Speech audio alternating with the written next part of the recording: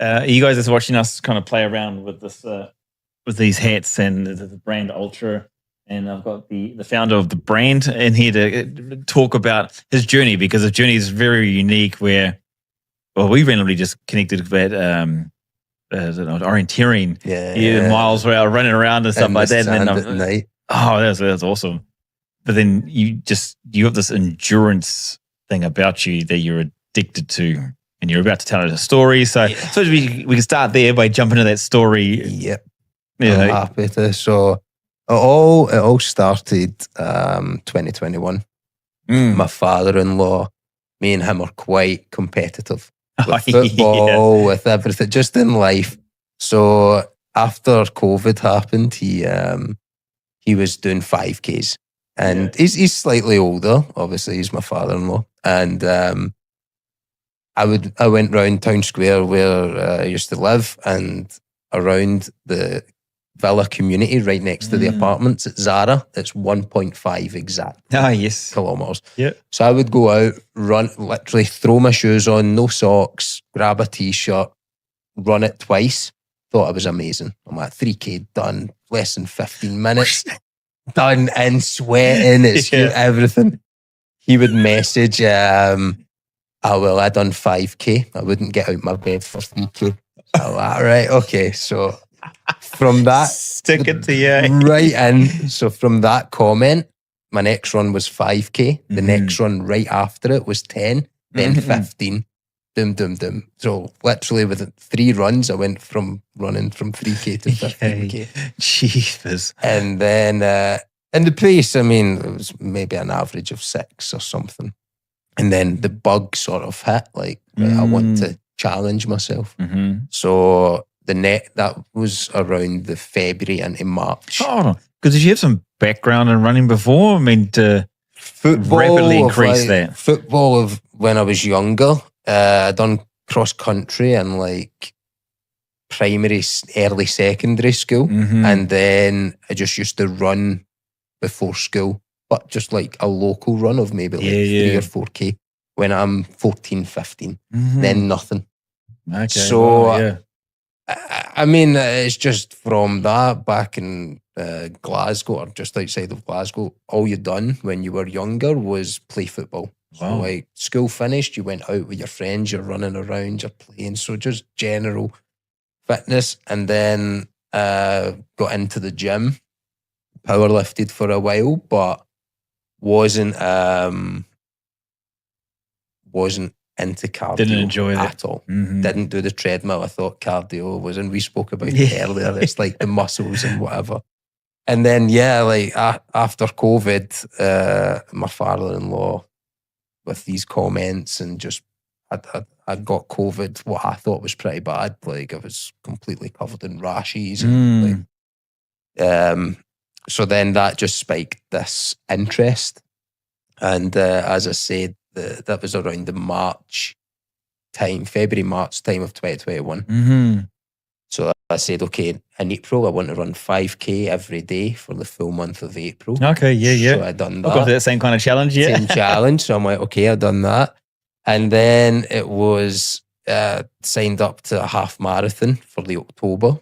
So ran through the summer in Dubai, which, you know, is extreme. Extreme. I think the maximum I pushed out was like 17K or something. I'm like, right, no, I'm just done. Was it late nights or early mornings?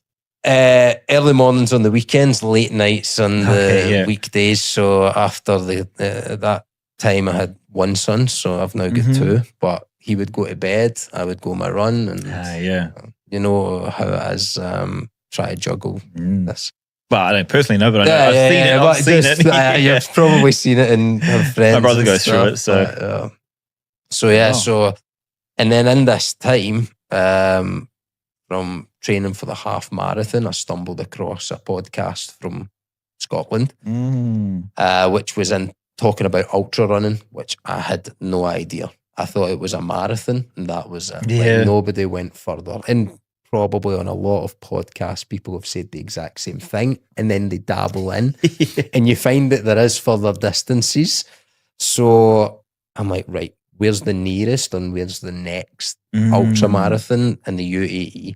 and it was Almar Moon, yes. 50k in the sand. Oh, the 50k then. I thought it was 60. It was, I think that year, the 2022, it was like 50. I think it was 52k or something. Oh, okay, yeah. So I'm like, okay, I need to start running in the sand. Yeah. So I signed up to that straight from the half in Festival City. I went from a half to 50k in less than a year. So what made you jump away or jump beyond that traditional marathon? I just thought the 50k was more of a challenge. Mentally, I thought, okay, if I can do 50k in the sand, then a marathon's like, yeah. And I know it's probably the complete opposite type of training that you do. And I know that a marathon, for me to run at a pace for 42k on road is still a challenge. And it would be probably harder to train for than any ultra that I've done. But because you think it's shorter, so it's faster, you get the intensities. But that's what I feel. I mean, I'm not, I look at myself as a middle of the pack guy. I'm not too fast, not too slow. Like always, in any race I've done or timings, it's like, I'm in the middle. Like, I'm happy with that. Like it gets me by. And that probably speaks volumes for the training that I do as well. Got a job, got my business, got my family. So a lot on the plate, or the few plates to balance. Exactly. I've got a starter, main, and a dessert, and I'm like, where do I fit this this training in? You know, it's a nice to have. So yeah, it's just from there on, I done the Al Marmum, and yeah, I just said, okay, right, I've done that. I've done the race. What's next? Yes.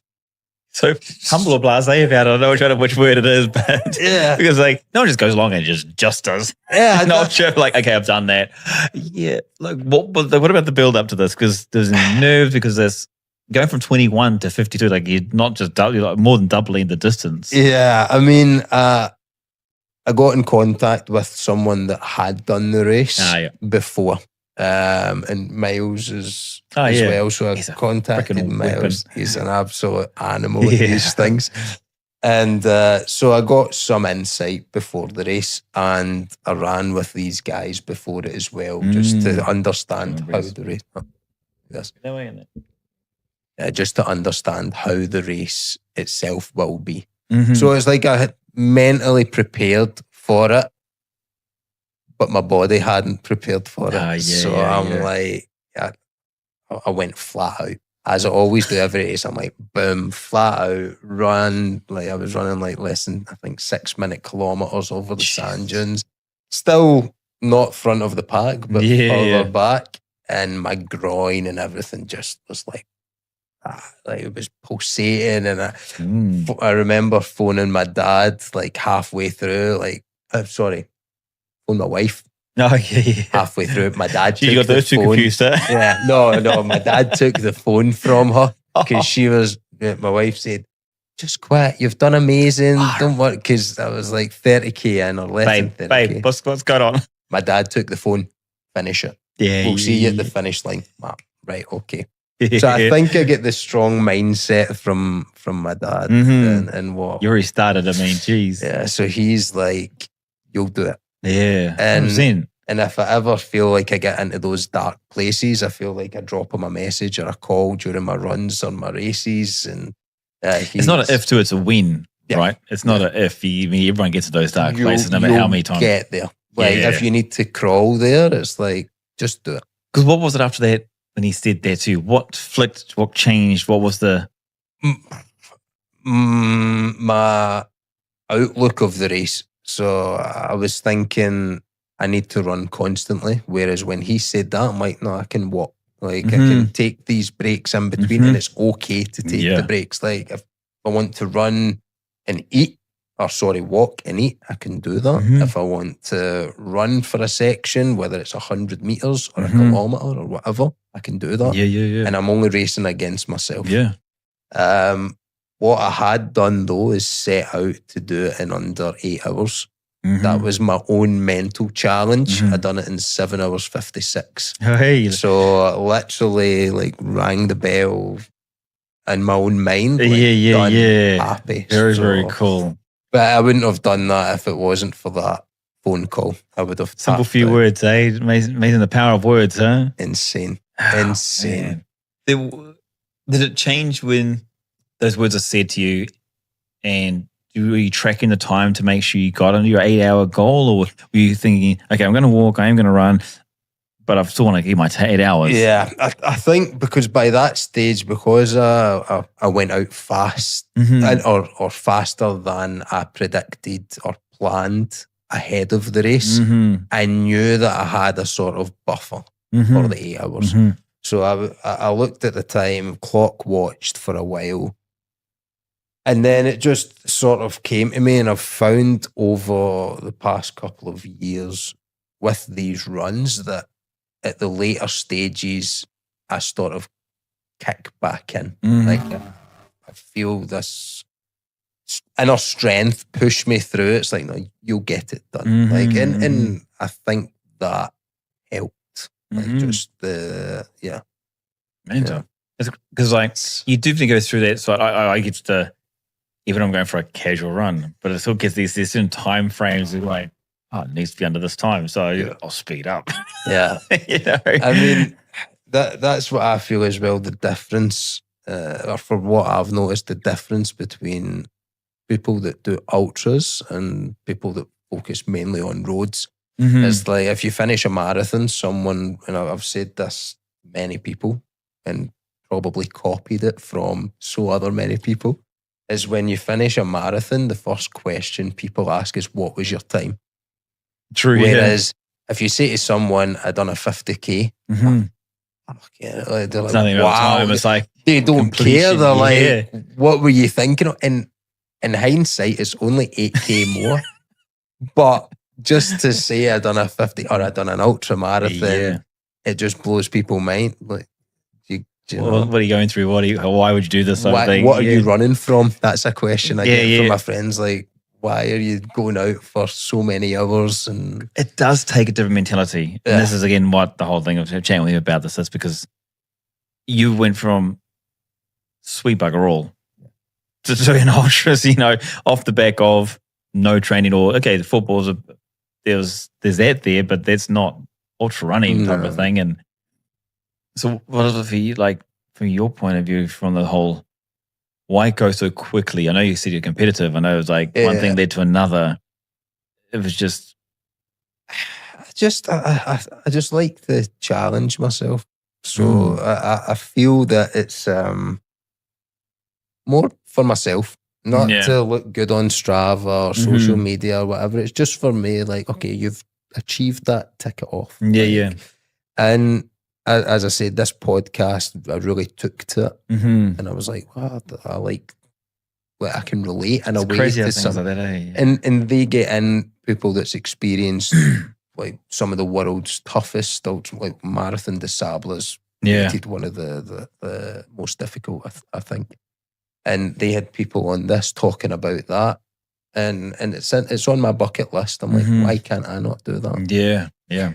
And I mean, it's. So you got a mentality there, because there's not many people that they go around the point of, I can do that. Yeah, it's a complete perception is completely different and changes. Yeah, it takes a different mentality, because a lot of people look at that and go like, I need to take a year to get from 3K to 10K. Like literally, even if you're athletic, like there's just you feel like you've always had that mentality, or you feel like. So you just mentioned about your dad's got the same mindset as well. Yeah, do you do it with everything as well, or is it just comes to running? Or no, I think that there is parts to play, like in everyday life, whether it's in work. When I was younger and training in the gym, like I wanted to push the heavier weight. I wanted to. I saw the 50-kilo dumbbells on the rack, and I'm like, I want to get to that. So I would always like push myself. And I'm a small guy, like not really heavy during that time. But I mean, baggy t-shirt and stuff. But at that time, it's like I'm challenging myself to do it. And whether it was 1 rep, 3 reps, 5 reps, like I would then continue to push myself. Yeah. And I just think it's something that I've just had, and it is just maybe natural for me I think it's there. I was born with You're crazy, dog. Crazy. I've just been born with this mental crazy gift. Yeah, I was say gift, mate. But then you've gone on this one because what's so fascinating I find about your story is that it's such a short, compacted time frame that you've done this, and then you've done that 50K, and then you've done next. I've done So the next one after that, I wanted to run from Edinburgh in Scotland to my hometown, which is just outside Glasgow. Yeah, this is the first time, right? You're talking about the first time? Yeah. So this was 71K. Yeah. And I raised money for a children's hospital in Glasgow for that. So I thought, right, if I'm going to challenge myself mentally, why not do it for a good cause? Yeah, totally. And since that, I've followed the same. So I've done the 70K Edinburgh to Glasgow almost, and then pushed myself on to do several 50Ks in the mountains with more elevation. Sorry, overseas or over here? Here and in Scotland. So I've done one called the Devil of the Highlands, which is the second half of the West Highland Way, which is 100-mile sort of path from one part of just... Hold on, 50 miles or 50 Ks? This one was 70 Ks. Okay, that's 70 Ks, yeah. So it's split in two. One is 40 miles and one is 50 miles, more or less. So I done the second part. And that was fun because... How long after... Like you're talking about, what's the time? Yeah, sorry, time frame. So we're talking 2022 here. We're talking like 3 years now. 2022, I done the Almer Moon in the February, and then when I travelled home in the summer, I done the Edinburgh to Glasgow. Which is which month? Which was August. Okay. August. July, August time in 2022. And then I think I had my next race in the October back in the UAE in Wadi Shauka. Oh yeah. So I done a 50K that's ran by Peak Sports in Wadi Shauka, which again it should have been a 50K and I done 57K with a group of 5 other people that get slightly misdirected because again running a race I shouldn't have ran, left a friend behind. We were supposed to do it together. I ran on first 500 meters, did it? Exactly. But at the first 500 such a good friend, mate. I tell you what. I didn't realise he had I think his vest had a malfunction in it and he had stopped. But we were flat footed. That's your excuse, is it? Well, yeah. He finished an hour before me, so he had the last lap. Fair enough. But yeah, so that was fun. And then we go into 2023 and I set myself a challenge to run 2 kilometre loop in Town Square. I set myself a challenge to do 50K. I done 45K because after the second loop, my water bladder and my hydration pack had burst. Oh, geez. So I ran almost 40K without water. Luckily, it was early morning. I started at like 4 a.m. My wife had been out the night before. Oh, yeah. She woke up quite tender. Yeah. She went to the Spinneys, got me a bottle of water. Yeah. But as the sun started to come up, I could myself, I was like, right, I've ran this loop so many times. I don't want to do it. I saw my wife slowly deteriorating as the sun got hotter. So I was like, okay, let's call it a day. Time out, but yeah. So I done 40, I think it was 45 or 46. What makes you go through something like that from, what's the difference between an ultra, which you go in one route, you're going out, you're going back, whatever, and then a small loop over and over and over and over. It's more challenging. Yeah. So I've actually done the loop twice. Not the same loop. When I moved to Damac Hills too, where I stay now. In my community, there was a small 900-meter loop, part sand, part gravel. Okay. It's on the old golf course. It's demolished now, like they've dug it up. Okay. But there was like part gravel. It's obviously around one of the fairways or something that was there from 1919. Okay. And I'm like, right, I'm going to do 50k on that as well. Okay, what? Yeah. And yeah, so these straight away, was it a 90k? 50k, 50 and a 900, sorry. So again, I done 45. It's just that last 5k, I was like, I had a cool box, I had my crackers, water and electrolytes, everything in this cool box. And I'm like, I can't be bothered. Like, I'll just keep going, walking, running. And again, my wife came, my son came. It was nice to see them, but at that point, I'm like, I'm happy with what I've done. Like, let's just go home. And I had like 20 meters to walk to my house. Oh, really? Done. Yeah. So most recently, you done a little back and forth one, didn't you? As well? Yeah. So I've a new challenge I've started and it was training. And I don't know if the training is good. I don't know if it helps, but I was doing the back and forth, which is around 180 meters. It's less than 200 meters from one side of the street that I live in to the other side. And it was more to mentally prepare me for the 100k that I done, because the 100k was alongside the bike track around Al Qudra, which is just a straight track. So I'm like, right, let's mentally prepare for not seeing much change at my feet for a while. So I done a half marathon up and down my street. The next challenge for that is to do it barefoot. Oh yeah, so I've been running barefoot as well. What was like, before we get to that one, let's go on the mental prep. Yes. Is it like, are you trying to fight demons? Are you trying to identify triggers? Just to prepare myself. I mean, so many people ask, like, you've got all that time out there that you're running. Like, what do you think of? Yeah, literally. Nothing. Yeah. Like, my head is just a bubble. It's like nothing passes through it. The odd occasion, I'm like, I need to text and check in to say I'm okay or I'm alive, yeah. Apart from that, I don't fight. It's just time with me. It's just me to enjoy it. I'll look at the scenery, take it all in, sweating, out of breath, but I take it all in. I'm like, this is enjoyable. Yeah. So, because people always often ask, many people, endurance runners and stuff like that, can like, obviously, what are you thinking about, and how can you think like this? Like, how can your brain just disappear?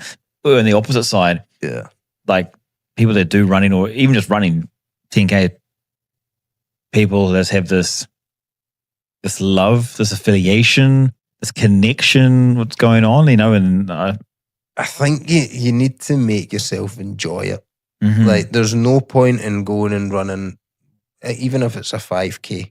If you're like dragging yourself out the door, putting your shoes on, like, I get people look at it to get fit, but you should enjoy it. So if you're having to drag yourself, you're maybe pushing yourself that bit. In my mind, I think you're pushing yourself that bit too far, that when you're finished, you're completely out of breath, you're not wanting to do it again, and it's like, F this. You know, whereas if you enjoy it, like if you maybe run at a pace or walk at a pace or change the route that's going to make you enjoy it that little bit more, then that's how I've felt. You see this slight change, like you start to appreciate it more, and then your body benefits from it. You get fitter. So then maybe your times get faster. Or without even knowing. Like, without you, just by going out. Enjoying what's happening in the moment, right? And that's the way I treat it. Like, I don't treat it as if it's a task, which most people might do. that's how I feel it benefits me as a person. Like, if I don't think, I need to go out and train tonight because my schedule says so. Yeah.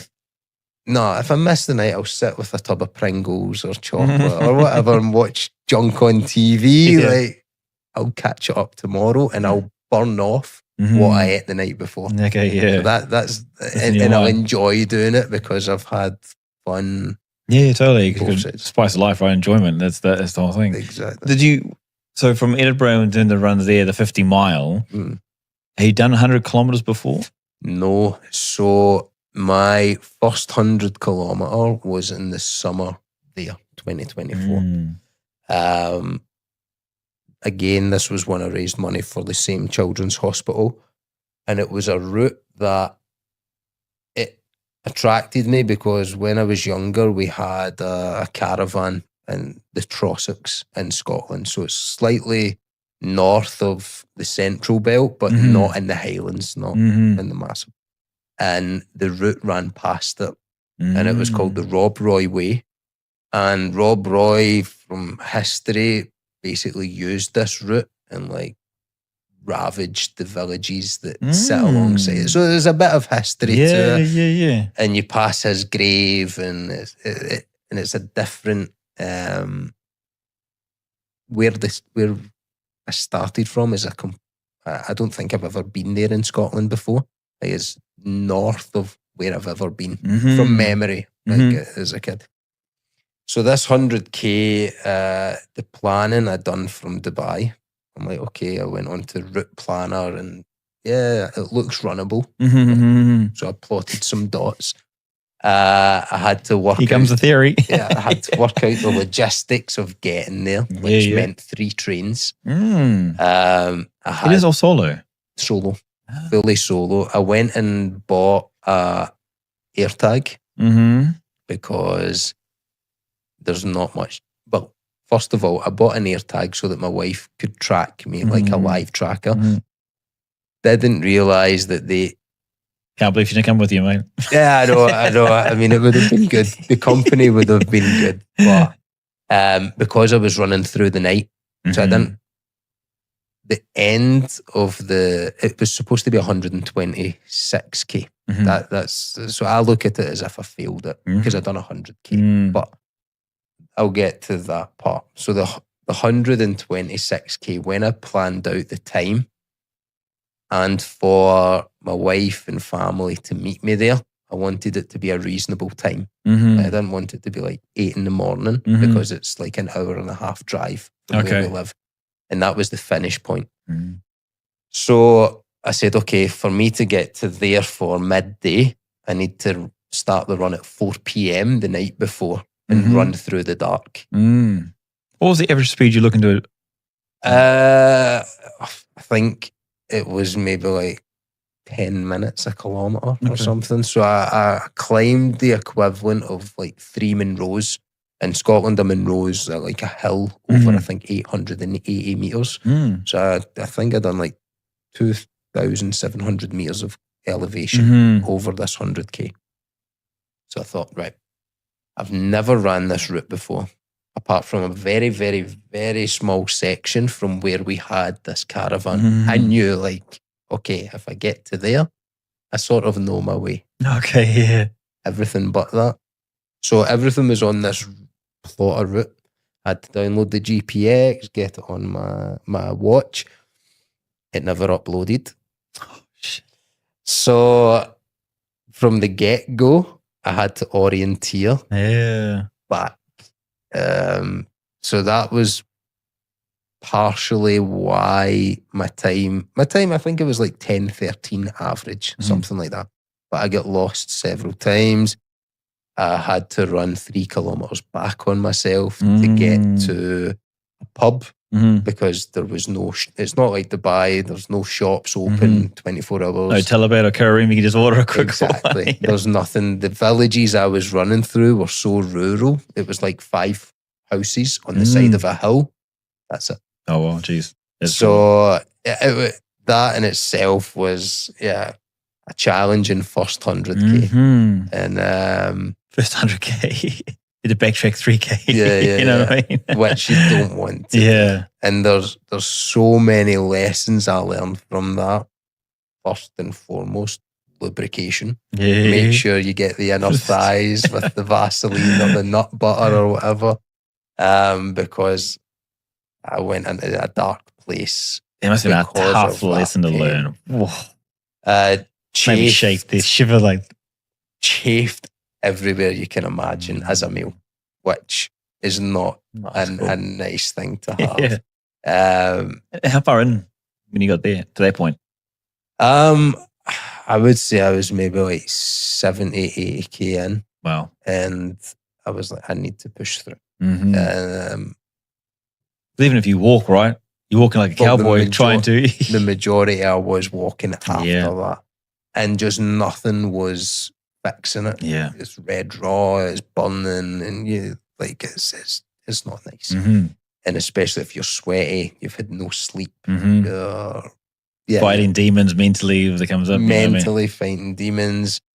So yeah, that was about 70, 80k in the middle of nowhere. And then the route sort of takes you onto an old railway track. So I'm like, right, this is more or less flat. So that's when I had, like, I used the poles, the majority of it, but I was like, right, these will support me through the next. And I finally got to the small village where we had this caravan, and I was in 95k. And the GPS signal and the AirTag must have came on because my wife was like, you're in Calendar. Oh, yeah. Yeah. And how long ago, under the, 2 days, 1 day, 20 hours, 40 hours? This was, so in total, the 100k took me 18 hours. That's including like me stopping and everything. So 18 hours total. So this would have been maybe 16 hours, 17 hours into it. I got to there. And like there was a Tesco, which is like Carrefour. And my face, I'm like, I need sugar. I need a bottle of Coke or Iron Brew it was. I said, I need a Tesco meal deal. Like I'll go, I'm so happy. Like get a wrap, get a packet of crisps, chocolate. I didn't eat any of it. Oh, really? I was like, I literally sat staring at it. Phoned my wife, like, look. So you bought it? I bought it. Looked at it. I looked at it. And I'm sitting outside this Tesco. Bear in mind, people's woke up for work because this was like a Wednesday. Oh, yeah. They're driving in, looking at this weird creature of a man, like covered in mosquito midges, flies, muck, everything. Smelling of complete, utter disaster.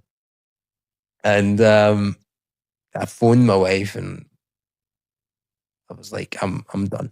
I'm like, if I continue, I'm going back into the wilderness. I had been up since 5 o'clock previous morning. Oh, wow, yeah. So this was now around 7 a.m. So you had to travel there first before you did everything and then leave at 4 p.m., right? So, So through the night, I was drinking from the side of the road, water from the waterfalls because nothing was open, which I had all planned and prepped. Like I knew I would prepared for that.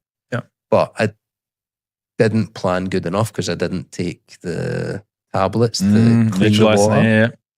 So a few unsettled stomachs as well, which are all learning curves. Like I look at it and I'm like, what an adventure. Like that was amazing. Oh, massively. What a learning experience. Learning experience. I look back at it, I'm smiling, I'm laughing. I'm like, that was amazing. Probably at that moment, I'm like, what are you doing? Crying. But I said to my wife, I said, look, get me in Calendar. It's a 45-minute drive. You know where we are. You've been here before.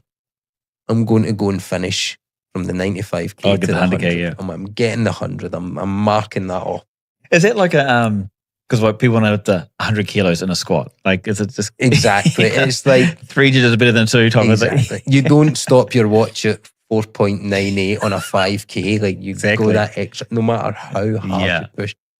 And that was it. And I knew there was a small park with like a nice lake or river. So I thought I'll run around there. And it's just takes the mindset out. And at that point, my mind was just remembering like me as a childhood, spending my summers there, being with my family, enjoy. So that in itself makes it better than doing the 120K. Because I'm like, this means something. Yeah, you know? Massively. And so yeah, that was the first 100K I had done.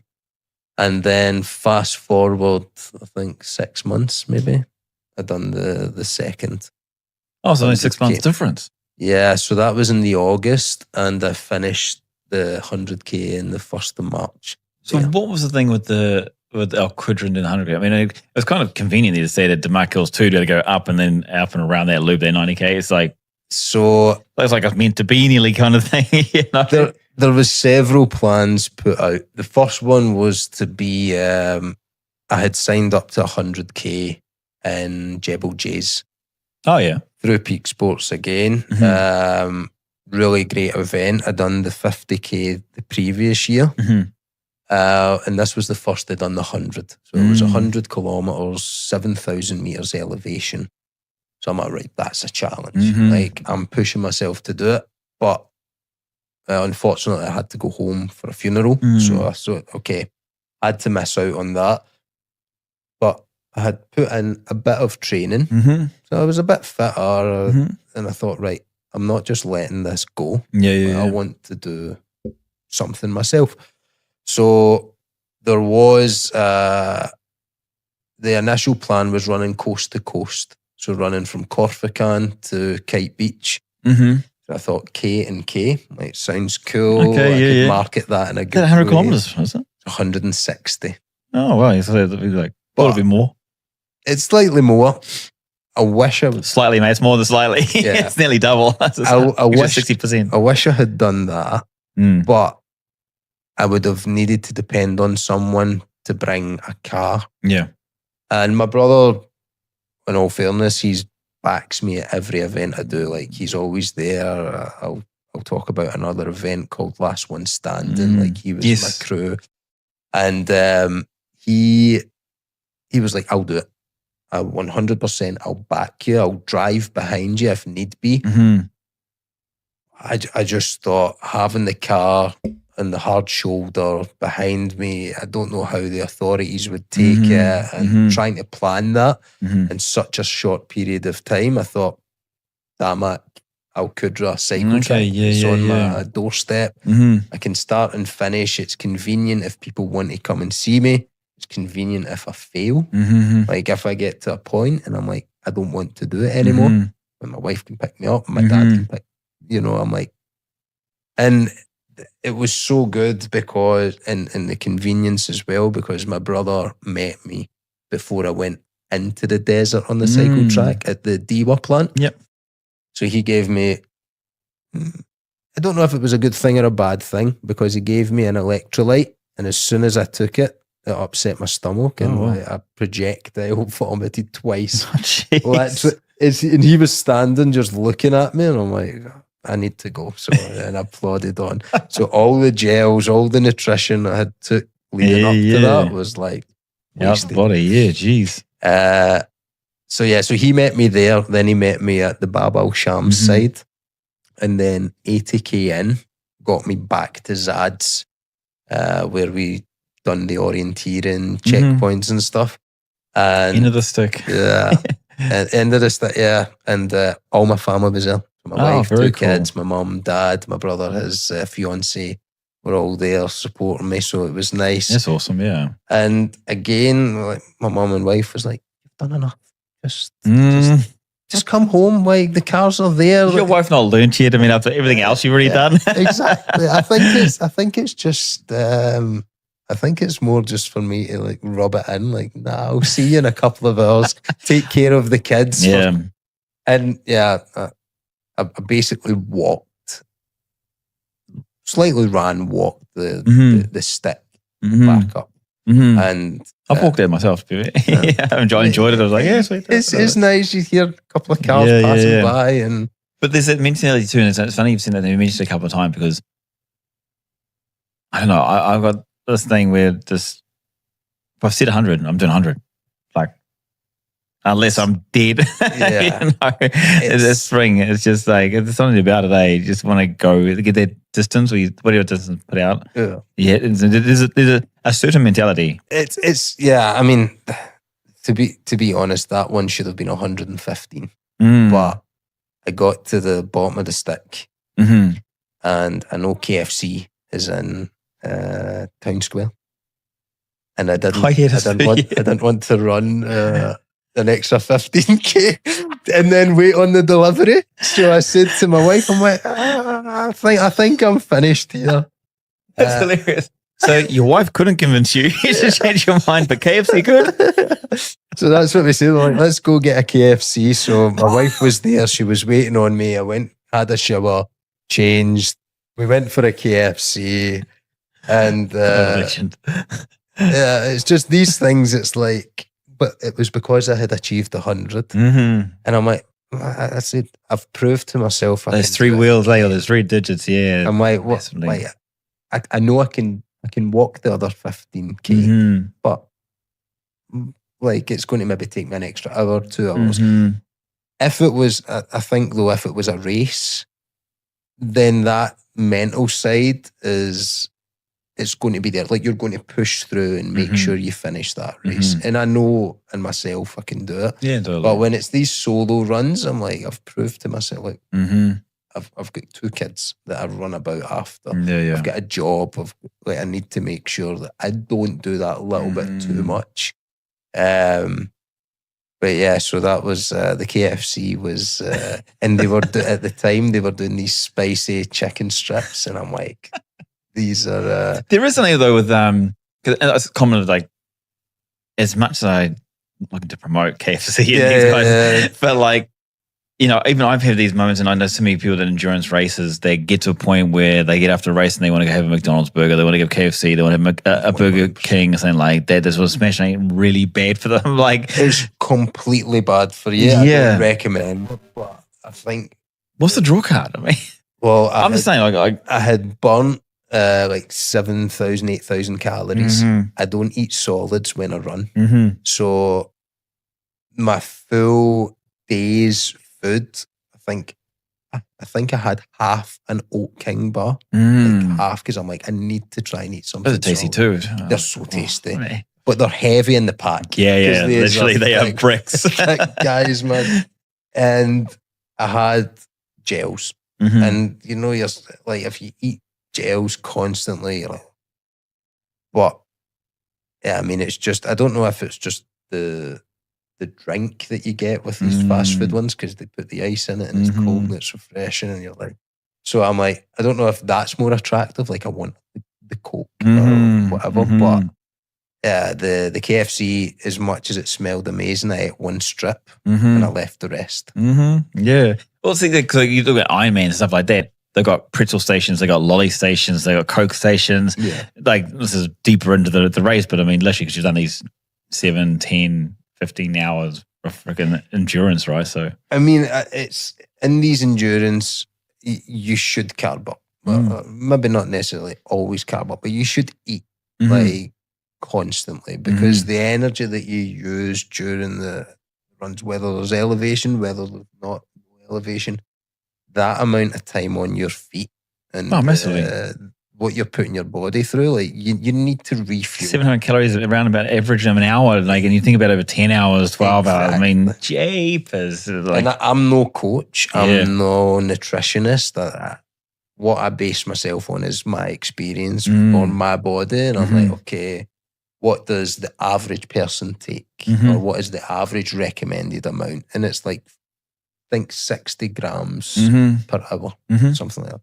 So I try and buy the highest, most dense carbohydrates. The highest gel. Like, okay, I think it's like 44 grams or something like that. Okay, so I only need to eat maybe a couple of nuts and some dried fruit and this to get me that 60. And I never do it. Maybe the first 6 hours, but then after 6 hours, mentally you go somewhere. Yeah. Like I said, I go into this bubble. You don't think about anything. You just think about finishing or getting to the next point where there's maybe a water station or there's like in this case, because it was a solo run, the next shaded area where I could just sit down, take some time to myself, chat to people, because there's people there, and I love to chat. As you can probably tell. And just like that's what makes these super cool. That's amazing. It's achievement, right? It's a challenge's achievement, a challenge's achievement. And like, what else is coming out is this Ultra Brain now? Yes. So the hat. Tell us more about that. Like, it's what started off as it's still. I would treat it as a hobby, and I said to you earlier, it started off as I don't want to go and buy running hats continuously and wear them and ruin them, and I thought, why not make them myself? If nobody likes them, then I've got running hats the rest of my life. That's the way I looked at it. I look the same way, so it's okay. It's like, you're preaching to the choir, right? Exactly. So, and that's how it started out, and it got some traction. And I'm like, people like the idea, people like the designs I'm doing. There's affiliation too with you, right? There's the belonging. It's something you've created. So it's like, and I think as well that the brand, and as I've said, with these solo runs, I've tried to create a sort of sense of community with the brand. I do a lot of giveaways with the brand. I do a lot of donations for the solo runs to sort of fit. Like if someone's challenging themselves to do a marathon, but they're raising money for a cause, then I'm like, right, donate what I can from the hats. I've got a connection that's running the Marathon de Sable this week. So I've sent him some of the products because I'm like, look, you need water bottles, you need or flasks. It's hot there, so. And it's hot. Wear a hat, protect yourself from the sun. Obviously, that's the main reason why I started to protect myself from the sun.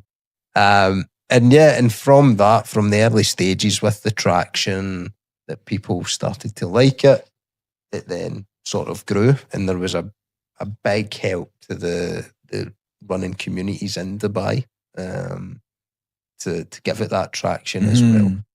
And yeah, I mean, it's something that I've dabbled in different things. I'm wearing one of the sample tops just now. It's just like a leisure top. What's the barcode? Ultra. I say yes. It says Ultra. Very cool. So yeah, I mean the barcode says Ultra. On the back it has our logo upside down, and then it has our slogan, Be Extreme. So Ultra, when you look at the definition, it says going beyond others or beyond your limit, the extreme. It's the meaning of Ultra.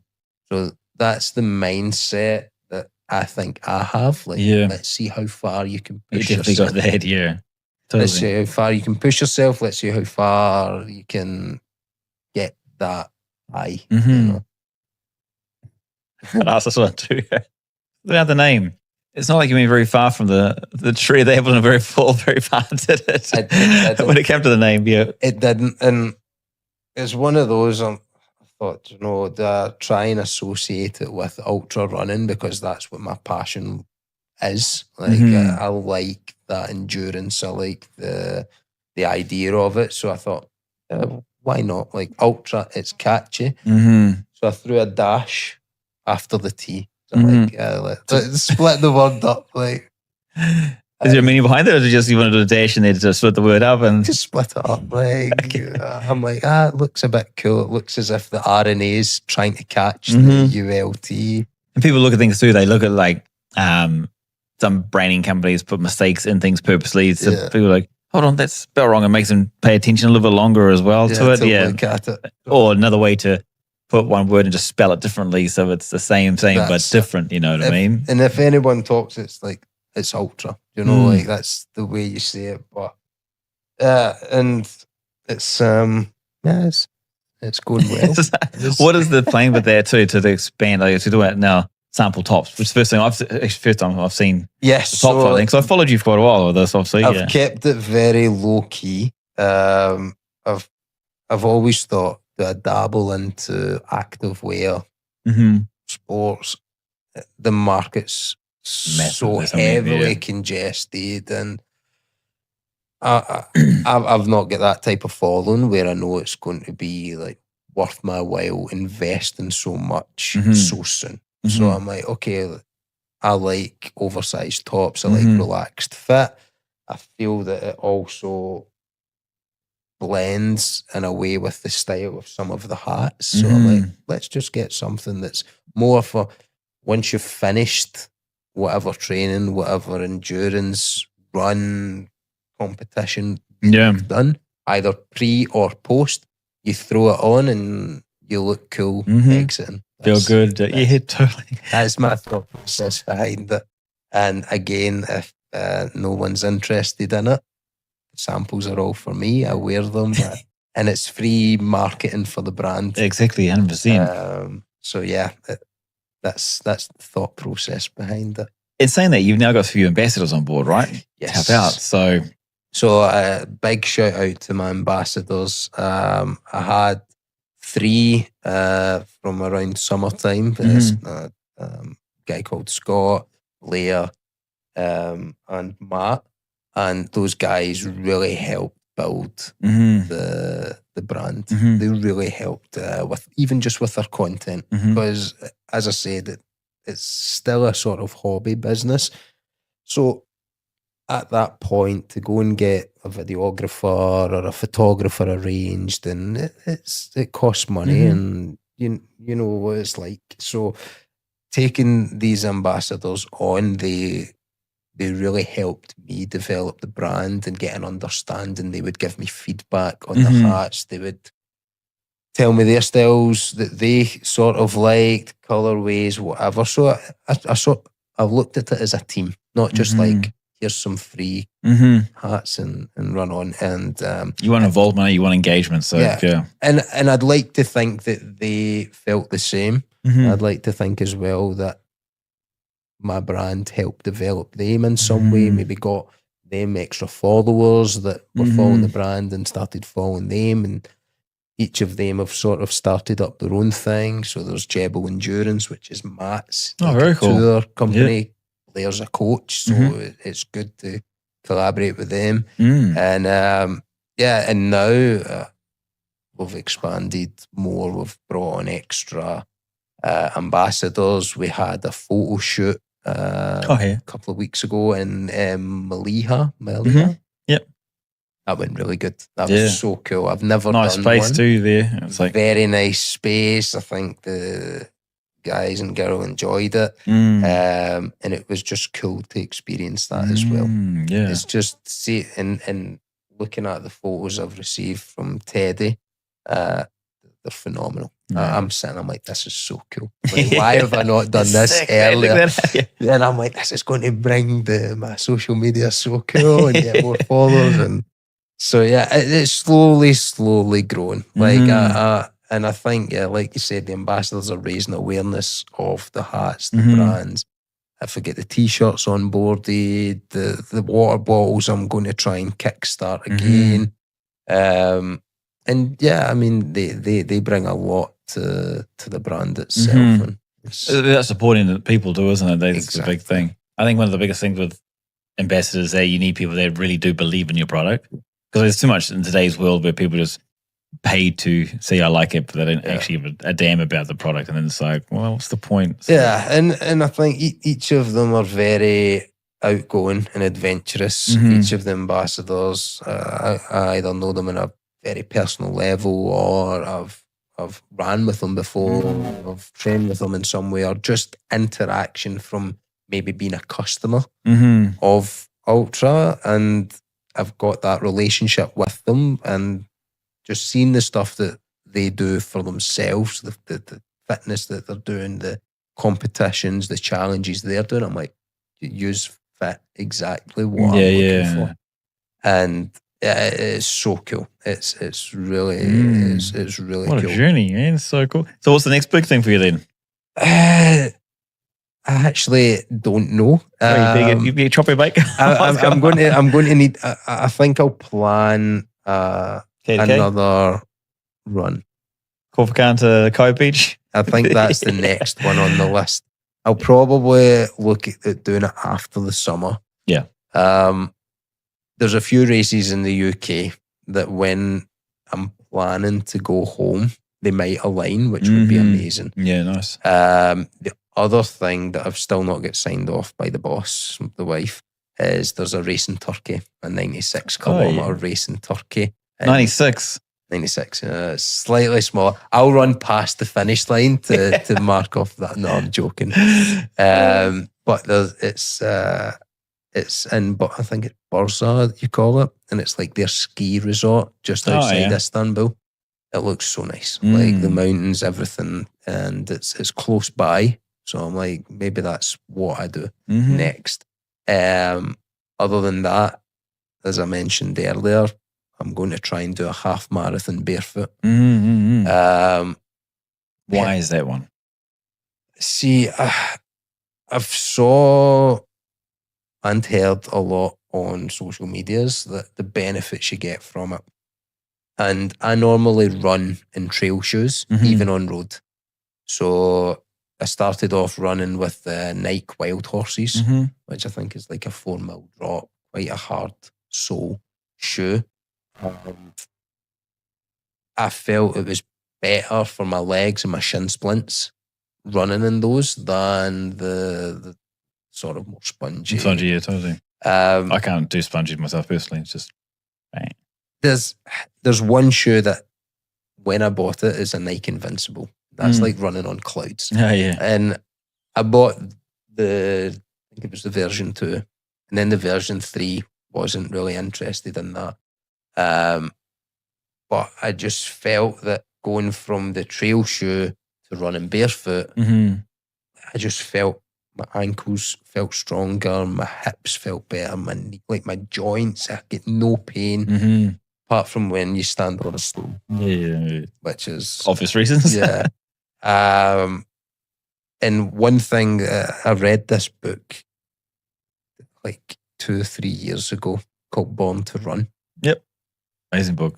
Man, if that doesn't get you barefoot running, like, I don't know what will. And I have been a fan of the 5-finger shoes. Vibrams, yeah. Vibrams.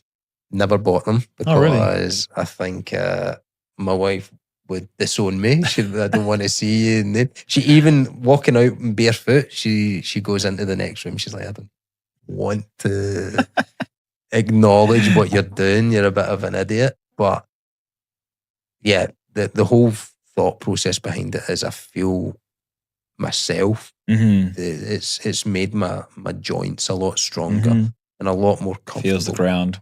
Yeah.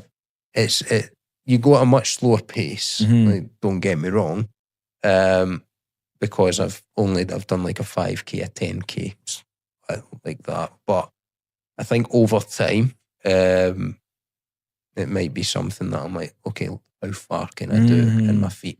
You see, there's a news article with a guy who did the marathon in barefoot. Yes, I can't remember which marathon it was, but was it the one with his eyes covered? That guy. There was one on social media I saw. I can't remember which one it was, but he'd run it in a 4:30. Oh, so he did a 4:30 pace for the marathon and barefoot. Wow. Yeah, 4:31 whatever it was. But I mean, I was just like, ooh. I mean, I've done a half marathon before and Vibrams. I've done that, and that was like, yeah, fine. I didn't get too much of it, to be honest. But then I would have done barefoot, like the skin on the ground, because I've done 10s and 15s like that, and to be honest, my feet just don't like it, but Vibrams were fine.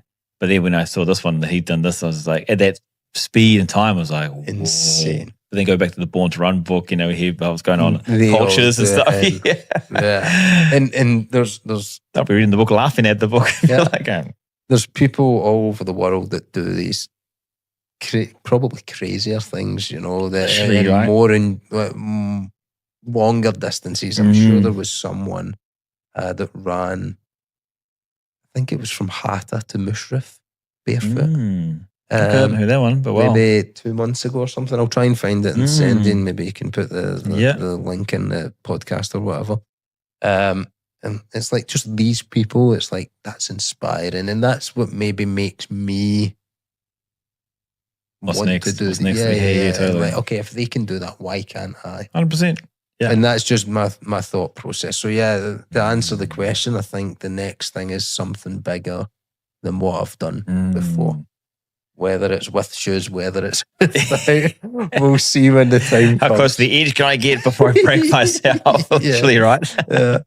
Where can people find you, man? Check down that camera right there. Yeah. And just let them know where they can find you. Oh, for just Jet, Walter, yeah. Okay. So, yeah. Oh, this one? Yeah. Okay. Yeah, so follow us on Instagram. It's ULT_RA.DXB. And you'll see our content, our hats, our website, our links. There's some YouTube videos as well of runs. And and myself, I'm normally tagged in that, but I don't want I'm private. Community grows. Yeah, exactly. No, awesome. A pleasure to find the story and dive deeper in with you, and then the mentality and covering the mentality of this as well. You're a crazy man. No, but a good crazy man and a normal, I think needs to be normalized because there's just a big world that people can explore when they do things like this. So. Exactly. And I don't think we would have connected if it wasn't for these crazy ideas. I mean, going back to the orienteering. It was wild. It's like running in the night in the sand. Yeah, exactly. I've never read a map since. Yeah, really? So, no, it's been a pleasure, and thanks man. very much for having me. Appreciate it, bro. Appreciate it. Thank you so much, man.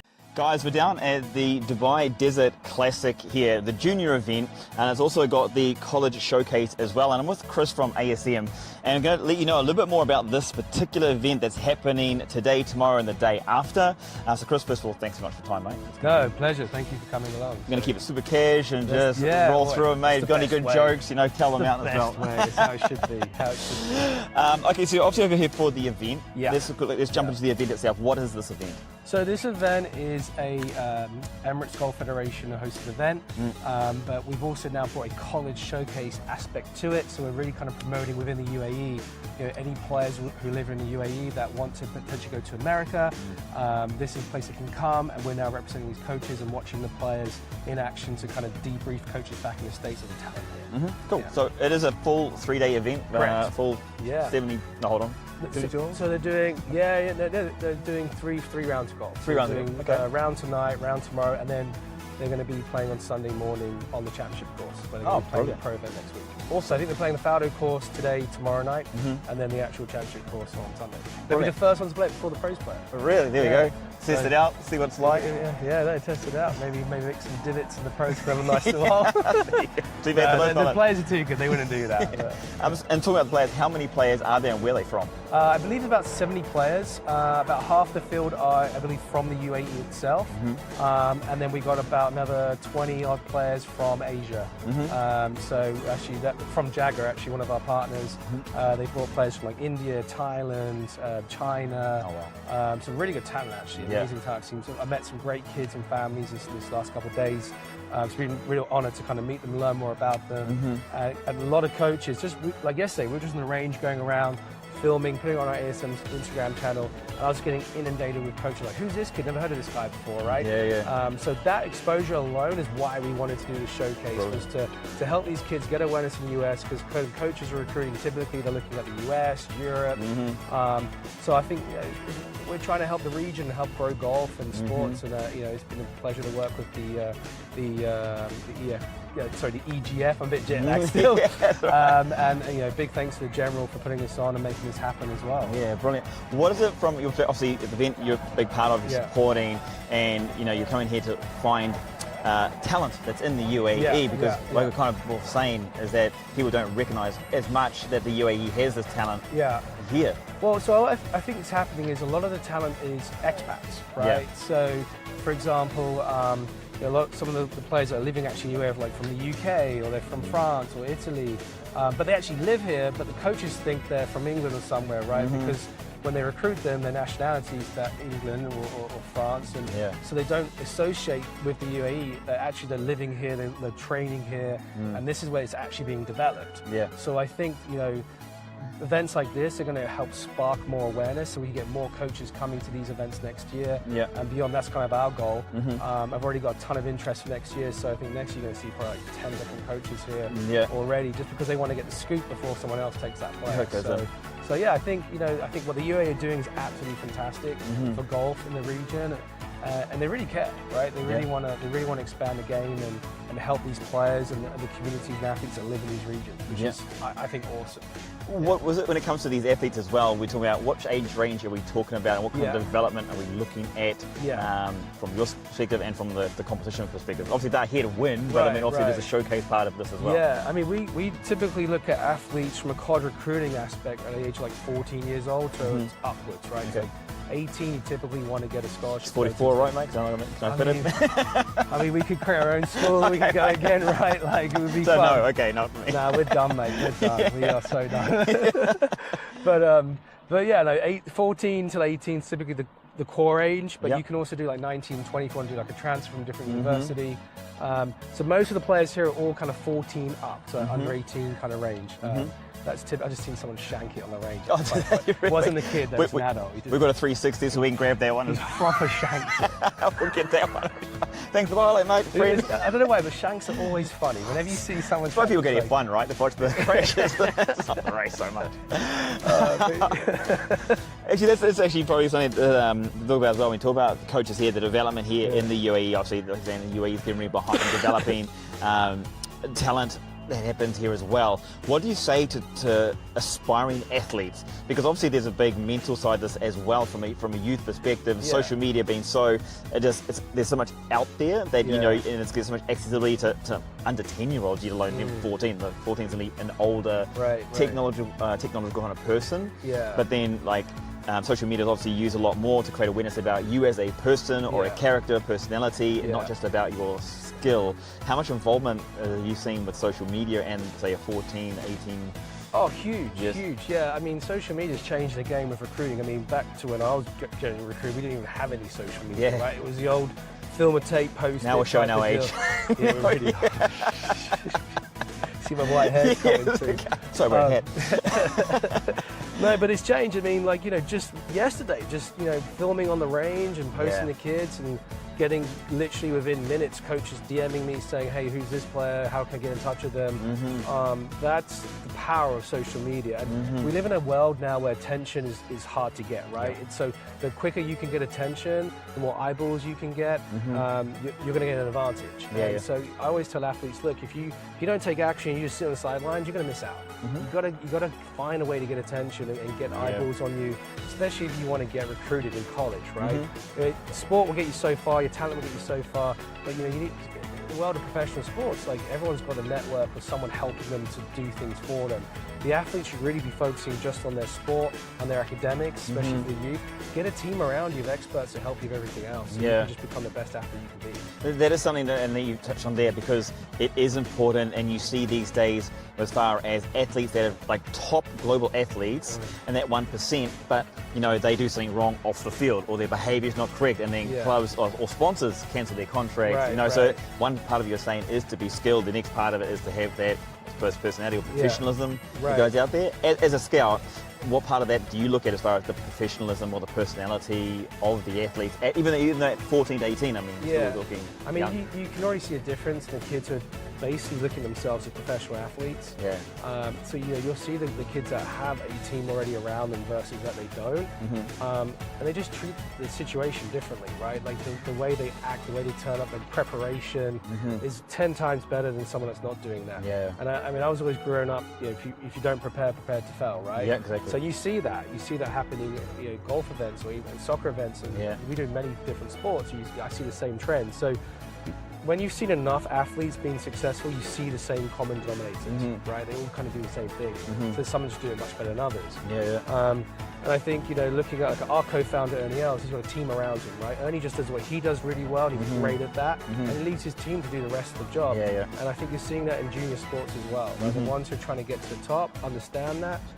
They're just getting the best resources around them to be the best they can be. Is there a couple of key things that you see, like as far as is it that like what that type of personality is, or when you say determination to win? Just like that non-stop grit. You know, like they might play bad and then it doesn't affect them. They just get back up and what we got to do next. Yeah. And you see that, I see that a lot in the US. Yeah. Like the confidence of the US kids that I've come across is night and day. Yeah. To most, you know, I'm a European, but the European kids, I feel there is like, a confidence behind the American people, to be honest. I think that's why college sports is so good. Yeah. Because they just, like, you get there and you think they're arrogant. They're not. They're just super confident. Yeah. Right? Maybe some are a bit arrogant. But not talking about everybody. Just I tell you what, I'd much rather be the arrogant kid in sport than the non-one, because they're the ones that get the attention, they get the eyeballs, and they're getting the sponsorships, right? So now with college sports becoming basically a semi-professional game, you can make money now as an NIL athlete. Yeah. You want to be the one that says, I'm going to win today, I'm going to do it. Look at Conor McGregor, right? Like that kind of attitude, right? He comes in, he's like, I'm going to do this, I'm going to take him down. And he doesn't always. No. Right? But he's still... But in defeat, he's got that reversal of like, look, better guy one kind of thing, and the other side of it as well, right? Yeah, so like that's the difference I think you see, even in the younger kids, that like you'll see some today that the way they walk, the way they handle themselves, like they just act like they've already won, right? And if I'm not them, a different competitor, I'm like, oh shit, like probably can't say shit, sorry. It's fine. It's not that kind of channel. I'd be like, sorry, mum. Yeah, sorry, mum. I'd be like, you know, like, oh, he's probably going to win. Like, it probably affects him a bit psychology-wise, right? So I think the determination, just that clear vision goal that I want to win, confidence, right? I think the psychology of sports is so important for these kids because you can see the difference. Totally. Right? And I think, you'll see it today. You'll see the kids who walk around with a bit of a swag. Yeah, totally. Like, I mean, with golf too, there's part of it that you know, you got the swag, you look the part, you look sharp. I mean, they're dressed well. I mean, when you go into courses, it's not like you can't show up like I would. Jandals I've seen some board shorts. Yeah, I've seen some kids. You know, you actually, to be fair, some of these kids have more their part put together than some other ones. Yeah. So it's not all, you think is it from a social media attention point of view? You mean, or is it just? I don't know. I think it's just the ones who take it more seriously, maybe. Right? Like the ones who. You don't have to wear your shirt and stuff, but the ones that do, the ones that are more put together, the clubs are clean, for example. There's little details, right? I think anyone who's made it in professional sport, it's not, everyone's good, it's a little finite detail. It's a 1% gains, right? Massively. I think you see that in the kids, like, because I've seen kids where the clubs are dirty, right? So, you know, if your grooves are dirty, you're not going to get the same spin rate if they're clean, right? So there's little details, I think, add up to everything and how serious they take their game. Is that part of the mindset you see in a top performing athlete? They look at every intricate detail? Yeah, especially college sports, because, you know, everyone at college sports level in the US is good, right? So how do I have the advantage over my teammates or the other competitors at the university? So they are looking at those 1% gains. What can I do over everybody else? And the better they do that, the better they win. There's a part of that too with the 1% gains. It's all about those 1% more accurate or more consistent as well, right? I mean, anyone can hit their perfect shot at goal or their perfect swing, but then to be able to do it regularly over and over and over again. That must be something with, obviously with golf. I mean, you see it in the global stage, and obviously you see it as a development through there as well, that someone doesn't win every single event. That's Tiger Woods. Well, yeah.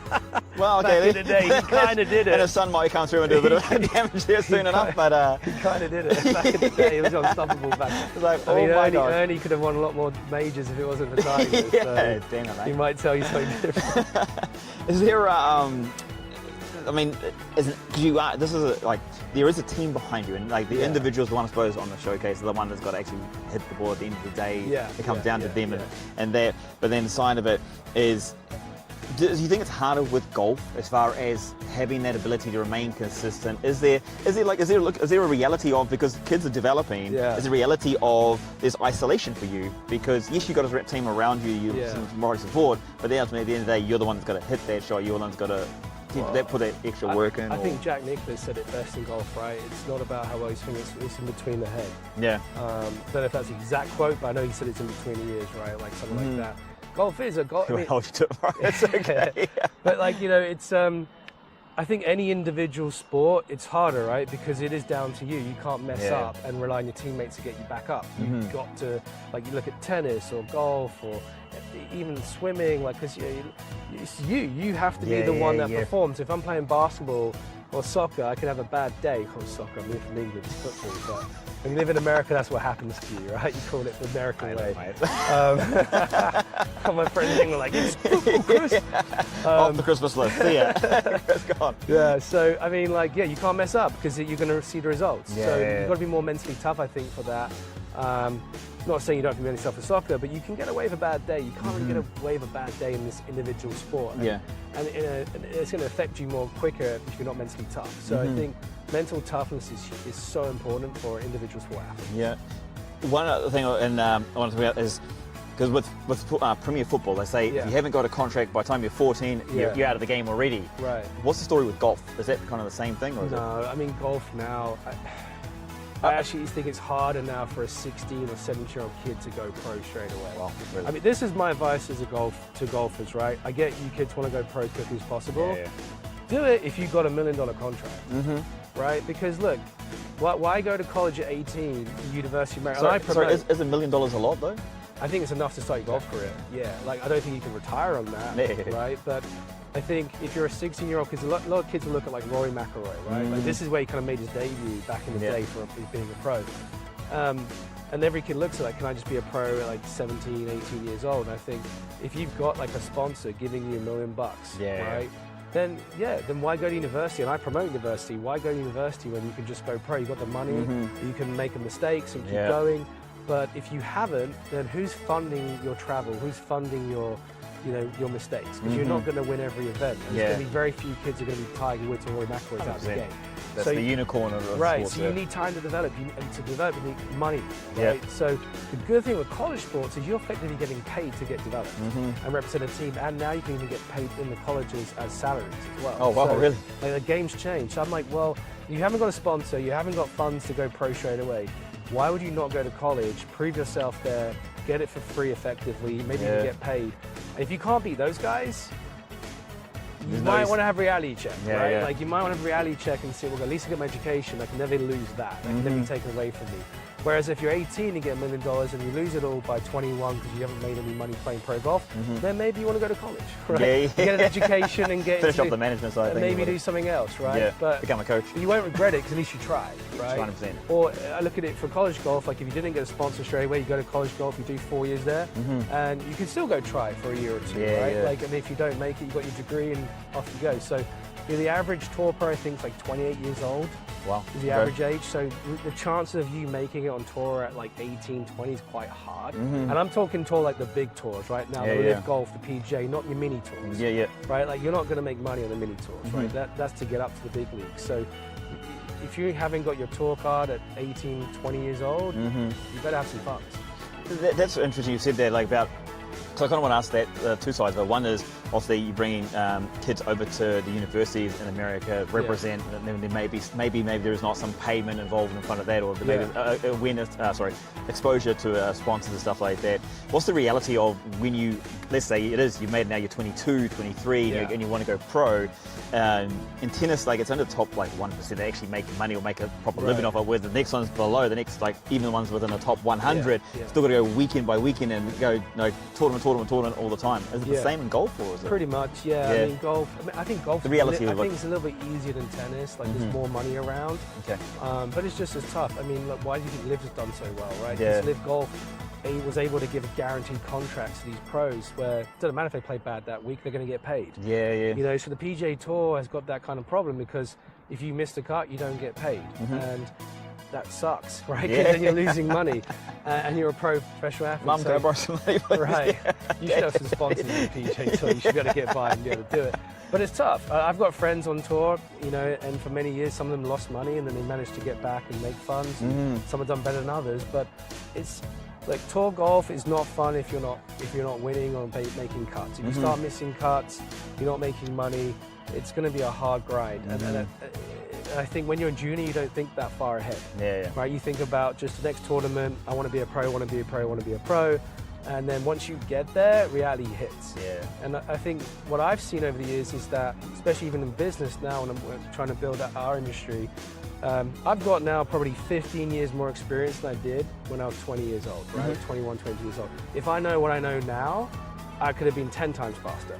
So imagine like pro athletes, right? you're playing against a tour pro who's 35 years old versus when you're 22, you're going to be way more experienced as a professional golfer at 35 years old. Yeah. So how do you expect to be a 35-year-old golfer when you're 22 years old? You might outdrive them, but you won't beat them mentally because they have the experience. Gone through those kind of placements of the ball, wherever it is, everyone parts of the course and understanding that. Kind exactly. Like even like you look at like soccer, right? Like Messi, do you think you're going to beat that guy? Right? If I'm in a World Cup final, he's won one before. He knows how to handle that pressure, what it feels like to be a minute away from winning the whole thing. So that's the difference. The difference between someone with experience and non-experience. I'm not saying you couldn't beat them, but if you're going to put a bet on it, you'd like to think the person with experience is the one going to win. So that's what you're up against. And you have to. This is why I think college is so good, because you can get that 4 years experience there with other players who want to make it, and if you can beat them, get that confidence. It's giving you a bit more edge to get to the next level. Right? You still have to learn how to handle a tour. Also, when you that's why I think there's also young kids and they play with their older brothers. Or they're the ones that really accelerate because they've been brought up a level faster, I suppose. They accelerate through their development process. So I wanted to kind of say into your side when you bring people over to university colleges, for the American New Zealand Education Centre. Yeah, I know. I always thought college, no, it's university, but America we call it college. So. Just going to jump on that more specifically from your side, is just the expectations from athletes. You find you scout them, that you bring them over. What's the realistic expectations? Is like you talk about as a pro, if you're not making cuts, you're not making money, and then the pressure gets harder. Obviously, there's some allowances or supplement, whatever you call it, the subsidiaries that help you to stay there and develop. Which is that really the big push? Is that what you look for when you look for the athletes? Okay, one who's got the potential, and when they get there, the expectation is. I'd say 95% of the athletes that come to us, they want to be a professional athlete, right? And they understand how hard it's going to be, and they see the US as a way to kind of please mum and dad a bit, because they get the education, but they also get to play in the most competitive collegiate environment, university league in the world, right? So it's the best of both worlds, because you keep mum and dad happy, because you get in the education. No one's ever going to take that away from you. It's a fallback. Right, but then you're also going to play against athletes who are the best in the world. And not just US athletes, like athletes from all over the world. We've worked with 90 countries now, taking athletes to US, plus American athletes. So if you, like I said, if you can't make it there, reality check, right? Probably going to be very difficult.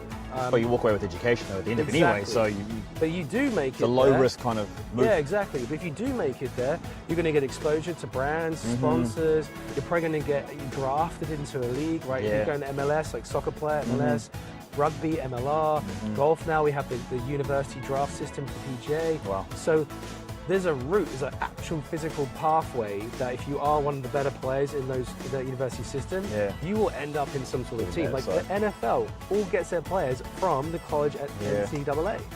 So that's how these guys make it into the NFL. Same with the NBA. So that is a viable pathway to get to the top. And if you haven't, to me, like that's your route to the pros, right? So in golf's a little bit different. You don't have to do it that way. But if you look at some of the biggest stars in golf, majority went that way. So I always like to play the safest odd game. Right? Totally. It's the best, easiest way to do it. Play the long game. And actually the most financial, viable, cheapest way to do it. Because think about it, right? If your son wants to play golf, your daughter, and they just don't want to go to college, you want to go pro, you're going to have to fund that most likely. That's why I said, if you get $1 million contract, you're funding it, it's up to you. And some parents will do that. But if you don't want to fund it at all, go to college in the US and prove there and get it all for free. Yeah, get it done. That's I wish I was around. I wish I was around back then. Where were you, mate? One thing I want to finish before we finish off with is the difference between the genders, boys, girls, males, females. What is there a different look, scope, pathway for the different genders? You have a massive advantage, in the women's side, right? Because there's more scholarships. Okay. Way more. There's actually not enough. Especially with golf, we struggle to find enough female athletes who want to play college. Right? To even play the game, let alone good enough. A lot of them. So we find with a lot of the female athletes over internationally, they don't want to leave home as much. The boys are ready to go. Like I don't have a problem finding great boy athletes. Like they're all keen, they want to do it. There's actually probably too many of them, so it's very hard demanding to find good homes. But on the women's side, it's a lot easier, right? Like for example, golf, I could place a 15 handicap women's player, but I could not on a men's place a 15 handicap, right? So like that's how easy it is on the women's side to get it into a college, right? Then that wouldn't be to the best schools. Like still on the top level on the women's side golf, it's very, very competitive. But generally across all sports, it's much easier on the female women's side to get into the US system. Wow. Is the allowances, the scholarship payouts, what do you want to call them? Are they similar? Are they the same, or is there a slight variation? Every school is going to have a budget, right? So coach will have an athletic scholarship budget, and they can decide how they use that. And typically they'll hand out between 4 or 5 full-ride scholarships. This is on the golf side, and then they'll have partials. So you're going to get maybe like 50%, 80%. So you have to pay the difference, right? Now there's going to be some new rule changes because they're having now the Division 1 cap. So there's going to be more funding for basically everyone should be getting a full ride depending on the budget of the program. But that's not going to happen for like the D2s and the NIAs, right? The top level D1s. So that's going to be a bit of a difference, we'll see. So we'll see how that kind of pans out. It's a brand new rule coming into effect this season. But it still is, on the women's side, there's going to be plenty of scholarships behind like full rides and stuff. The biggest difference you're going to see is, besides the scholarships, you can now get NIL money. What it is name, image, and likeness. So now brands can come to you and say, hey, here's $100,000, we want to use your name for our product. And what colleges are doing are they're trying to get these deals together. So they can say, hey, come to our program, here's a full ride scholarship, plus here's $100,000. Right? So it's like, ooh, I like that. I'll come. So to me, again, why would you want to turn pro straight away? Most of these athletes are going to make more money in university than their pro careers, because most of them want to make it pro. So you can literally make bank in college, get a job after college, and have a steady income future to build your wealth. Right? And some of them will actually make multi-million-dollar deals. Like look at Olivia Dunn. Right? She's made over, I think, $5 million now just from gymnastics in college sports. Like, so I know we're talking about golf here, but I do want to kind of touch on that because ASM does deal with multiple sports. And there is this opportunity when you talk, we kind of briefly touched on it, social media side of it. You know, but the awareness is out there, and sponsors, brands looking to sponsor athletes, not necessarily because they're the most skilled. I mean, I remember kind of the first remembrance in my mind was Anna Kournikova wasn't the best player, but very marketable. So she got all the sponsored brand deals under the sun. I think it's more available. Is that what I would say, that there is college sports, students in all sports? So if you look at athletes, no matter what sport you are, it's how marketable you are. Like what you are seeing is most of the NIL deals are going to your football players, right? Because they have bigger brand audiences, more fans, right? So you gotta look as an athlete, you are now a brand. So what's your fan base, right? So if I've got 1 million followers on social media, I have 1 million influencers I can promote to, right? If I've only got 5,000 followers versus not as marketable, right? You've got to work on that. I'll help you out, give you some tips. So you know what I mean? So like, if you're trying to go to a Nike or an Adidas and say, hey, like, can you give me $10,000? They're going to look straight to social media and see, okay, what's your marketability? So athletes need to start seeing themselves as brands, like the pros do, right? Literally. Like look at Beckham, how successful he's been. In branding himself. Post-career, I mean, still like. So that's what you have to start doing. And it's hard because when you're a kid, you don't think, you just want to focus on your sport. And they always say my sport will take care of everything else. Well, who just made millions of dollars doing boxing that is not known for being a boxer? Literally, right? Right? We all know everything. Logan, the brothers. There's most of them coming out speed and whatever they do. Right? Like they're making more money than pro boxers. I mean, I'm not saying they're not pro boxers, they probably are now, but traditionally they weren't the norm. It wasn't they got to boxing through their social media, they're bringing $1 million because of the awareness. And that is the same we're seeing in college sports. Olivia Dunn is probably going to make more money through social media than actually being a gymnastic athlete.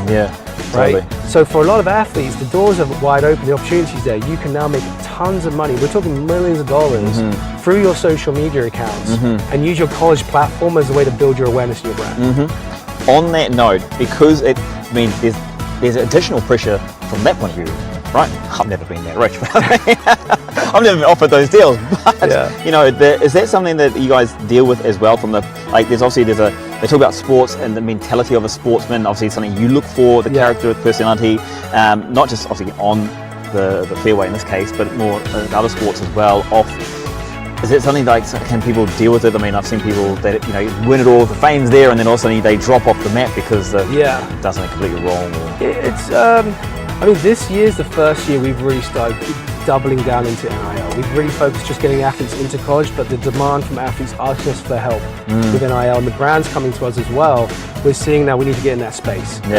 So I think like in terms of like your mental toughness, mental support is something we're looking into, because it's a lot of pressure. You're 17, 18 years old. But you know what? You need to learn how to deal with that. You want to be a pro, guess what? That's going to be nothing compared to your future. That's the world, So again, this is where college is kind of like the stepping stone, the pathway to learn all this. And is it the place for you? Can you handle it? Because, if you want to be a famous athlete, you're going to have to deal with that. All right? 100%. That's just part of the package. There's going to be negativity, there's going to be judgment that's thrown at you every day, whether, you're on highs, you're on your lows. It's part of the package. So, I mean, like, get used to it or don't do it. Totally. So if you don't... That's something you expose them to with the universities as well, right? Right. I mean, look at football players, right? American football. We're talking English. Clarifying that one. You're playing in front of stadiums of 100,000 people. Unreal. Right? And they're chanting your name, right? Americans do boo. So if you don't do well, you might get booed. How are you going to handle that?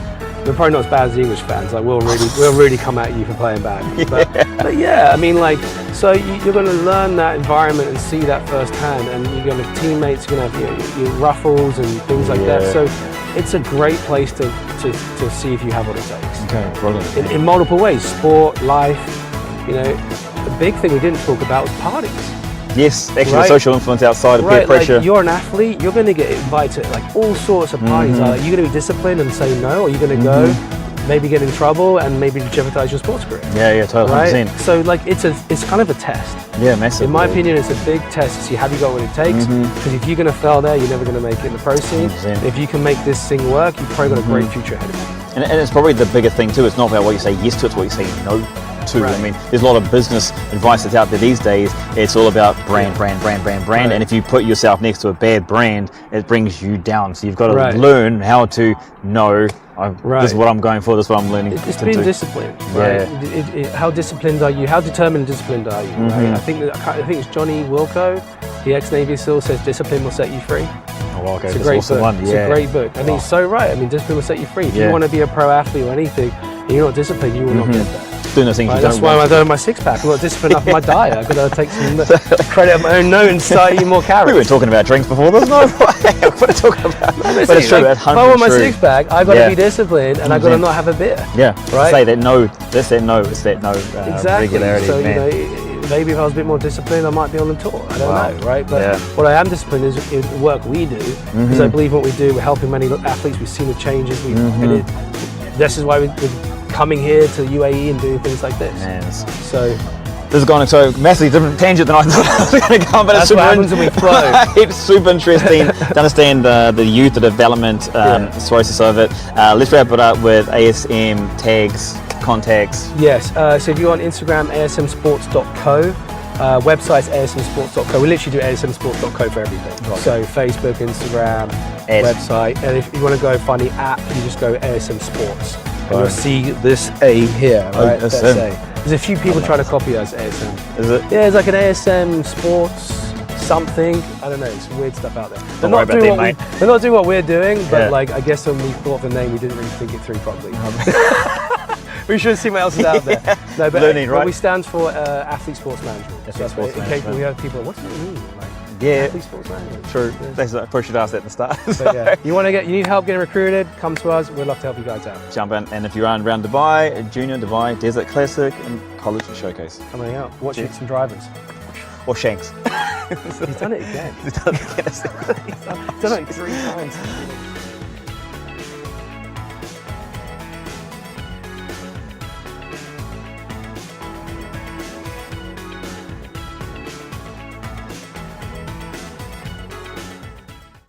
It's all about raising awareness about what we're doing locally and globally. And literally, the cool thing about it, we started going live about 3 days ago, did about 12 hours in the last 2 days, which has been awesome. Put the word out, reaching out to professionals and public and just asking them to jump on and share their expertise, their knowledge, and their stories. And right now, it's no different. It's coming from anywhere in the world. I'm in Cairns, Australia, and I can see in the background of my stream devices, she's got such a better background than me, and I'm like going, I want to steal that. So I'm going to bring her straight in because I'm already jealous. I'm like, what in the world is going on? Karen. Hello. Yeah. That is such a cool Yeah, I thought you backdrop. had a I'm map. like, I'd have a map. oh man, I was like, damn, you could have done a worse one. We've even It's got like, little souvenirs from where we've been. oh man, that is super super cool. Okay, you've just given me a creative idea. I'm like, how am I gonna top that one? Anyway, It does have awesome little too. pins on it as well, so you can put wee pins in it. Oh, can you give us a close up of So some you of the can put. places you've been? Let's see. Like you've taken souvenirs, so the things just off to my. Yeah, so we've got little bits and bobs. Then we've got like little pictures. That is so cool. Um, Loving it. so yeah, we still need to add some stuff from our latest trips to Thailand and stuff. But yeah, you can put little pins in it, so you've got different coloured pins as well. Um, so I've got some pins up there, and then we've got some pins where me and Barry have been together, basically. So That is so cool. yeah, Okay, let's yeah. start with there because this. Geez, we talked about we'll talk about some fitness related stuff, but just for the moment, when you come up with that, was like you created? Why did you create that idea to put this on the wall? Um, we kind of just saw it, and then obviously for me, like travel is huge.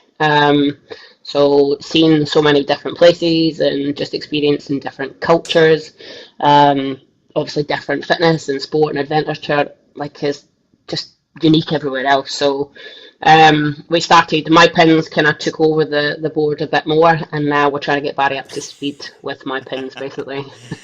Everything's a competition, huh? Everything's a competition. Yeah, he wasn't too happy at how many I had. What was the what was the like? Did you design it yourself? As far as like, because the countries are broken down, the different colors, the brown, the beige. No, you can actually buy them. So you can Mm. buy it. So you can have one too, Grant. You know what I need to do? I need to create an FFP one so people can order them and go like, "Hey, look at this! This is where I mean, actually it is. Yeah. We're gonna do one where we'll have the digital app where we do the same thing, except it'll be on your on your app, FFP app, and what it basically be like all the places you've been to the gym, you've been like hiking or cycling or running, or just like it's Nice. all tracking the activities you've done in different cities and stuff like that. So you get more Yeah. understanding of where you're at. So that's awesome. I love it off the bat. So cool. Envy, a little bit envy. I'll be honest. There's so many more to see though. So much Oh more. man. Well, it's a bit of a thing because the whole how many countries are there? 163, 197, 200 Yeah. something. It's like I'm sure there'll be a few debates about that one. That's all right. Yeah. Talking about it, let's jump into it because we can see what you do. Obviously, you love to travel. Let people know what you do. So I've actually got a few different things that I basically do. So I run a gym called Hustle, which is up here in Scotland. So it's a boutique style gym. So it's not quite as large membership base as you would in some of the other gyms. But our whole focus there is about the community, bringing people together, a place where everyone feels that they actually want to come for like connecting with people as well, not just from the fitness side. Mm-hmm. And then we started running some community activities. So that's for our members, but also for people that are not a member of the gym. Again, just to bring more people together. So we've done a few walks. We did some challenging walks. So we walked from our location to Edinburgh, which is about 23 miles. And then we've How done many? our latest one, 23. which was out to Glasgow. Yeah. Wow. So about the same as what we would get here for the Kilt Walk. I don't know if you've heard of that one. Not yet. So that's about the same. And then we decided to up the challenge this year and we did one to Glasgow, which was 40 miles. So that was a nice little challenge for everybody. Wow. What? I gotta ask a quick So I think question. that took Why do you us yell miles? 13 hours. It's just a UK thing, I think. We're Is miles. it? Yeah. Oh. I still work in kilometres because of Dubai time, so but here it's miles when we're travelling. Okay. Yeah. Fair enough. It's the same like pounds and kilos. I'm kilos, but everyone here is pounds and stones and Why can't we just all get along? Okay. I love the whole the thought and the push in that with like in person, even though you have a facility, the personal touch. I mean, everyone, as far as like even the big gyms, and it does kind of make me have a little bit of a laugh. It's trying to be volume but personalized, but it's like, well, you're not really.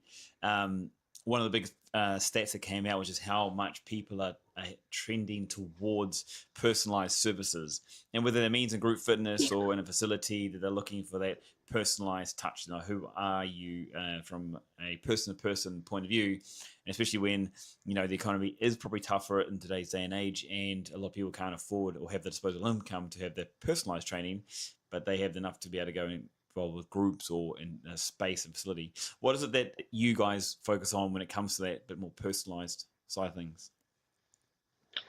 I mean, the size definitely makes it easier because we're not kind of large scale like some of the commercial gyms. But we've tried to kind of put as much in there as possible. So we do have a studio side where we run our group fitness classes. We've got memberships that people will just come in and use the gym. But the people that are there, and because they see each other, and it's not so big, you kind of do see more people. And it's just really installing that, like, making sure that everyone's there to support one another, the attitude that they have towards each other.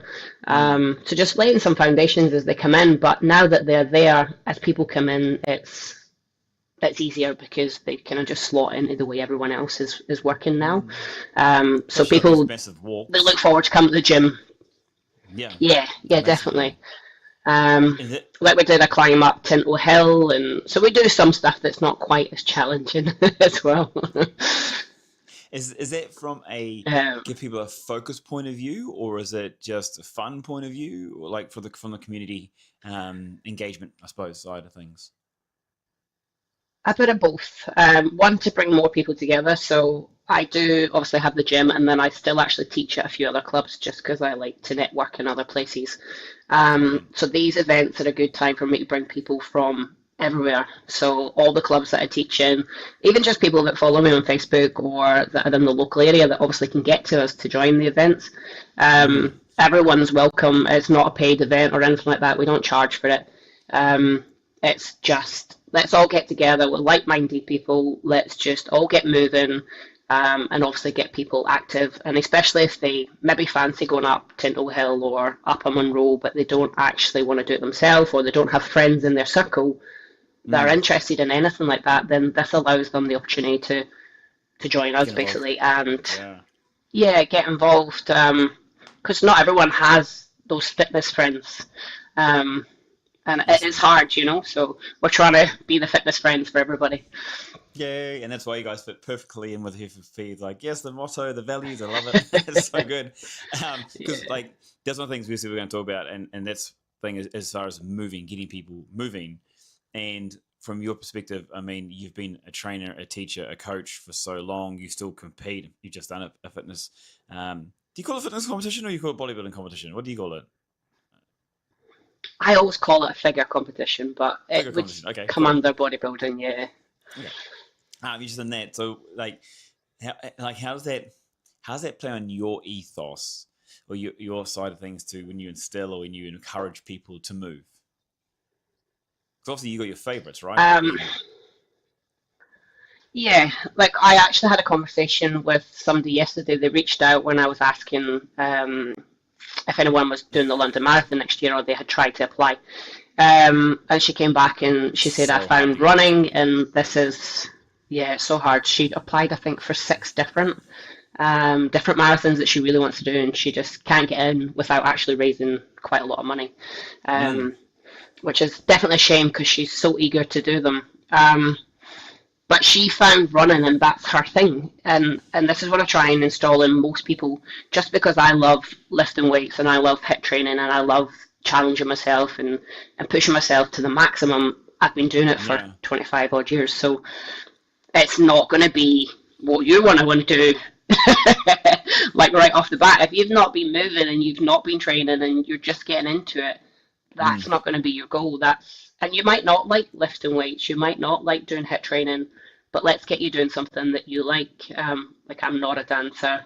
I look at people that dance and think, wow, that's amazing, but I just can't dance.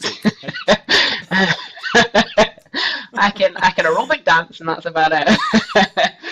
Yeah. But if dancing's your thing, go do it. If running's your thing, go do it. Let's find what is your thing. If it's sports, if it's individual, if it's adventure, if it's just getting out in nature. Like I've got my stepdad who's 82 now, and he's climbed all the Munros in Scotland. He just loves going out in nature, and he thinks it's the best thing ever. For me, I like it in the summer days. I love him already. I love him already. Yeah, like, and nothing stops him. He's 82, and he still goes out on his bike and falls off his bike, and that's where like I aspire to be. So when I'm 82, I want to be the same. I want to be out doing what I love doing. Yeah, everyone's why is different, everyone's what is different, but there is so much stuff that we can do now in fitness and health that there must be something that we can get you involved in. 100%. Guys, if you have comments, questions, put them in the comments section, whether you're watching the live or the replay. This is what this channel's been set up to do, to help everyone connect faster and better. So if you have questions, thoughts, opinions, chuck them in the comment section and let's connect and talk about it. I want to ask on that side of things, because it is hard. I suppose one of the hardest things for people to do is when they come out of, I don't want to say sedentary lifestyle, but like, let's say inactive or slightly inactive, or maybe let's make it better. A level of activity. Everyone's at different levels. Some zeros, some ones, twos, threes, 4, 5, 6, blah blah. And it's obviously whatever level you go from, and then 2 is also about making a change. There must be something that you, or a habit, a value, an ethos, a training that you give on people or pass on to people to say, hey, this is how you can make that change to that next level, like to increase that activity or to even maintain when as you get older, like, you know, young, active out there, and it's like sometimes that can be taken away from you. What's the kind of tricks and tips do you instill or pass on? I mean, for me, it's a daily thing. So if you want to make the change, that's the first step. Like you have to want to make the change. We can't force people. We can try and encourage them, and we can, like I've been trying for years to try and get my mum into the gym, but I'm still trying. But me too. I've got her out walking. She's got a dog, so she's walking with a dog, and it's progress for her. For the guys that come in and see me, obviously in the gym, or if we pass, then I'm like, let's get daily activities, let's get daily checklists, let's get things that you can check off, because we know that it's not going to be a habit. We know that you're not going to enjoy it probably from the get-go, especially when you're coming from that place of maybe not feeling super fit or even fit at all, or even healthy. It's getting started, and once we keep doing that on a daily basis, then they start to go, actually, I do feel better. I do feel more energetic. I am sleeping better. Oh, I actually do feel a bit lighter on my feet. And it is a momentum. And if you don't get those daily things ticked off, and again, it doesn't have to be crazy stuff every day if you're just getting started. It could just be, sometimes it's a mindset thing. It could just take 10 minutes out of the day just to gather your thoughts and kind of get out the rat race before you go back in. Otherwise, it could be an activity. It could be eating a little bit healthier this day. So each day we're just building on it. So eventually it becomes a habit, and it's something that we can hopefully enjoy doing. Because normally when you do get into it and you feel the benefits of it and you feel what's happening, you do get this kind of addiction to it, and you want a little bit more of it. But yeah, it's getting people to that point. And not letting them stray off track. Yeah. Do you find with people that have resistance, you know, because it's such a common thing? I'd like to change, or I'd like to have muscles, lose fat, get fit, tone up, whatever. You know, there's that sentence, and then there's they've been around for a week, 2 weeks, 3 weeks, not really putting in an effort or a change. You know, you talk about the small actions, habit stacking on top of that. What do you find with people? Like, I think it's pretty good to help other people understand, like, they're not probably the only ones that go through it. You said at the start of this part, you know, you got to want to change in order to start that journey. What happens when someone is a week, 2 weeks, 3 weeks, a month down the track and they haven't really made that progression? I mean, if they're putting the effort in, then the progression obviously should come. Obviously, then we have to reevaluate it and go, your levels are now changing. So that means what you're capable of and what you're able to do is going to also change. So then the expectation is going to rise. But if they've kind of started straying away from the track, that's where I try and come in, especially if there's people that's working with myself individually. It's been that accountability. And we try and even just do it through social media. So when I'm posting up about me being in the gym or me training, it's not really about me. It's a little reminder to those people that are trying to do it that, I might be here. I didn't really feel like doing it today, but I'm still here. It's later than I planned today. I would have preferred to do it earlier this morning, but I'm getting it done. And hopefully these little things that we're putting through social media is also kind of sinking in a little bit to their head and going, actually, I put it off earlier, but I could probably go do it now. And kind of give them that little bit of motivation at the same time. Because it's not going to be easy, and there is stuff that's going to crop up. And if it's not your daily life right now or your daily routine, then we have to look at what's the obstacles, what's getting in the way. Is it your mindset? Is it family? Is it your circle of friends? Is it your habits, your lifestyle habits that you have currently? Like most people who sit down at night time, watch TV, and it's just automatic. They'll grab some snacks.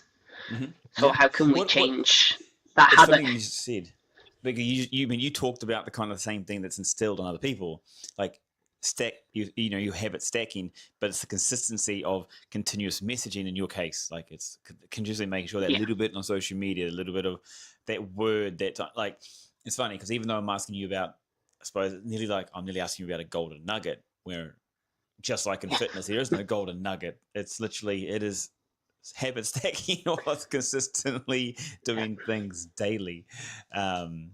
It's interesting. What's the kind of the biggest thing then that you think somebody has to go through, those small little things? I mean, it's like anything specific you see has been most effective in your career? You mean from what's the one thing that they can do that will get them there? Now, the one thing that people have been like doing consistent with, what you've seen, like, so for example, for me, the one thing I know consistently has been working for somebody is when I change their environment, get them to go into a different space, because then they are surrounded by other people, and like they've been kind of bombarded with these new thoughts, mindset, ideas, environments. And so one of the biggest thing I'll get someone to do without even necessarily to prescribe exercise is change your environment. Like, here's a new environment, try this. Yeah, definitely. Meet someone different with a different mindset, because I'm very much about, if you're in that space, that's what your world becomes, and then that's what you adapt to normally. So that's for me. I'm always going to focus on, that's when I've changed someone's environment. That's when the most consistency that I've seen from my person to then better themselves and create. I talk to the guys in the gym, and it's about your circle. So who's in your circle? If your circle is, let's go to the pub, let's go get a takeaway, you tend to fall into that circle. So let's look at who's in your circle. Doesn't mean we need to pick them completely out of the circle, but we need to see who's in that circle a wee bit more. It kind of comes back to the gym and the people that we're putting in there, so they're all in that same headspace, so we're all pushing. And just daily, like we have a group chat, so daily I'll be putting in there different bits and pieces. Or like yesterday, they were all saying the workout was really hard, and it was, my reply was basically more, this is a lesson of trying to push and go that little bit further, because they can, and I know they can, especially the group that we had in yesterday. And I said, this will then translate over into life as well, because when we challenge ourselves through fitness, we kind of build up this resilience and this determination, and it does transfer into life. And I've seen people who've completely transformed their like home life and the way they deal with home life and some stresses that come up, just by able to push themselves a little bit more in the gym and that determination. So a lot of it's mindset and installing those little beliefs, because everyone's always going to tell themselves they can't do this, or I'm not fit enough to do this, or and that's normal feelings. And I think when they look at obviously people that have been in the industry for a while and doing things that they just can't even dream of doing, then they start to think, well, what's the point? Like, I'm not fit enough, and I'm like, no, well, we were there at the very start. And everyone's there when they begin. It's a great point you bring up, because it's literally that, you know, to create change, it's got to be some, I feel there's got to be some point of, I'll say believability, but that's not even a word. Realistic. It's like be able to achieve it, right? Because there is, and that's what cracks me up about a lot of people that, you know, everyone thinks that, oh, everyone wants the six pack or the slim gyms or whatever. When reality is, some people just want to be able to move or just be a little bit less, and they want people to relate to when it comes. That's what encourages them to change. Like, you don't change unless you yourself believe you can achieve it. Right, so it's about, do you see the small steps? Do you see the big step? And if you don't see the big step, it's very unlikely you're going to think, oh, okay, I believe this is going to work. So, you know, to push through the hard times, especially because change has barriers. Change will have a stress impact on us mentally, physically, and so it's about it's changing.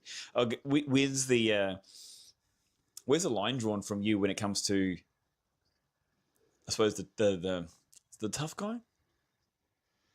The nurturer to the authoritarian, the military. No, you got the yeah, we're right. Come on, let's go. Hurry up, get your bum out of there. Let's go, kind of thing. You know, is there a line to draw? We could probably ask a few clients about that one. Now, can you do a few foot down? Boom. It is a hard balance, because when people are first coming in, obviously we can't be that tough person and that hard on them, because they are just getting started, and we have to understand that the options have to be there, the levels have to be there, but when we know that somebody can push harder and we know that they've got more in them, it's trying to make them aware of, well, let's look at your heart rate. What was your heart rate saying? Because your mind is saying one thing, but what's your heart rate saying? And then that kind of lets them realize, actually, my heart rate's not that high, especially maybe from when they began. So sometimes it's about showing them the realistic side themselves as well, because we can say a lot of stuff, but until they actually see it and believe it from themselves, then it's the same with like progress pictures. Oh, I'm not getting anywhere. And then we actually look at progress pictures and we say, actually, look at the difference from this to this. And they put progress pictures up and they probably don't look at them because they just don't want to see them. But when we actually showcase them side by side, they go, wow, actually, I've came, or we relate back to when you first came, you couldn't do a push-up on your toes. Now you can do 10, or now you can do this. And so it's trying to remember those little things in their journey as well, so they can, because it's so easy to forget how far they've came. So it's making sure that we can relate back. And it's like, goes back to the whole point of like, tracking. That's why every good trainer always comes back to track, because you know everyone does spend a lot of time. And I love this analogy. This was a Steve Harvey analogy, or what do you want to call it, and metaphor. And his was like, you know, we spend so much time sometimes looking forward, we forget to look back. And then he put it to like driving in a car. You look out the windscreen, you're driving forward, that's the vision, go forward. Yeah, but it's always good to have a look in the rear vision mirror, that little bit about, there's the past, you know, how far you've come. And I was like, that one always sticks with me. It's and tracking. It doesn't, for me, it doesn't matter how long you've been doing it. I feel like tracking will help everyone understand where they're at, what they're doing, how far they are going or have come from. What's some of the tips that you've used for tracking in the past then? So obviously any coaching clients, we have tracking apps that they'll use and they'll record weekly for me. Even the guys that are in the gym, I'm still telling them to take their pictures and keep tracking. Obviously food's a massive one from the get-go, because most people are not aware of what they're eating or how that even looks. They just think that they're eating healthy, but when we actually look at it on paper and break it down, we can see big flaws in there. So food tracking is huge. And then just getting them to actually, progress pictures is obviously a good one, because we know how much like scale weight can play with people's heads. Scales can go up, but you're looking so much better. And so we do track scales, but I don't always feel it's the best one, especially with people getting started, because it can be so disheartening that they're not seeing a big massive change on the scales, but I physically can see, like, I can see the change. Yeah. And again, it's trying to be careful that obviously we don't throw them into that side as well. We don't want them to be obsessed with scale weight and things like this. We want them to be accountable for what they're putting in their body, what they're actually doing activity-wise, but then we go back to that feeling as well. So how are you feeling? And some of my check-in sheets, they're not just about, like, what have we done fitness-wise, like, what's been a plus, what's been a big win in your family life or your personal life, or have you achieved anything that you wanted in work? Or so it's trying to get them to have the whole picture, not just, because I think fitness just translates so much into our daily life as well. And if we're fit and we're mentally healthier and the outlook is good, then the bigger picture gets good as well. Yeah, massively. What do you take from your personal side of it then? Do you take everything from your personal side as far as like what you do and just embody or impart that onto your clients, or you take a very different approach, like more like I don't want to say customized. It's not a but what I do personally compared to my clients. Yeah, I mean, like I've got a to be honest, I used to be kind of like, I'm going to help them do their thing. And you know what? I got to a point where I was like, you know what? This is me. I do me, and this is how I do it. If you like that, great. If you don't, oh well, there's probably someone else that's better for you. To be honest, because I was like, I enjoy this. I enjoy me, and like it's like this, yeah. Or are you a bit more open-minded, I suppose? Again, it's that preference in training, isn't it? So, like for instance, my partner's not kind of into the bodybuilding side, and it would be more martial arts than the sports side, and so that's completely fine. That's his thing. Whereas when people come in, I said, it is getting them to find what works for them, and it's all about their journey. Like right now, some of my clients are seeing me go through, obviously, getting ready for bodybuilding shows, and they're like, but you're doing that, should we be doing that? And I'm like, not necessarily, because one, I'm at that final stages, and we know obviously when we get to the final stages of stepping on stage, we are a bit more obsessive, we're a bit more over the top, but it has to be that way because we need to get that condition to be on stage. But it's not going to be, it's not going to be something that I'm going to do for the rest of my life. I'm not going to train as intense or be eating the macros that I'm eating at the minute for the rest of my life. This is temporary. That's a really good point you bring up on that, because like how important is it to share the real world, especially with the day and age of social media where everything's about highlights, the best of, the leanest, the strongest, the muscliest, whatever, you know, when actually reality is for people is that's not like I listened to one before, it was like the Chris Hemsworth kind of look and feel, or you know, and Hugh Jackman stuff was Wolverine. It's like, yeah, but he only looked like that after, well, he did this massive cut and then he did freaking weights and everything. Like he was preparing to go onto a stage in the first place before he did. I mean, I remember hearing that story, and he went through, I think it was 7 weeks or 8 weeks. You know, but it was insane. It's more like a photo shoot than anything else. So it's like, how important for you? It's like, or was it that you make sure that you do to keep that maybe groundedness or reality check? Again, it comes back to goals, and not everyone wants to step on stage. There's a lot of people out there that obviously don't want to have as much muscle as I have. And again, that's completely fine, because it's all about how do you want to look, how do you want to feel, and what do you want to do. And that's one of the first things that I'll always ask clients, like, what is your goal? Like, what is your vision? Even if you've got a picture of somebody that you admire, like, send it to me, because that gives me a better insight to what's in your head. Just because we're training together doesn't mean I'm going to try and morph you into a mini me, you know, it's it's not the mission. But again, obviously, the length of time that I've been training I'll get some clients that'll be like, oh, I wish I could have this or that. And again, it's coming back to, well, it's consistently working on it, it's consistently progress. And I mean, I didn't get to the size I am now without doing the 25 years of work, you know. I remember being in school trying to lift the full stack of the leg press, and that kind of side was just always in me. It was just that determination to lift as much as I could. And Yeah, beat all the boys basically. Fair enough. Let's step away from that when it comes to the people and the clients, and let's look at then, because you had this experience, you've got this experience with the trainers. So, now being what you've been through and you go through, what advice do you give to someone who's considering coming into the space as a trainer, as a coach, as a teacher? Or, starting there. Yeah, so I actually do run a company called Advanced Fitness Academy, which is level 2 and level 3 personal training. So I kept that on board. So the time that I did it in Dubai, I basically set it up here in the UK, and purely just to try and get as much knowledge and help new trainers into the field as possible, because we are seeing a lot of people come through, and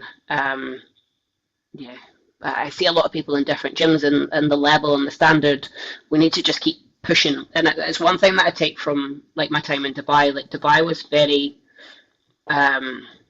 progressive, so you were always exposed to a new course, or there was always something new to learn, there was always something to develop, and I loved that progress. And I think it's really, really important as a coach, even if it's something that you're not interested in. Like I did a white collar boxing, I'm not interested in doing it again, but because I've done it and I've got the experience on it, I can now understand what people that are doing that go through.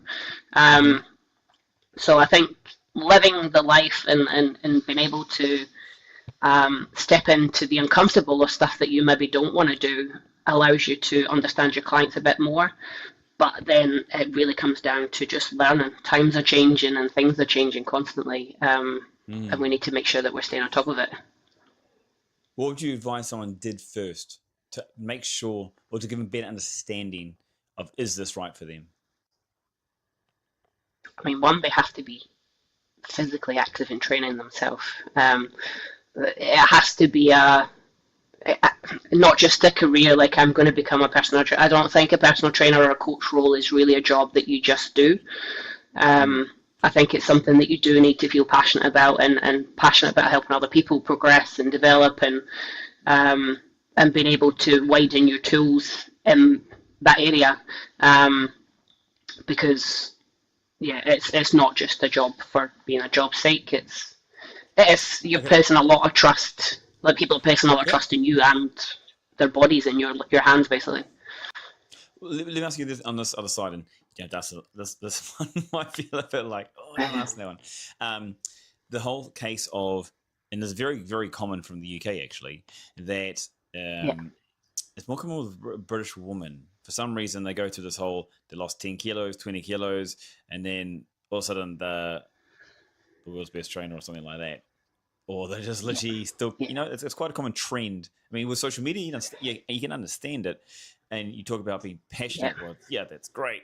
And also their own, don't be wrong. But what do you feel there's a... Right now, there's a big emphasis, especially obviously because I do the competitions and stuff like this. There's a huge area right now where I won my competition, so now I'm this coach. And it's like, well, actually, do you have the qualifications to become this coach?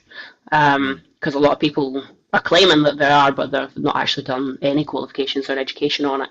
And just because you manage physically to do it, it doesn't necessarily put you as the best coach, because that's not, like, our physique or our achievements is not what makes us good coaches. It's how do we communicate with our clients? What knowledge do we have to implement with our clients? Do we keep our clients safe? Do we know how to progress our clients? It's nothing about us. It doesn't really matter what we've achieved if we can't help other people achieve it.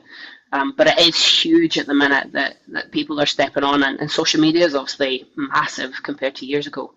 And if you're good at social media, you could be dominating the market, and you're not actually the best coach out there, or you don't have the tools right now to become the best coach or be the best coach for people. Yeah, I mean, look, but social media has changed the game. Yeah, I mean, how many intelligent, and I do, I mean, not to say others are dumb, but how many intelligent people, they've got so much knowledge and wisdom, are actually pushed to the side because they cannot, I suppose, portray their message in that fun, entertaining, or sexy way that social media kind of, because it's like do better. And there's a massive thing too. Like it's what blows my mind about it is more the side of that. 10 years ago, not many people, well, partly one knew what a protein was or a carbohydrate was. Now everybody they talk about everything from chemical makeup to freaking joint analysis and stuff like that. So it's massively different now. It's massively different, and it's well, there's a staggering stat about only less than 5% of people that go through courses make it, and the majority of those are people that actually got the popularity or the absolute wisdom or the experience behind them, because it is such a tough market. Whereas it's kind of portrayed as get your PT thing and away you go. And that's why it's like I'm asking you about the side for trainers, like the reality of it for them. Yeah, where it stands and where it would be. Is it like when you say? I mean, go. Yeah, I mean it is hard, and not like I always kind of envisioned it as I want to set it up as a big business and not just be a personal trainer. So that's why obviously I went down the gym side and setting up these sites. But not everyone wants to have their own gym, and that's when again you're in a slightly different bracket, because if you're just in a gym with lots of other trainers, then what makes you different to those other trainers? And right now, obviously, social media will tell you to find your niche and what is your client niche, and that's where it's going to push you. And it's hard because I like training with lots of different people. So having one niche is quite hard because I like to train my older ladies that are just trying to move better and live better in their older years, and then I like to train people that are completely new to it and see that passion develop, and then I like to take people through photo shoots and into competitions, and they all have their different meanings, and they're all very nice to watch and experience. What? Because when it comes to the niche, when it comes to jack of all trades, where's the starting point for most people that you'd say, start here? Yeah. Because most people are failing when it comes to training or teaching and being successful, but there's such a low rate of success when it comes to for them, if they've obviously came out of a particular sport or area themselves, I think it's a wee bit different. Obviously, you yourself as well, your sports, you did group fitness, obviously there was gym, there was multi-dimension there, and a lot of trainers that are also coming through, they don't want that multi-dimension. They are a gym trainer, or they want to get people ready for a stage, or they might be, if they're slightly older themselves, you find a lot of these will move into, I'm going to help the older population stay active and move, and so that's where the niche might come in.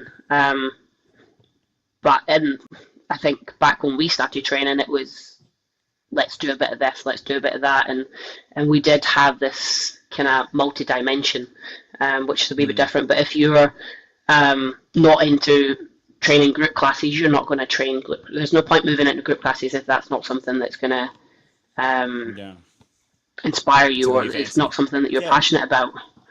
It's funny because, what are your thoughts on this? When I looked at it from a point of view that, I've been a jack of all trades, which in some ways has been great, in some options of it does open up opportunities. And if you are like you're doing training and stuff like that, like training's good, prescription is good, but it literally is about who you know, and so networks matter. Like social networks, personal networks, in-person networks, they matter. Whether you're in sports clubs or group fitness, if you get into fitness, it introduces you to so many more people, which is great. Yeah. Now, the other side of that is that I feel that with people, they've got to be very good at what they do, or especially if they want to survive, not just think now, but later on as well. You got to be better. I mean, literally, because I was saying before, 10 years ago, people were very foreign to a push-up or a squat. Now everyone's going to tell you about Q angles and friggin' quadrants and bora more the other day, so it's very, very different, and you need to be better, and to stand out and to make a successful business is you have to be better than somebody else, because at the end of the day, people see you doing you and they're attracted to that. So be very good at whatever that is. Disagree? Cool. Yeah, definitely. You are the brand, basically, so you have to look after your brand. Yeah. It's massive. I think where are you? I mean, again, social media, but where are you on the point of when it comes to brand of being open and real? Because I've got one side of me is like, I think people need to be real and personal for the long term, but for the short term, Yeah. the highlighted sells quicker. Yeah, like obviously research has shown that people buy into people and they want to see you, they want to see the real you, and if you want engagement on social media, then being real is what's gonna keep social media going. You know, you can only keep up a show if it's not really you for so long. So you have to, and people want to see, like, they want to see the struggles, they want to see the highlights, and some people only also show the highlights on their social media. So it's making people aware that actually I'm having a bad day, and we don't need to be using it as a ranting page because nobody wants you to be just ranting away, but making them aware that you are going through life and you're experiencing stuff just as they are, and it makes you more relatable to those people, you know, because otherwise they just see you as definitely by people. People by people, and it comes down to, and I'll get more specific on it. For me, it's people by people's trust. Like, I trust that what you said and what you do, and the more proof you have behind it, the more trust there is behind it. So the more reason there is for someone to go, yeah, okay, that's why they put their money down, because they've proven time and time again that they've done it. So when you get very good at it and you consistently show it, then it has that. I do want to ask, I kind of want to go in a little bit of a different. You touched on it, and with the competitive side of things, like competition is great for like focus, to give yourself direction to go. And I've always used it for clients saying like, hey, like, I'm not too sure my purpose, you know, whether it be a wedding or whether it be a sporting event or whether it be just kids or family, you know, like putting reasons behind something is what people need. But now there's a bigger trend, I suppose. People want to remain active later into life. How are you seeing a big trend that direction? And if so, what is the kind of trend of what's asked for from clients? You mean the older clients that they're looking just for? Ones? Just I mean, I've literally got 20, 25-year-olds ask me, like, you know, when I want to be like, I hate to say this, but I want to be like you when I'm older. And I'm like, We're at that age now, Grant. Just, do you mean when you're older? Up. You go, I'm going to just have a little cry to myself.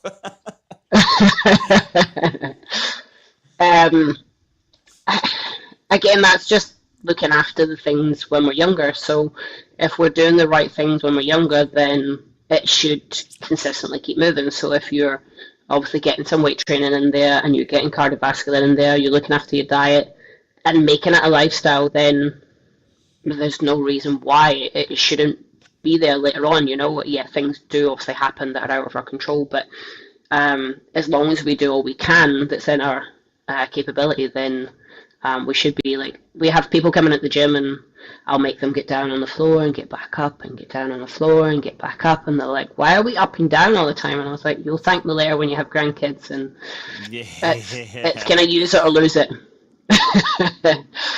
So I'm not just here to think, right, what's the physical goal, but I'm thinking, what's the mobility, what's the movement, and how are we keeping you supple and agile for your later years as well. It's funny because it literally is that simple, isn't it? Yeah. That's crazy. Yeah. Just use it or lose it. What do you think is the most important thing now when it comes to people in fitness, activity, wellness? The most important thing? In your mind, yeah. It's a hard one because you want them to do it for them. And so many people are self-sabotaging or not putting themselves forward and first. And it is a hard one to bite because we always say you look after yourself first and then you can also look after other people. And sometimes that does mean a sacrifice, or it does mean that you're going to say no to somebody else. And people find that quite hard. So it's trying to get them to put this faith in themselves that you're doing this for you, and it's obviously for your future and for your health moving forward.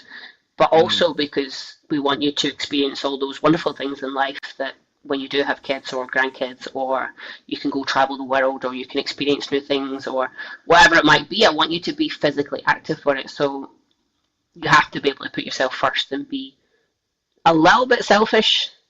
Not all the time, but you have to be a little bit selfish to. And I've been there myself. I've said yes to a million different things, and I should have said no to put myself first. But it's the biggest lesson probably is say no to some stuff that's just not good for you. I love that. Yeah, and it's a hard one. It's probably the biggest battle of all times. Yeah, no, good point. Because literally, it is that point of no's have bigger impact on your life than yeses. I mean, because a lot of people are drawn to go and follow the herd or just join the trend. Not that it's like it will lead to new experiences, but I definitely find that with people that's literally like, yeah, actually think about it like this: if you want to make an impact, or if you want to make an impact, whether it be on yourself or others, there's times you got to make a choice. Like, who's this impact for? Is it serving me or is it serving somebody else? And I'm definitely someone that's like, there's no wrong in having that bit of selfishness to be able to, because once you have a better space, or you're at a better space, person, however you want to put it, you can then usually serve others better as well. So yeah, definitely. That's a bit of a thing. Yeah, interesting. When I ask alongside of the world's opening up, people can connect more. Obviously, we just mine as it is. Variety, spice of life, or a creature of habit? Which way do you lean? I like variety. Variety. But there's some stuff that has to be creature of habit, and that's obviously the fundamentals that keep us on our daily basis and stuff like this. So we get movement in, there's those. But yeah, variety is the spice of life. And there's so much out there, though. There's so much to do. There's so much to see. There's so much to experience. And I think with every experience and with everything that you do, you just grow as a person. And it allows you to pass it on. So, yeah, creature of habit is good, but I think it confines us. Good point. Obviously, I mean, I'm FFP, so I'm very much about open to any and everything, pushing it. Yes. Okay, so I want to ask you one more question on that side of things, because now we're talking about these different friends and people in our lives. Pick four people. One's your strength person. One's that strength. One's that cardio. One's that flexibility. And one's that no thanks. We've all got these people in our lives, right? Mm-hmm. I think you've gone through some of them, to be fair.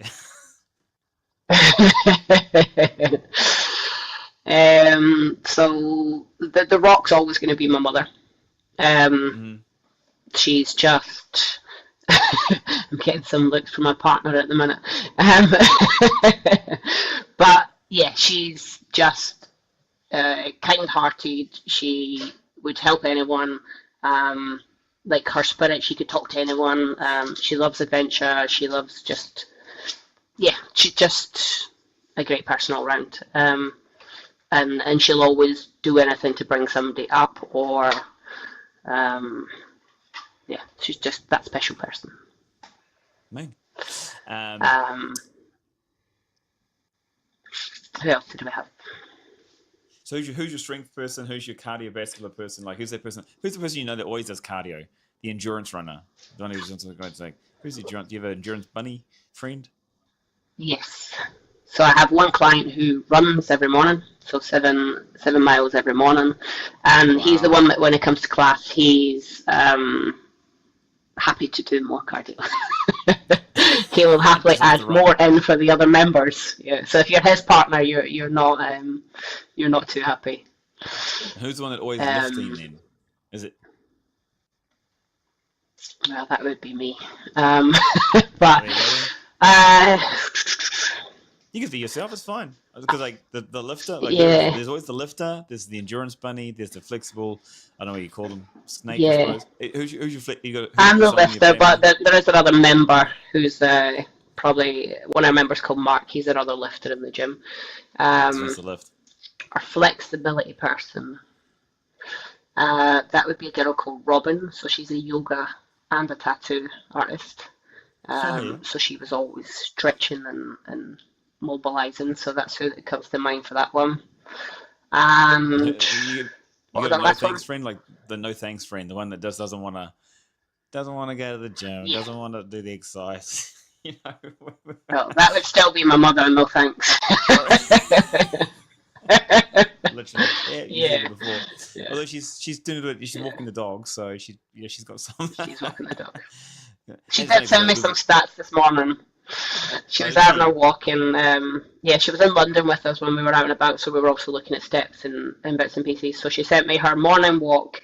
So she covered 3,420, I think, steps on her morning walk with the dog. So I'm like, okay, so you do that twice a day, and then we'll be getting close to our target for the day. So she is slowly getting better. So it's a good step forward. Last thing, what's the one question you would ask someone in order to help them consider their health and fitness? What's the one question you'd say to someone, to help them consider or think about better their health and fitness, or to instill wisdom? Or do you have a question you'd have to ask someone? Probably more, where do you see yourself when you're 70? Ooh, yeah. It's an age one. I like it. So it kind of puts a little bit of perspective in. Like 70, I think it's not too young, it's not too old, especially nowadays. So like 70, I still see 70 should be a very active age. And I see 100 has been active. So yeah. Yeah, well, they say that now they believe the person that will become 200 or 300 is alive.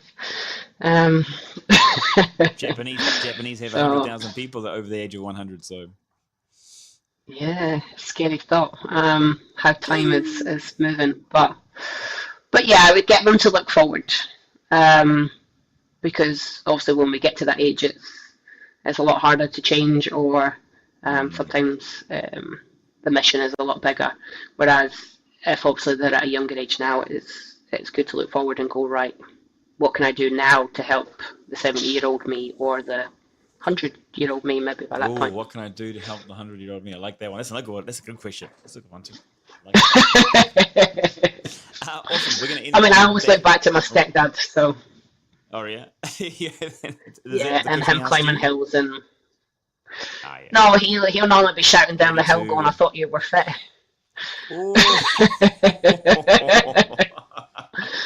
I'm like, I'm just not as mountain fit as you. Yeah, you tell them. Yeah. Awesome. Where can people find you? We'll finish on that, but where can people find you? I mean, you got. So I am on social media. Yeah, you can get YouTube and all sorts of stuff, but basically post most of it on social media. So Karen_gunning. Cool. And then you got Hustle, and there's a gym, and then you got photos. We've got Hustle, we've got the education, we've got YouTube, we've got bits and bobs. All in the links there. Awesome, Karen. Thank you so much for your time. Thank you for joining, and thanks for having me. We'll keep bringing you on, and we'll. It'd be awesome actually. Maybe you as one of your gym members on there, and kind of discuss the story, that basically what you took them through, what they, the two sides of the story. The trainer's story, yeah, definitely, and then the client story. It'd be quite a very cool piece as well. But awesome, keep doing what you're doing. I'll pre-warn them. You have like a little knife or a pistol. Answer it. Tell them how amazing I am. Definitely. No, awesome, Karen. Thank you so much. Thanks, Karen. Thank you. Bye. Get ready for the world's greatest adventure. The FFP World Tour 2026. A year-long journey to 36 destinations packed with fitness, sports, wellness, and unforgettable adventures. Each destination will be under the spotlight. 10 days of activations, events, challenges, and your chance to connect with like-minded people. The tour is led by the Chief Adventure Officer, who will travel the world for 12 months, discovering, exploring, and sharing the best experiences along the way. The CAO will be joined by 100 ambassadors throughout the world to connect with the people and inspire their city. Want to get involved? Simply register as a user or a member on our website or tag FFP Travels when posting content of the places you visit and the people you meet. It's that easy. This is more than just a tour. This is the world's greatest adventure.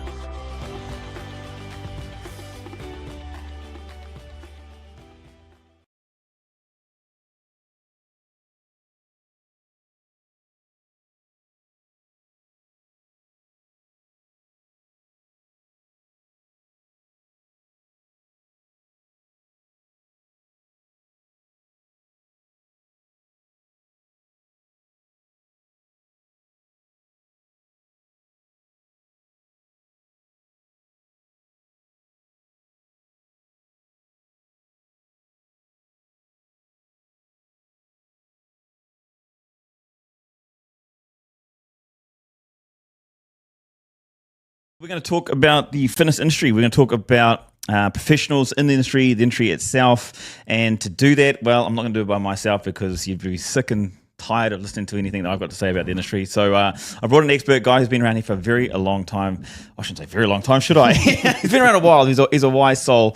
He knows the industry in and out. He's been part of a lot of different companies and brands around here, seen the growth of the industry. So I'm going to talk with Robert about that from Connector. And mate, thank you for coming in and joining me for today. A pleasure to be here. Thank you for inviting me. No worries. It's going to be a very interesting topic to talk about with the industry because there's so many people that have this false understanding or this false stigma and they're not really. It's like we're going to try and hopefully lift as much the curtains off or pull back the curtains and see as much as we can. So my first question to you is, what is your opinion about the fitness industry here in the UAE? Oh, it has changed a lot, I must say, in the past, more than in a decade and a half that I've been here in UAE, almost 2 decades now. And since I came to Dubai, that was 18 years ago, there was almost nothing in terms of commercial fitness. Of course, there were facilities and hotel gyms, but in terms of commercial gym facilities, I happened to have a good fortune to work with one of the first brands that have entered UAE. Who was that? Abroad. Oh, yeah. Fitness First. Yeah, I true. Yeah.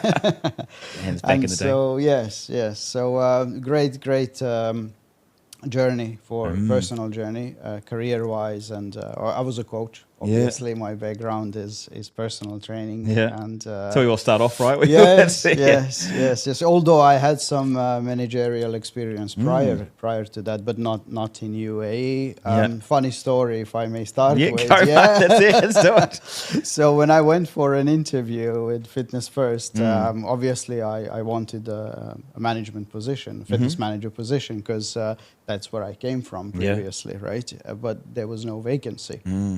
So I had to accept a step back. I started as a personal trainer. Okay, yeah. To answer your question, fast forward just 4 or 5 years, the opportunity are amazing after that, after Fitness First, because a lot more clubs started opening. So the employment opportunities for trainers to change companies have emerged and started even 10, 15 years ago. So since then, obviously, a lot of brands, a lot of commercial facilities, the industry have diversified itself with offering great place for consumers, great place for customers. Dubai as a whole's grown, right? So I mean, that's come along with it. Yes. It's amazing place to be still. What was it like? As the experience, I suppose, in a nutshell, what was the experience studying back then? Like, I suppose it's like saying to the young ones, we're back in the day, we had cassette tapes, we had videotapes, and they're like, what is that? Or what's the phone with the handle? Like, what is that? I suppose from the trainer's perspective, what is it? What was it back then that was so? Obviously, there wasn't tablets, there wasn't apps and stuff like that. So, what was it as a personal trainer? What were you doing as a personal trainer to deliver the service? So let me take you back. Yes, jump in the more time machine. More than 2 decades now. That since the day I started in the fitness industry, and I always go back to that because we kind of tend to do a full circle. And I'll give an example shortly after this. But where I started is when I got my first job as a coach, as a trainer in a fitness facility back home. I was setting up gym early morning, which means I was checking all the equipment, cleaning them, arranging, getting ready for the first customers. Yes. And then as the day progressed, I move into a group exercise studio. So I teach classes. Then I take a shower. I move back to the gym. I assist members.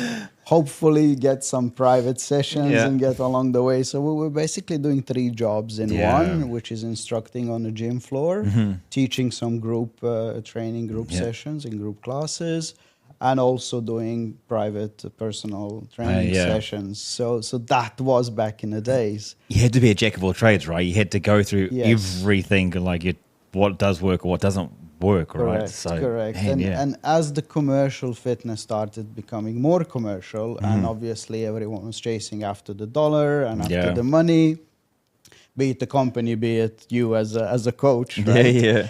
You were looking how to maximize your opportunities and the hours in a day, because there's just so many hours in a day, right?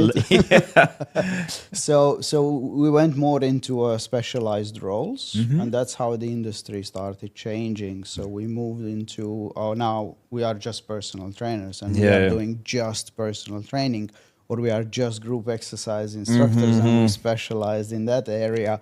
Or as your career starts, you are maybe a fitness instructor, helping members a little bit, giving a few advices on how to perform exercises.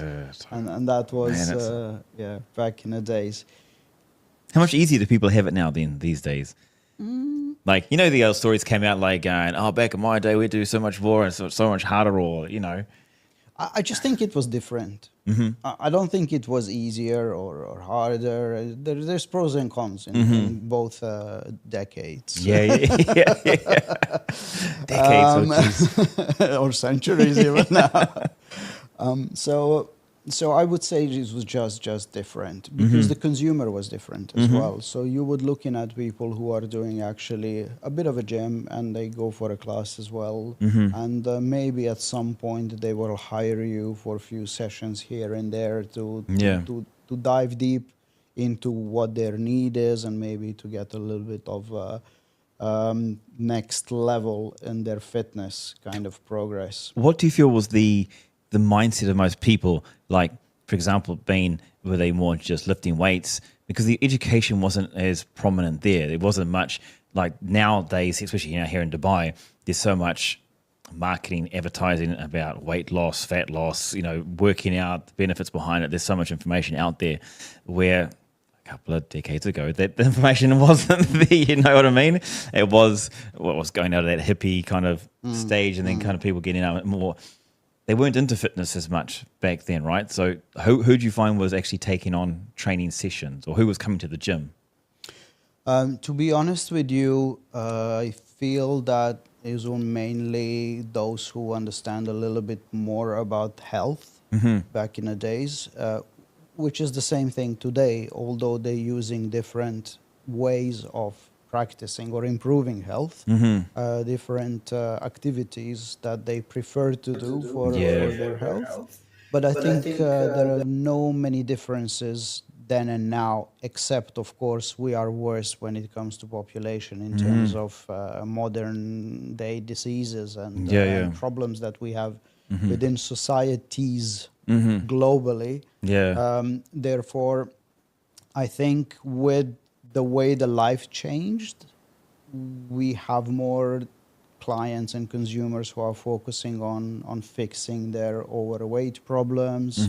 Some even medicine helped us, I feel, with understanding what are the causes of certain diseases. I'm talking about cardiovascular disease in particular, right? So I think hand in hand, medicine and fitness or exercise in general contributed to the fact that we have now consumers who are focusing more on general health and well-being. But again, we've gone through a phase of maybe 10 years ago. majority was like, I want to go in a gym just to bulk up a little bit, just to be a bit sexier than what I am. You know?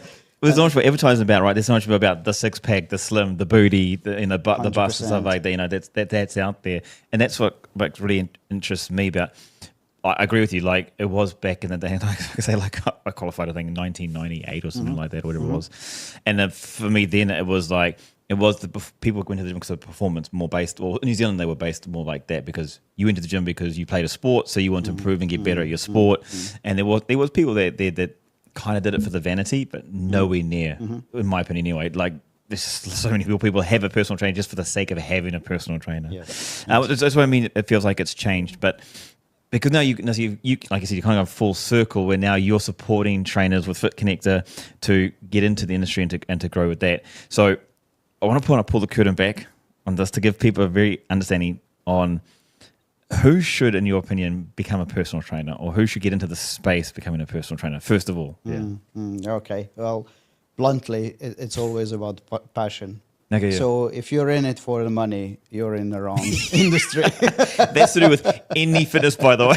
Never mind just personal training. We're talking about just don't. You want to be rich? It's not really fitness. It's not really fitness. No. It has to be a passion. Yeah. It really has to be a passion. The outcome is great from emotional side of things, but also financial. Yeah.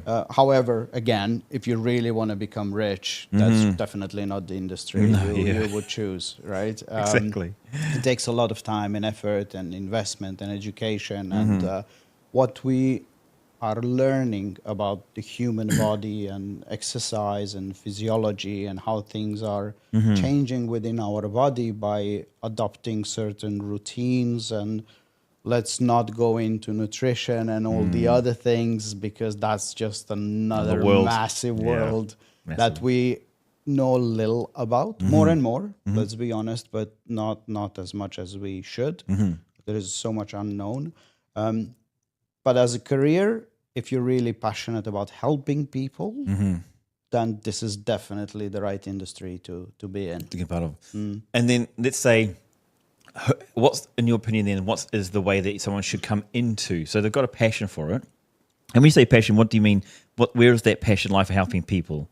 Is it like, what does it mean more specifically for you? Like literally changing their life to a better quality life that they can live by movement, by fixing some of their physical problems that they might have, injuries or a particular state of the body that they are currently in, to take them to a next place, which is better than where they are. So both physically, by the way, and emotionally as well. And we are witnessing this, and as a fitness professional in my career, where I used to train some clients, and you know, when the greatest testimony to your work is when they come and they say, "Oh, you helped me change my life."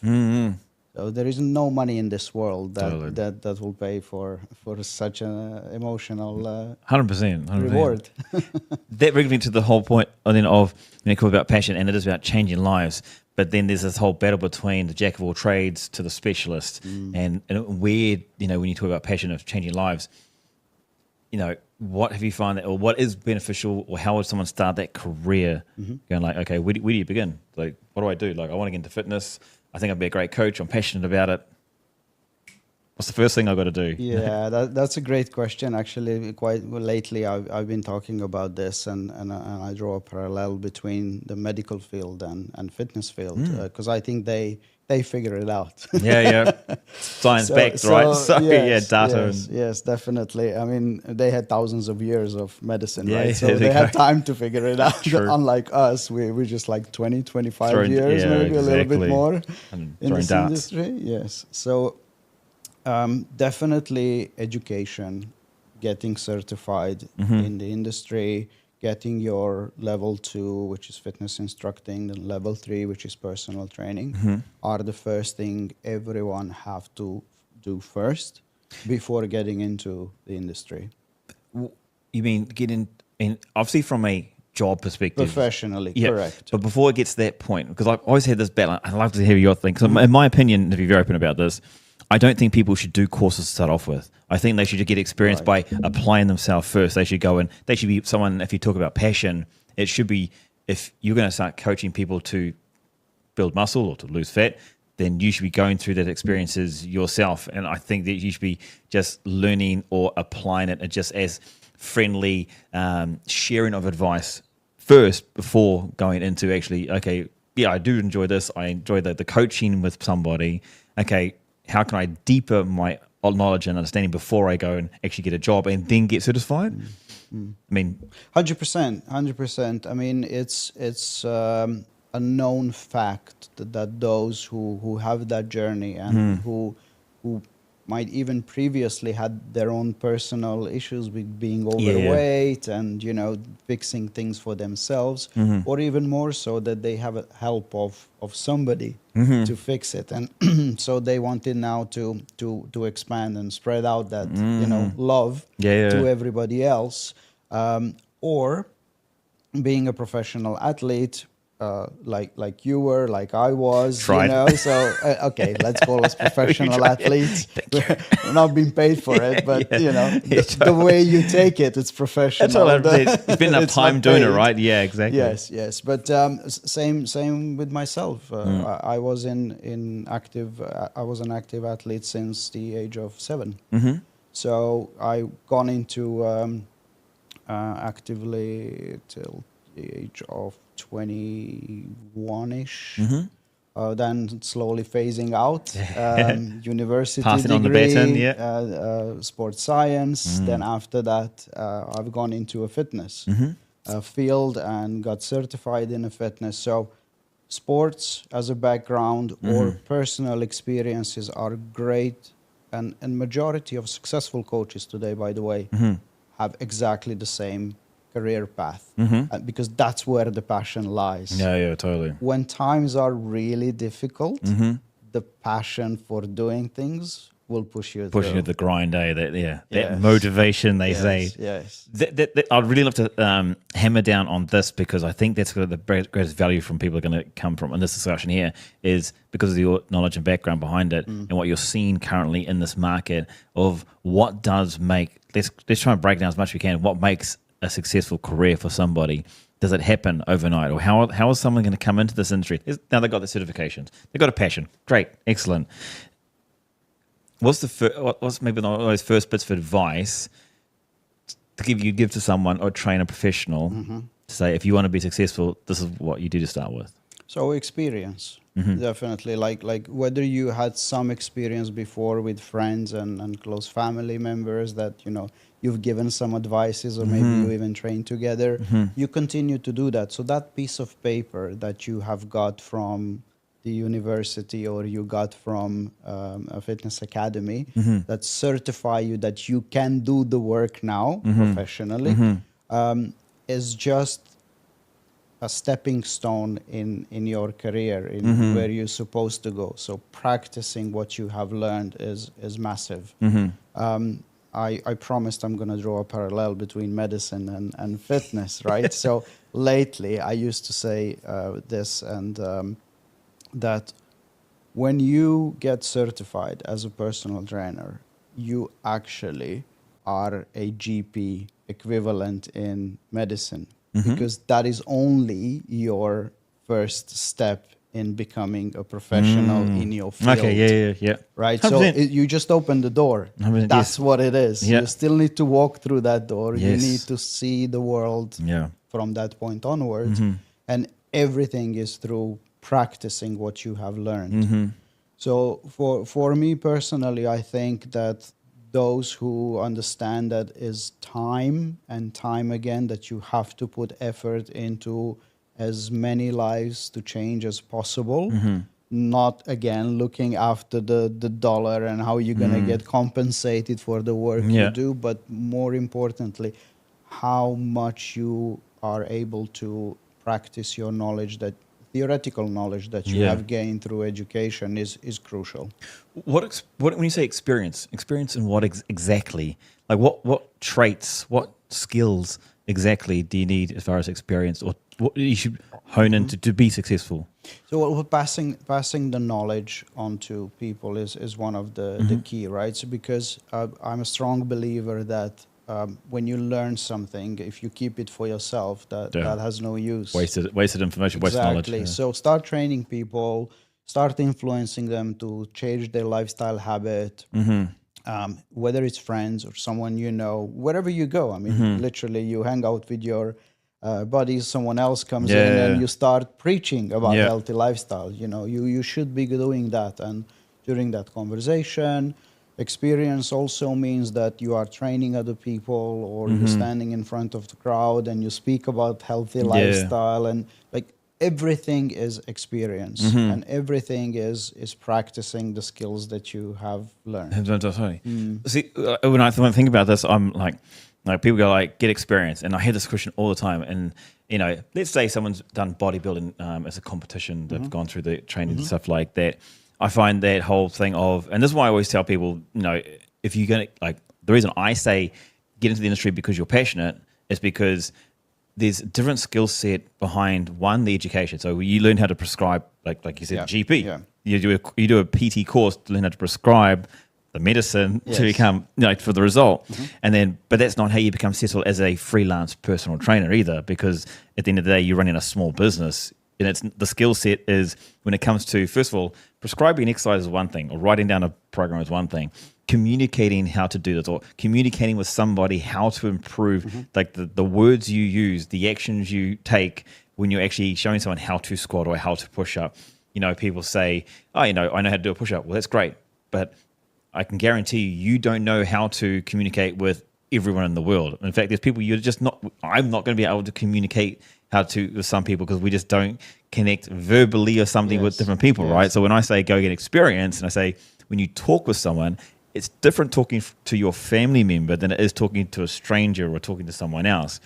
And so, like, for me, I'm always about experience. Yes, there's different areas of experience that you need to improve on if you want to become successful. So if it's communication, how you talk, the tone you talk, or is it punctuality, the arriving, or the communication, not only when I'm in a session, but the pre-communication. Am I talking with them via email, over the phone? Am I staying connected with, you know, this is actually other experience of being, you know, because there's the whole thing I see of someone can be very knowledgeable, and like you just referred to before, but knowledge is wasted unless you provide it or you can apply it to somebody as well, like you communicate across. So I'm always a massive advocate of, experience on prescription, but experience on how to deliver or how to communicate in different aspects of a cycle or a journey with a client as well. And absolutely, and that's why practicing on your immediate surrounding and people you know, it's always a lot easier to start off with, because you already have the comfort zone. Exactly. The next step, and I advise actually a lot of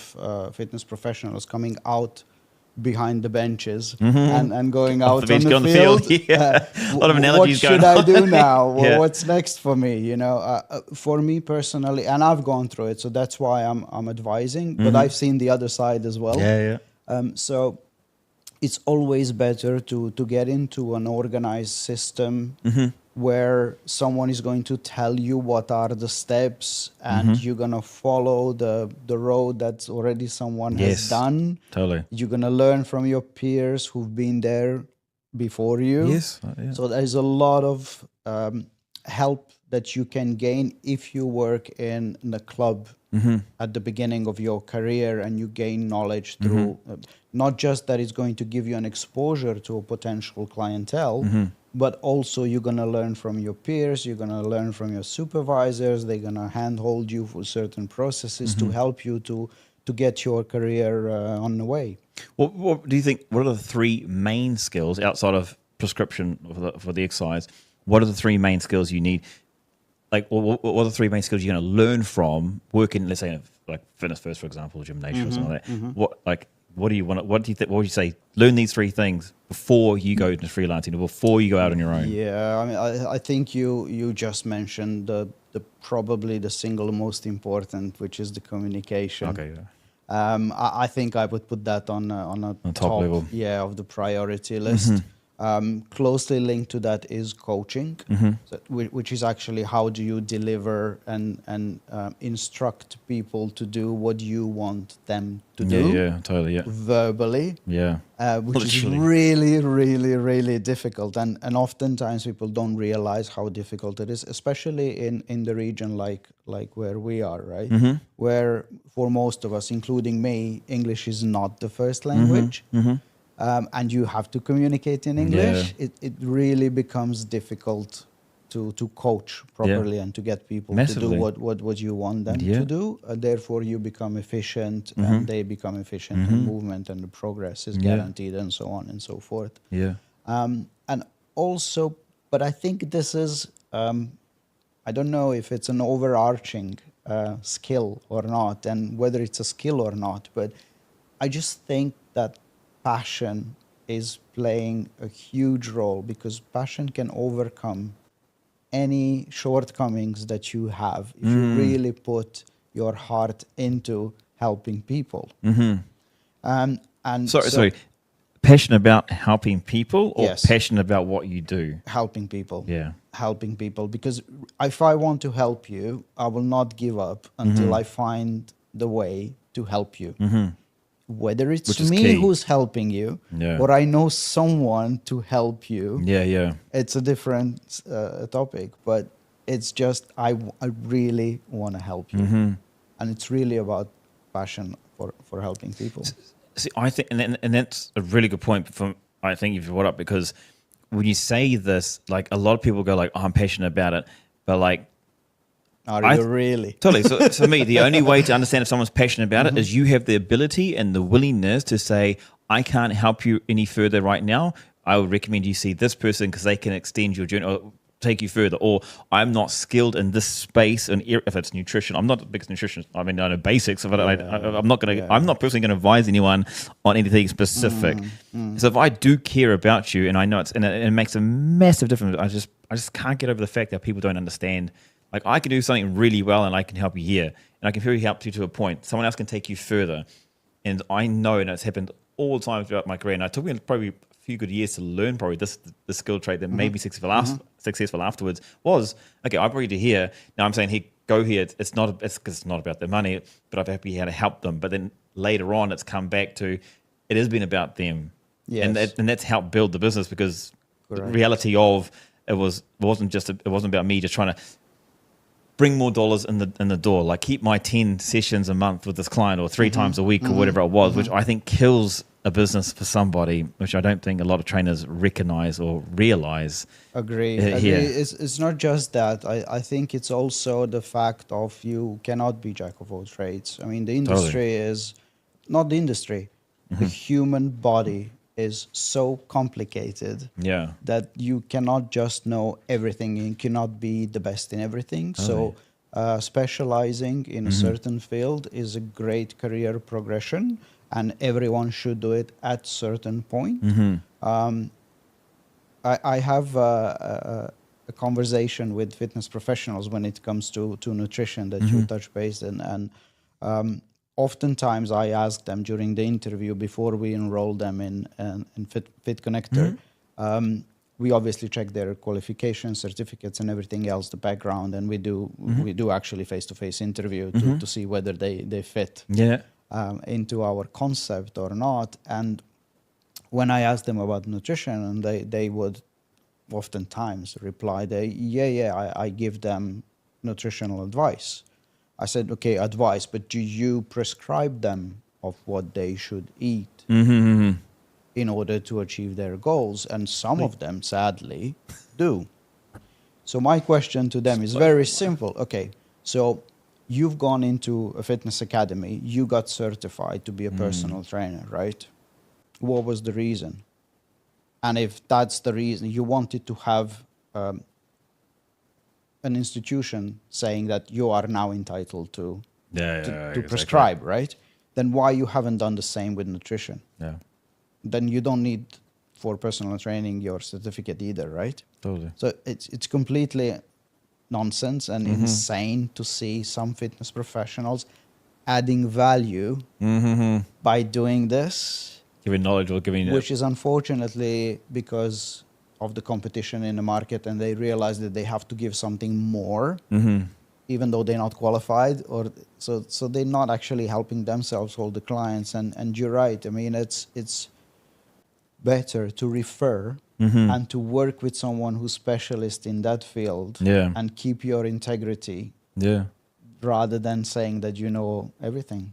Well, that's where the biggest issue I find lies with personal training is people try and do more instead of trying to do better. Like, just do it better. Like, do what you do really, really well.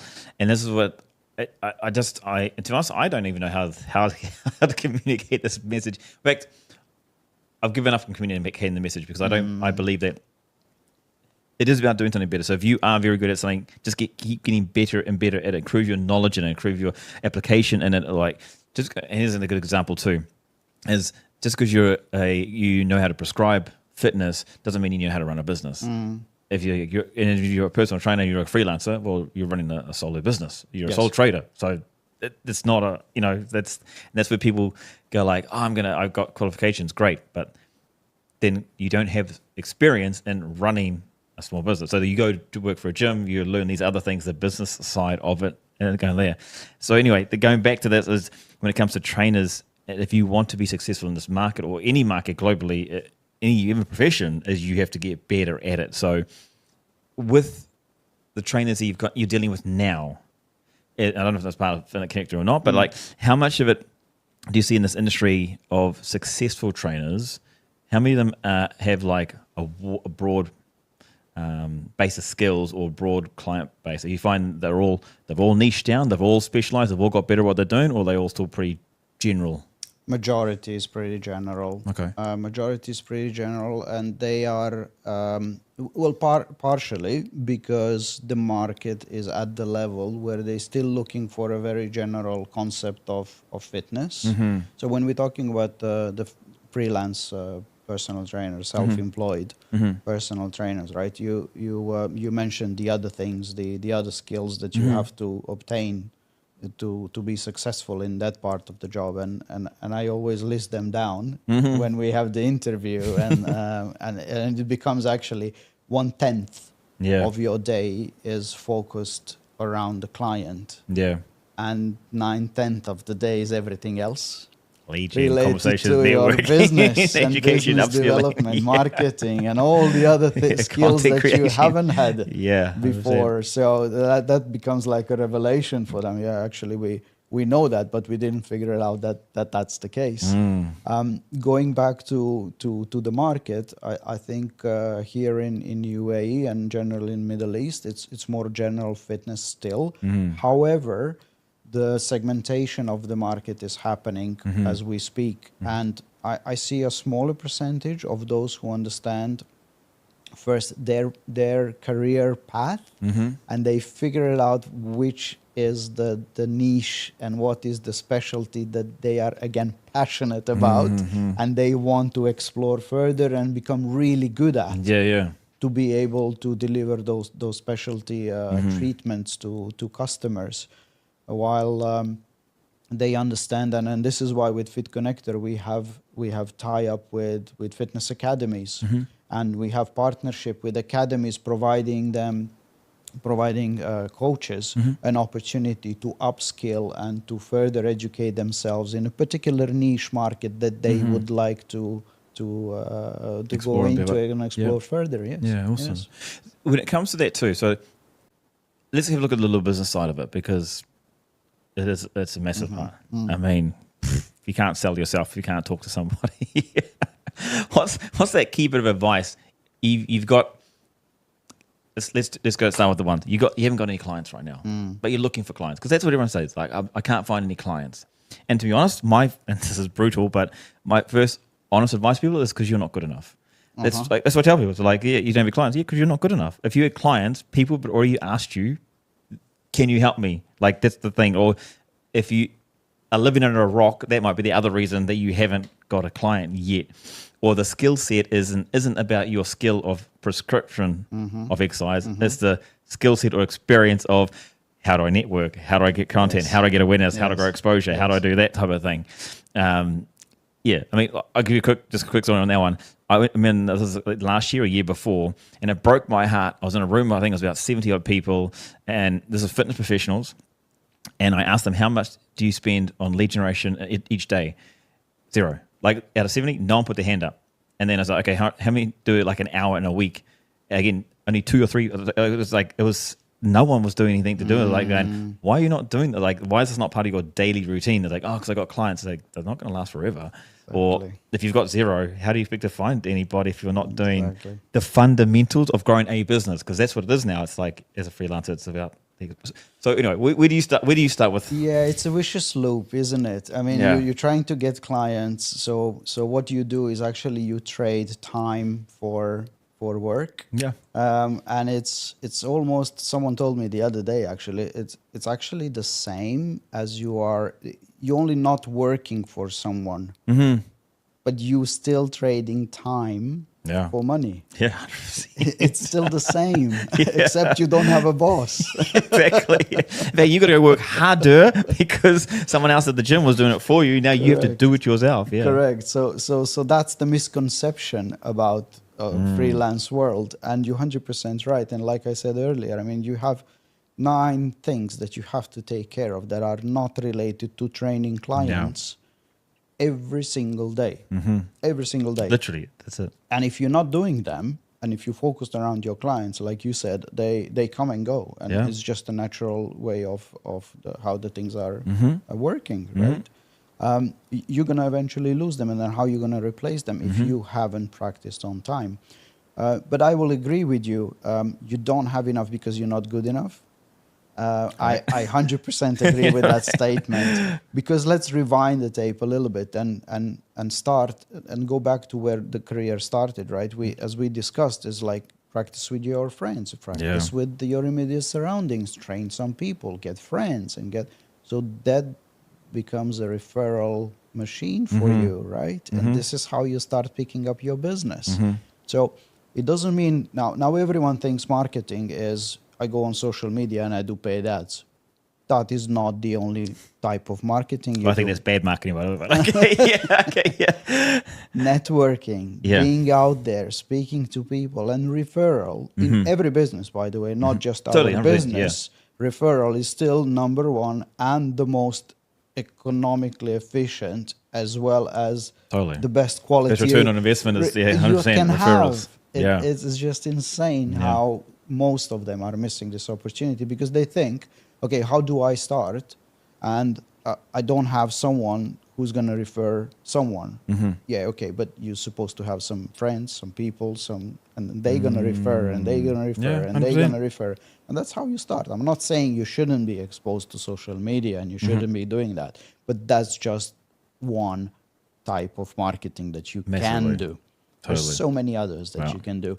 And unfortunately, being a freelancer is that's this loop. I need to earn enough money, so I invest enough money, and then. So chicken or egg kind of situation, right? And that's why I deliberately said at the beginning, you only traded that you're not working for, you don't have a boss when you're a freelancer, and that is the only difference. Literally. Otherwise, to scale your business as self-employed, personal trainer, freelancer, it's very, very difficult. It's not easy at all. And most of the time, you need to partner up. Yeah. You need to have someone else working with you. And that's why we actually started Fit Connector as well. So we wanted to create the best of both worlds. You don't want to work for anyone. That's cool. You're still working for yourself. You're still working yourself. But let us see how can we help each other out here. I get freedom of time. I can move anywhere. Wow, good luck on that. Yeah. You've hit on a really good point, and I'm super. In fact, this kind of led me a little bit to go away from the fitness industry. That the fact of, for me,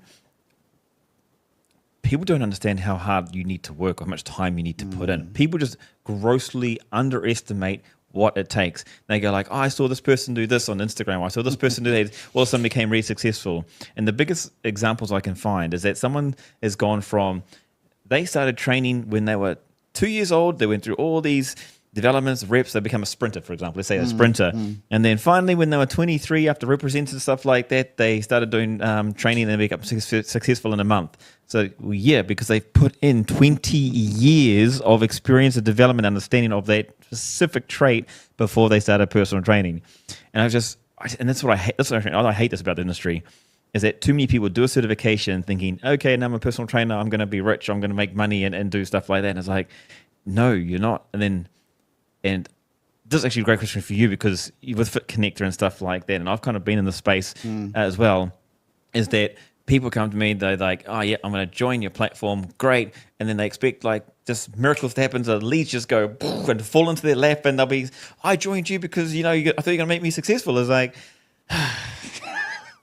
and then when you go back to marketing, it's like going, yeah, marketing is going to market what you currently are. It's not going to make you look amazing. Like if you're shit, we're going to market you as being shit. That's what it is. If you're not as skilled as somebody else, you're going to be marketed as being a less knowledgeable or less experienced. That's what marketing does. It just amplifies or puts it out to the world of who you currently are, which is so what I'm finding. You know what I mean? True. Yeah. It drives me mad how many people just go like, oh, I can't believe I don't have any leads right now. For the same reason, we have the interview process with all those who come to Fit Connector and want to be part of Fit Connector to explain them simply that I'm not going to get you a single client, not one. Yeah.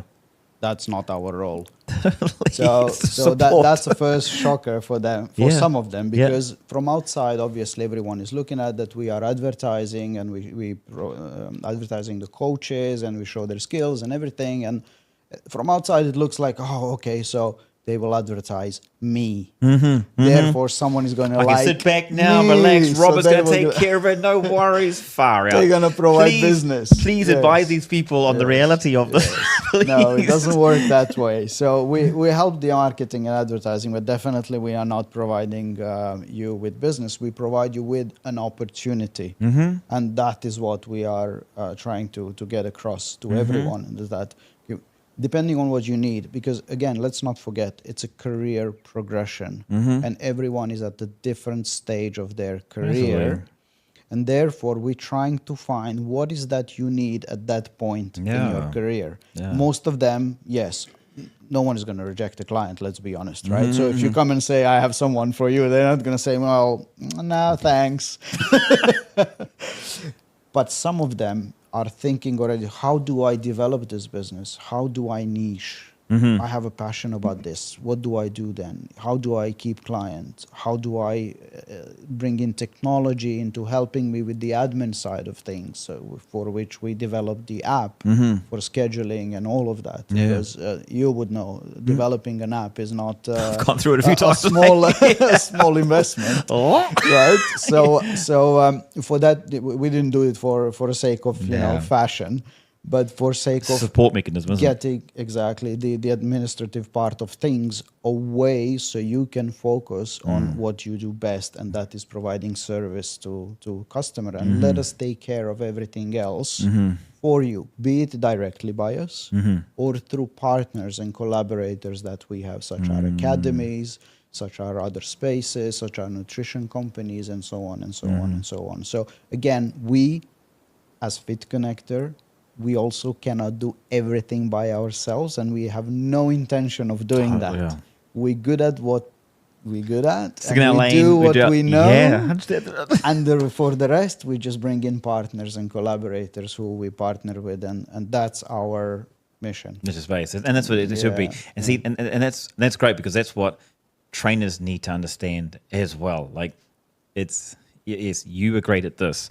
The network of building for me as a trainer is be very, very good at what you do, because then if I'm, let's go back to this, I'm very good at let's say just rugby, fitness or strength conditioning. Great.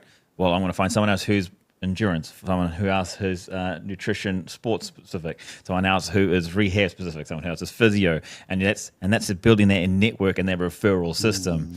But again, it comes back to, and again, just sharing my opinion on this, is that by being very good at what you do and then surrounding yourself by people who are very good at what they do, that's where you have these referral systems coming in. And if you're not there, if you're not getting it, it's because you're not good enough. And there's nothing wrong with that. It's just work on yourself. Work on Become it. better. Yeah, work on it.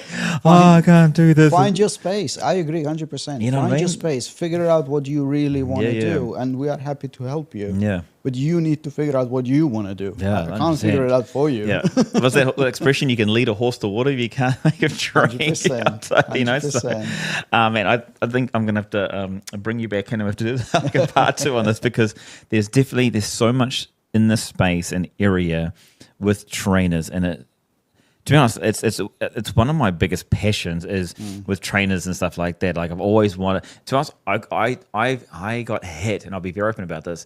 Is that felt so disheartened about the way the industry went to, because there's this entitlement, this expectation, because you got a certificate that you should be great, or I've done a year or two that you should be great. It's like, and a year is nothing. Like literally, it's now these days people have 10, 15, 20 years experience in all these different things, you know, and it just does my head in. So having a platform of Fit Connector, which is essentially an aggregator, a marketplace where coaches are advertised, right? We often get this question like, okay, so if I join the platform, what guarantees I have that they're not going to choose somebody else? Where you have no guarantees. Yeah. Except that they like who you are for what you are. Totally. Yeah. And that's not on us, that's on you. Yeah. 100%. So let's discuss that further, you know, let's find out. Here's the hard truth. Look in the mirror. 100%. And also I agree with you. I mean, where the industry has gone, I think it's not a bad place to be, but it's just a stage of development of the industry. What we have done with Fit Connector in particular is actually someone said it for us. When I described how do we operate and what are our USPs, and they said, well, actually, you're trying to democratize fitness and personal training. I said, well, that's a nice way to put it, because literally, what we do is we actually give the power back to the consumer. So they will choose who they want for the training type and style that they want. And they will also be the one choosing the price, the location, the coach. If you had to go to people like, they're the boss. they're the employer. They're employing you. They're giving you money. Definitely. You know? Definitely. Still happens. Oh my gosh. I haven't done personal training for a little while, but it's still, people just don't understand. Like, oh yeah, and they'll be there forever. I just don't get it. And we get coaches coming to us and say, oh, you know, the market has changed. All these coaches are coming in, undercutting the price. And well, that's because you stayed where you were 10 years ago. Oh, mate, you've had to open a massive can of worms, because when people say like, oh, it's saturated, oh, people are undercutting, it's like, it's just because you're useless. I'm sorry. That's the point I've got to, is you're not good enough. That's the thing. Yeah. And it's so funny how people say that. For anyone out there that's listened to this, that says that they're undercutting you, it's not the undercutting you. It's like there's two things for me. One is there's a massive world out there. We're talking about 9 billion people on the planet. So yeah, people can afford certain things, other people can't. Simple as that. Yes. So some people can pay $25 an hour. Some people can pay $500 or plus an hour. You know, and if you're not getting that $500, or if that's what you want and out of it, it's because you're not good enough. And I don't mean as a prescriber. I mean as a marketer or a lead or a communicator. Or like that's just where you're not good enough, or you haven't done enough hours and put enough time into it. And it's that simple. And I just don't get how people just don't understand. Or like, pricing your services, I think it's another episode on its own. 100%. I mean, I on a very quick one on it, a basic one is like, if someone's paying you for it, it means great. You're hitting the right audience that sees the value in you. Simple as that. And if they're not, that two things. One is that audience doesn't see their value, or you're just not good enough. I love going back to you're not good enough. You're not good enough. I don't know. There's one other thing I want to quickly touch on before we finish up here, and one is about people upskilling, and it's the whole thing of, it blows my mind that when people get this, they get certified, or they don't pay or they feel aggrieved to pay for additional support. So, for example, being off things out there and like saying, oh, you know, let's say, for example, I'm not 100% sure exactly. You guys work on a commission base or a flat fee? Yeah, or commission base, great. So, you know, there's that kind of thing comes out there.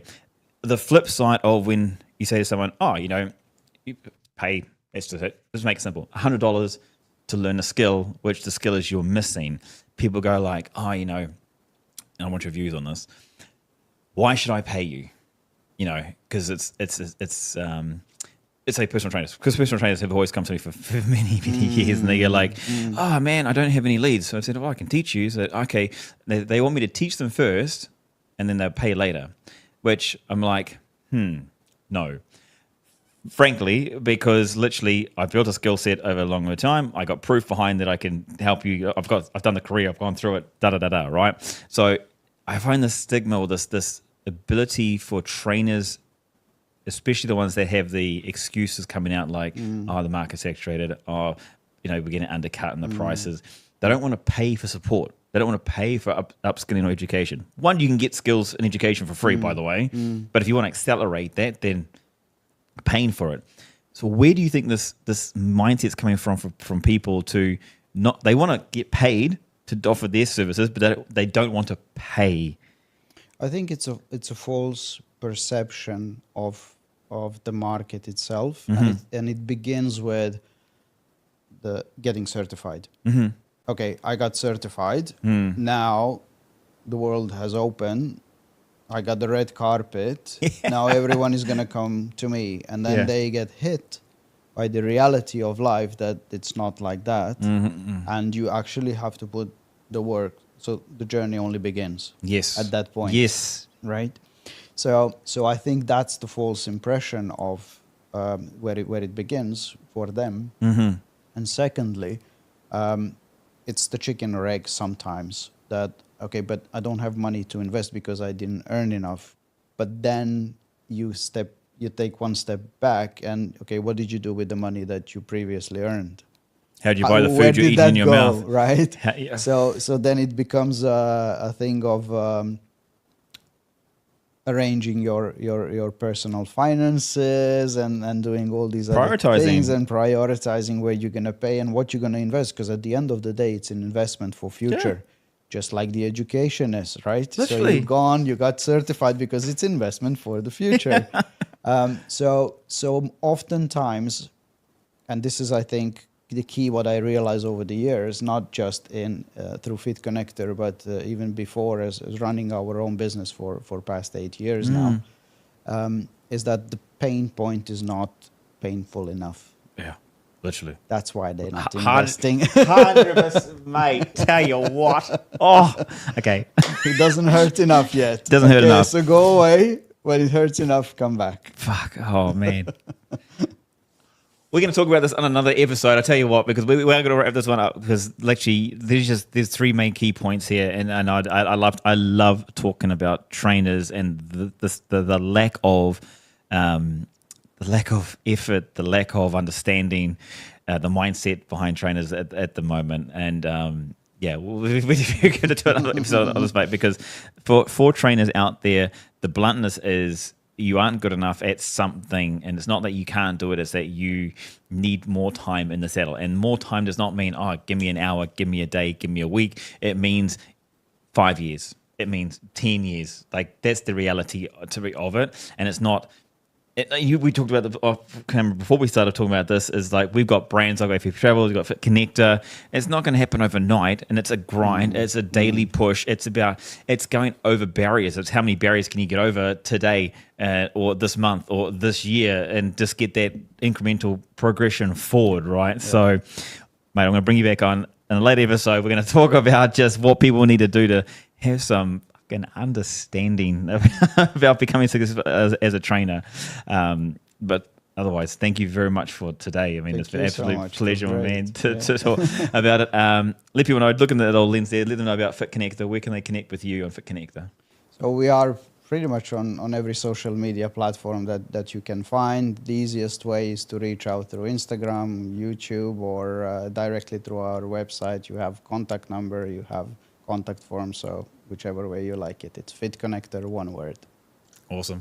Check it online, guys. Go there, have a look. Check out our next episodes are coming up, and look forward to when Robert comes back on and we talk about trainers and how they progress and what tasks they can do and what application they should be doing as far as like applying themselves in what areas. Coming up in another episode. But thank you, bro. Appreciate it. Thank you so much. Pleasure. Brilliant. Awesome. Thank you. Test 1 2 1 2 sound. Omar's on the mic again. That would have been perfect. That's the intro right there. Don't cut that out. Oh, I love it. I'm going to start this on off by saying we've had so many good conversations in the last 30 minutes already. I'm sorry, guys, we didn't record those ones for you, but we're going to keep throwing out spitting those golden nuggets. Just for people to just give it from the reference, the reason I brought Omar on is because we just bounce so good when it comes to ideas, thoughts, opinions, and I wish I recorded. Oh my gosh. Just a great host, man. We're both hosts and Moses, mate. That's how we do it. We're gonna start this one off for people around the thought of sports. I mean, it's such a social place to be when you're in a sports team, whether it's a running club or anything like that. It helps you mentally, it helps you physically. We're going to dive into, obviously, being males, because you can be anything these days.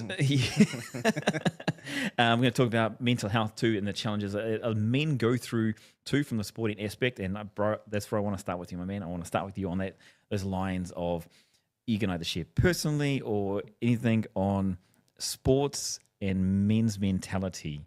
When you think about that or the own experiences you've gone through, do you have an experience you want to share? Do you have a thought on men's health? And I suppose what's on the expectations and the realizations of how men are affected when they play sports? That's good. Wow, start off with a great question, right? Boom.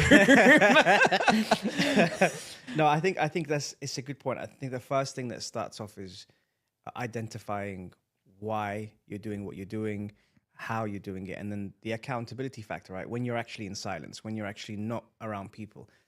If you're able to be at peace with that, the other things start to go in. Nowadays, people are worried about what's on the outside and then focus on the inside the least. Oh, I'm sorry. Shall we just stop now? Damn. No, but that's I think that's what you learn the hard way. Again, try not to sound like a dinosaur. When you're going through the phases, right? You start back in my day. Yeah. You start thinking you're invincible, right? Yeah. It's part of that no fear culture, which is a beautiful thing, which we don't want to distort either. As an athlete, you start to think of, God, I could do anything. I could face anyone. I could match anyone. I could be as quick, as strong, anything. And then you start to get maybe the right or the wrong people surrounding you, which feed that. Now, that's to your detriment, but also to your success. The problem is the moment that you stop feeling that or stop doing that and stop understanding that the outside noise is not as important as the inside noise. Massively. Here's a good thing. Now you just said this. This is what's going to happen between us, by the way. We're just going to trigger each other off together. Here's a thought. Here's a question. Okay. Because my thought was being that, you get involved in sports teams, the social aspect, and then as a male, because you want to be the best or the alpha amongst your players, or you see the alpha who's best in your team, whatever sport this is, you're like, the competitive nature comes out and you go that way and you find yourself, like you just said, in two spaces. One is, oh man, I'm just going to kind of people please in a way, so you're just going to do what they do. And I'm saying this as a Kiwi from New Zealand culture, was like it was the norm to go out and play hard, and then it was go and social hard, and you'd end up drinking. And a lot of Kiwi male men just follow because the rubber arm, they're like, oh yeah, that's the cool thing to do, right? And so, but a lot of them get into the space where they are so talented, they could have gone on to higher honors easily, whether it be regional or international. But then they've gone to the social pressure in these sporting environments, and they've ended up just turning to drugs, become an alcoholic, overweight, have families because they got too many people pregnant. Like that's literally what happened in the New Zealand culture. It happens too often. And so peer pressure when it comes to sport. what's your kind of thought on that? Like, how do people get away from the peer pressure or the sticker as a male? Because I mean, you're seen as weak to talk. You're seen as weak to be not going out drinking in New Zealand. That's what it was. If you didn't have a drink, or if you didn't scull your first can or something like that, you're like, people would just berate you, they just bring you down. Then you're like, oh, okay, yeah. But then you go home, you're the one having the massive hangover later on. Yeah. Do you see the culture changing, let's put it globally, or potentially from the UAE or UK or whatever? Do you see that culture changing, or do you see how can it change? Or I think it's continuously evolving. So working in Europe, working in the Middle East, working in Africa, for me, it gives me an idea that everyone is trying to navigate around what is right versus what is wrong in men's mental health. Because the stigma of we no longer talk about it can now, to the new generation, seem like we're talking too much about it. Because for them, that's normal. Yeah, literally. Right? So it's understanding, probably doing more listening, because sometimes people then jump in and say, yeah, but this happened as well, and that happened as well, and not really understanding what triggers that. Because triggers are a real thing, but so are glimmers. And when you're actually finding something that triggers you, normally it's associated with a negative thing. But glimmers is normally something that's associated with a positive thing. Yeah. So when you actually get something that sparks you off and you go, actually, you know what? When I was younger, I was feeling this certain way. And rather than being drugged, this one person sort of almost just navigated me towards what I should be doing and then let me go my own way. Like, for example, I'll take it back to you. For example, you won one of the Fittest Man Championship, right? It always comes back to that. Listen, right? And I won't let you guys forget it either. I saw this guy win, right? When you won, the day before, how were you feeling? And the day after, how were you feeling? Oh, I love this. So the days before, I was like, oh, I think I can do pretty well. And what's pretty well? Top 3? Top 3. Okay. I was thinking, oh, there's even potentially a chance that I could win this. Okay. Like, only because, like, I don't want to sound cocky, but I mean, I had the, how do you call it? I don't even know about You belief. had it. I just had it. I Yeah, just knew that and it was just, to be very honest, I didn't train as much as you see people doing training routines and stuff like that. It was just a way of life for me. And I just knew that my way of life and who I was and what I've done in my life puts me in a very good position to be competitive in most things or anything. Yeah. And so when it came to the competition before the days leading up, I was like, I just had this confidence of like, I know based on this workouts here that my engine is huge, massive. Like I just knew that. And so I wasn't like, I'm gonna beat you. Like there was no arrogance about it, but like I just knew within myself. But you beat them. But I beat them. I beat them quite well. I'll say it for him. I got no problem saying it for him. This is why we work, people. I just have to finish off his sentence. Right, okay. I don't want to say it, but okay, yeah. I was pretty confident. And then like afterwards, it was funny because like during the event I had to step away from the event because I went out there, I don't back down when it comes to the competition. I was like, I'll give 100%, I'll die on the floor type of thing, right? And then when I put my time in and stuff like that, I still hadn't believed it yet until a couple more heats had gone. And when the realization started to sink in, I actually had to remove myself from the competition area. And I actually, because I was at the mall, and I went upstairs just to have time to myself and to kind of try and let it sink in. And I got quite emotional. I got to the point I was like, I was teary because I was like, shit, this is actually going to happen. I mean, and there was 100,000 dirham prize money as well, you know. It was like, geez. So as much confidence as I had going into it, I didn't have that belief that it was actually going to happen until there was like another heat, and then you can always identify someone who's going to push you or come close. And like after this kind of heat had happened and no one was getting close, and I was just like, far out, this is actually going to happen, type of thing, right? And so it happened. Obviously, I was elated and stuff like that. And people kept asking me, I know, what did you do to get to this point? And I was like, I didn't do anything different. Like, I just did my normal training. And then what happened afterwards was I still didn't have the confidence, and to be very honest about it, I didn't have that confidence or belief, I don't know which one you think about it, that I was still that good. For me, it was just another day. It was just another competition. I just happened to be good at this particular competition, and it was not. Yeah, there was still no ego afterwards. But I definitely had I've had complex my entire life where I've seen people be very good at something. I was being very good at something, and people only recognized me for that goodness. They didn't know me as a person. And so when this competition happened and everyone was like, oh man, you're amazing, hey champ, like that, I didn't like it. Like, Okay. Why? didn't like the attention because of, oh, you only like me, or you only... Because I'm successful. Because I'm successful, yeah. You know, I'm still the same person I was before I won the competition, you know, and... Yeah, it was just something I still struggle to deal with now, to be honest. And I was always in New Zealand, and this comes back to New Zealand culture. I was talking about briefly before, is that I was so good at stuff just naturally, and so people were always like, "Oh, you're a show off. Oh, yeah, here we go again. Grant does this. Grant can do that. Grant," and I was just like, "Oh, what?" So I had this thing of like, "Well, let me dumb myself down then to be accepted by society." Right. You know, and that's what I'd have. And So you'd play it down. always, I still do today. Right.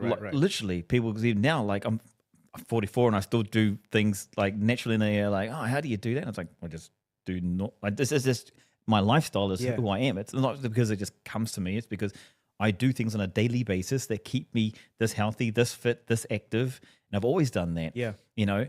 But people don't stop to get to know me.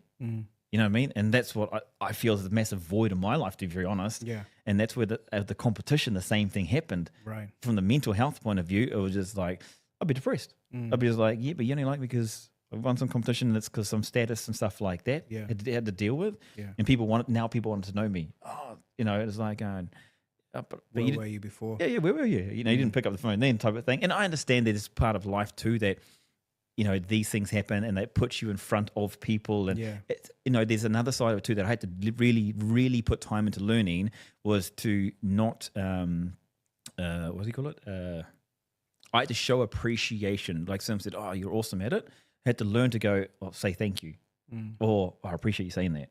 You know, because otherwise I just blow it off and move on. Right. And that was a big thing that I still, to be honest, I still have to work with. Honestly, when people compliment me on something like that. Right. And so it was really funny when we do talk about the mental health side of things in competition. Like there's being that good, there's issues there. Not just being I'm not good enough, but I'm too good type of thing. Does that make sense? It makes perfect sense, because the reason why I asked you that specifically is because I've seen who you are, and regardless of whatever success you've had, you've still been that person. And that's probably why I got closer to you. Had it been maybe if you were arrogant or you were the other person, then I wouldn't relate to you. Yeah. In that respect. So then therefore I'll be like, he's in his own kind of bubble, and his own class level is a bit of a big word, but like he's in his own class, right? So I'm not there. So I can't mix it with him. I can't talk to him. I can't understand him. But I think because you weren't, so that's where the practice comes on the mental health side. And that's where mental fitness comes in, because the things you have to deal with as a practice with your mental health. So massively. It comes in where physically, we said this on my show a couple of times, like physically, like if you want to get physically fitter, you go to the gym, but then if you want to get mentally fitter, where do you go? And that space is really between your ears, where you are still. Like how we started this conversation when I said, you kind of have to come to the harsh reality of who you are and why you're doing what you're doing. One of the amazing people that I've had a chance to speak to and learn from, and he's got 2 books out, is Brian Keane.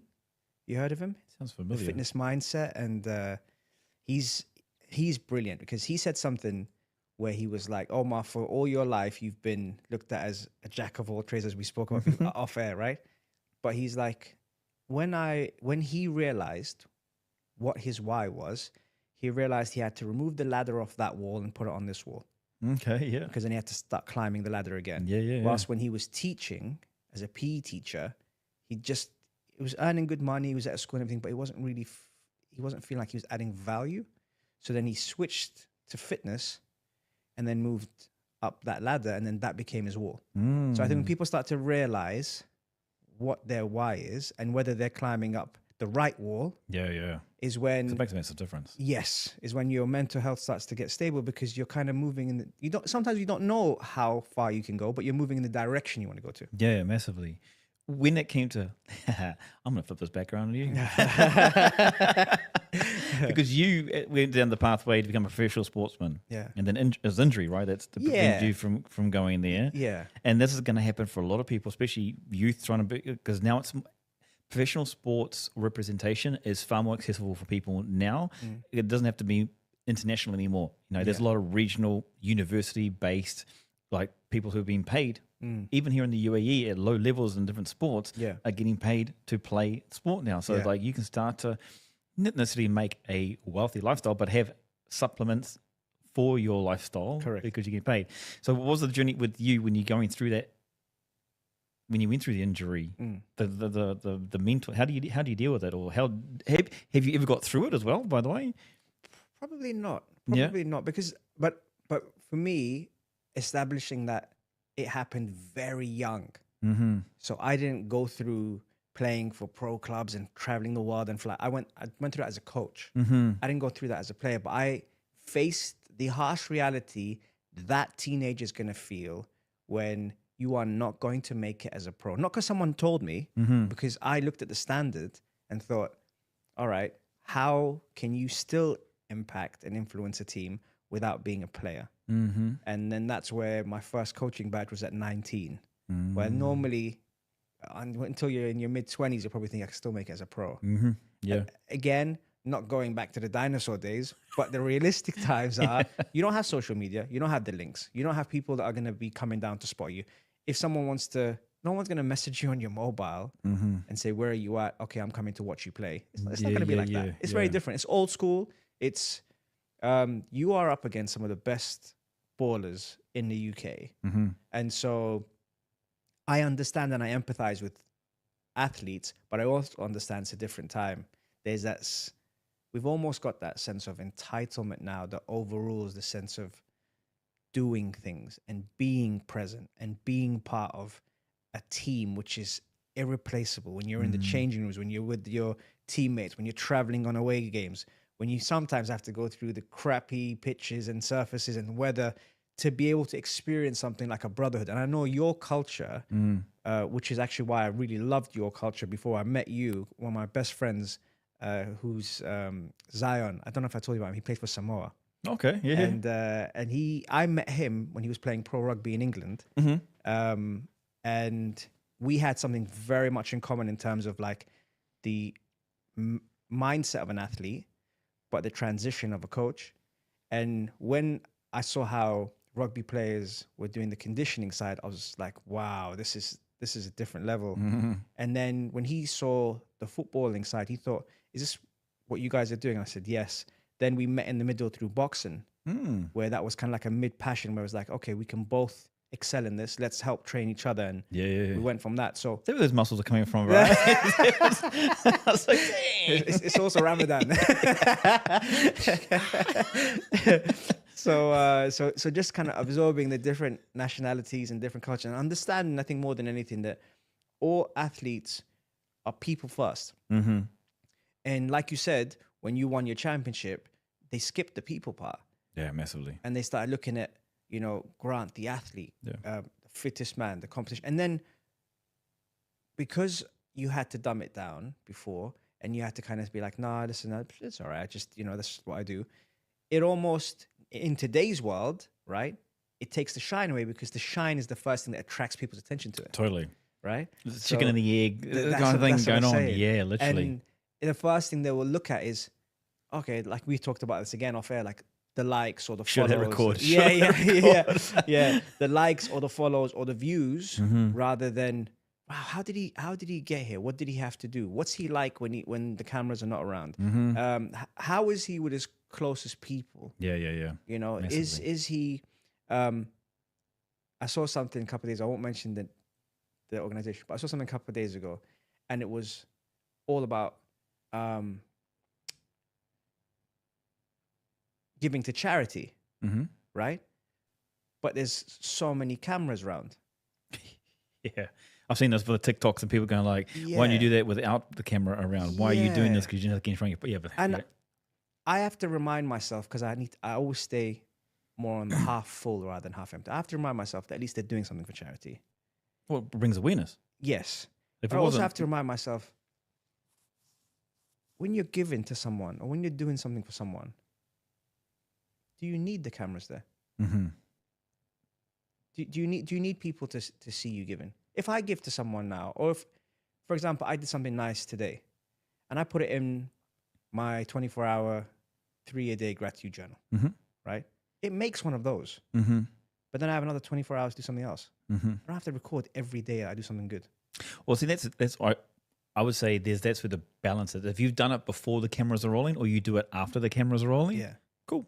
I think that's where the difference been with people, and that's obviously it's hard to get away from the highlight reels of social media. But I used to be the other side, go like, oh, Bill, just doing it for popularity. But actually, and that's why I like podcasts type of thing, because then you get to see deeper the actual reality of this person. Where with the short 90-second clips, the highlight reels, that everyone thinks that's everyone's life is not true. Right. So I do think you do need to put the cameras on every now and again. Right. And I think the difference needs to be, it should be, in my opinion, this is my opinion. Yeah. It just needs to be in a raw format, not edited. Correct. If it's done on live, if it's done on live things here, to help bring awareness to these people and the issue that's going on, I think that's where it's great. That's where it's a benefit.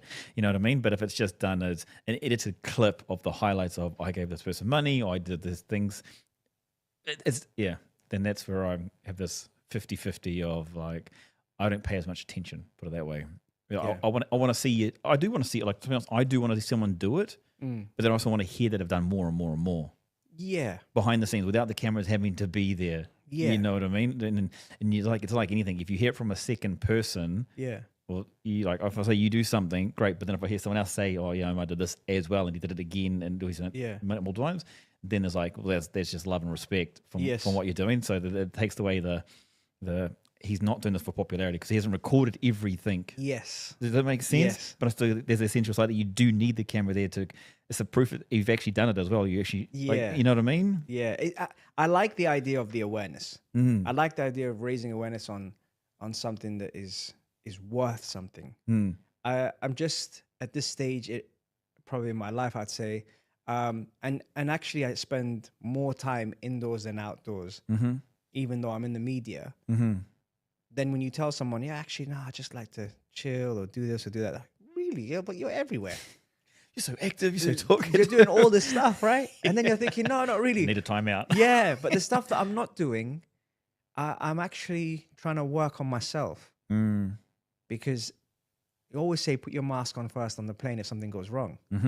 But if you have your family, your kids, you're always worried about them, right? Yeah. And then I think at some point you just have to kind of say, you know what? Like when we talked about, again, we should have been recording. When I stopped going live on Instagram, when I do my show on radio. Yeah. To put it in context, I was doing it for years, and I had people that couldn't necessarily listen to the local radio here, but they would watch us on Instagram when I'm doing my show, which is talking about health and fitness, etc. And then when I stopped going on, got a couple of messages, are you okay? And that for me, for my mental health, where I was like, I can't fake it. I can't just put on the camera and pretend like everything's all right. And I was going through a very dark time. And so I don't want people to see the darkness because I would rather bring light. And because of that, I stopped going on live. And then I'd get a couple of messages saying, no live today, or you're not coming on today, or what did you talk about today on the show? And they're regulars, right? And it might not be millions, but there are people that go, man, all right, can you at least send me the audio? Because I would like to listen to it on my drive back, for example. Yeah. And there's a 4-hour difference between us and the UK. So if they were watching from the UK, it was that. If it was India, if it was Saudi, if it was Egypt, if it was Denver, Colorado, which is what like a couple people from there would say, you know, we wake up early for this and you're not live. Yeah. So then there's like a responsibility. They feel lost or something like that. Yeah, like and it's you such feel a lost. nice What about thing. me? Yeah, but that's such a nice thing to hear that someone actually cares. enough to message you that. It's surprising too, like you're like, oh man, because people actually do want the best for you. Yeah. Because there's usually some connection they've made a relation with you. They build it. Yeah, massively. Yeah. So then, what I'd love to understand from your perspective then is because you've just kind of nearly hit it on the head here, where you've gone like you didn't want them to see your darkness. Yeah. Where I've had it, but now I'm completely opposite. Like I want to tell you my darkness. Even though I know people go, they shy. If it's on social media and they shy away from it, there's one that people will they'll be like, "Oh, I feel sorry for you." Okay, you know, they kind of like if it's a likes or an engagement point of view, then that kind of triggers people to respond. But there's also like if I talk about like yesterday I felt really depressed for a moment, but for me I've learned to deal with it from a point of trigger of I know how to go for a walk outside, go do some exercise, listen to some music, do something productive. And it just snaps away. But it still happens on a, not going to say daily basis, but like there's those moments come in, but I know how to deal with them. So then for you, when he was live and you didn't want to show it, do you still struggle with that now? How do you deal with that differently? Or, you know, would you want to go live again and then just, you had a fucking bad day? Feel like shit. Well, I could say that on radio, right? You can't say it on radio, but I mean, no, I get you. No, I still struggle with it now. To be honest, I'm not gonna lie. I still struggle with it now. I had a month of exams for my license, and I was a completely different person because I was struggling to evaluate myself in the correct way. And very similar to what you said earlier, if I'm on a course with 23 other coaches and they're speaking well of me and saying, God, he's good, or the way he deals with players, or the way he navigates, or how he simplifies things, etc. And then you've got 3 or 4 assessors who are the ones who ultimately have the final say. We had to do the presentation the day before, which would be presenting what our training session will look like in 3 different phases. The next morning at 6:30 a.m., we would have to do the training session we've presented in front of the 23 coaches with 24 athletes who some don't speak your language. And then you get marked on that. And then in the afternoon, you then have your evaluation in front of all the coaches with footage of your session. So that kind of pressure at this stage brings you back to school, uni, all those days as an adult who is practicing how to navigate their mental health because they're in a different stage of their life. Having the empathy, having the mindfulness, but also the harsh reality. If you're good, they're going to tell you you're good. And if you're not, they're going to tell you you're not. And they're always going to tell you anyway how much you can improve.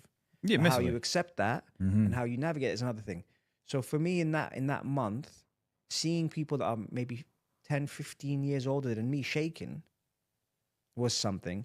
But then the other thing is, how will I be scored? How will I be assessed? Whilst your people or the people that you've worked with, like the teams I've coached, they'll tell you, most of them will tell you what type of coach I am. Yeah. And now you have to prove it again. Then you've put it forward, and for that month now, you have to wait for your results, where you don't necessarily feel good because you don't know what's going to happen. And as coaches, we like to forecast, predict, and evaluate what is going to happen at every phase of play. Yeah, literally. So that for me was the challenge. And that's why I probably wasn't the most sociable person to be around, or the person that normally comes into a room and brings that energy into the room and is known for his energy, whereas now I'm not stepping into that room. It's so interesting from a point of view, expectations we put on ourselves to be successful, or the expectations on the aspirations we have to want to do something, and then how that changes our mindset so much. Because like it's easy to say don't worry, but then when you want something so much, like you want this license, you know, so, and this is your chance to do it because this is the pathway you need to take. Yeah. So it's funny, like you put the expectations on yourself and you pile this pressure on yourself. But then it's fact to know that if you just don't, people who succeed do really well when they don't care about something because they're able to think clearer, they're able to be clearer because they're not worried about it. Like the outcome's just the outcome. And we're trying to, in some ways, I know you've been assessed and there's a criteria, and they are going to tell you this is where you're going to improve. And they're going to give their level of this is a pass or this is a fail type of thing, you know what I mean? And you're just going through, you've dealt with, or you're dealing and dealt with that at that point. What would be advice that you'd give to people? Like, because on the sports field, exactly the same thing happens. As a coach going through this examination, these things happen. Doing your driver's license tests, like that's the same thing. I want to be able to drive legally here, and pressure comes on. I mean, what's some advice that you give to people, or ways you've dealt with? It's always easier to give the advice, right? Oh, massively, totally. So then I never listen to myself. Yeah.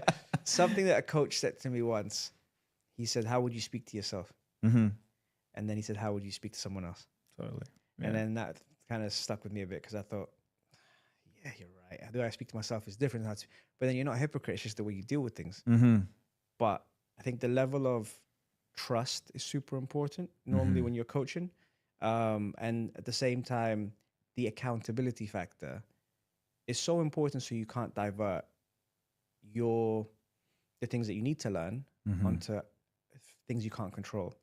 And for me, it was, I'm not able to control this, and I'm used to controlling outcomes and influencing things in a good way. And that's the scary part. But then you also said something really interesting, is when you don't really care, or you're not really fussed about too much, it's clear.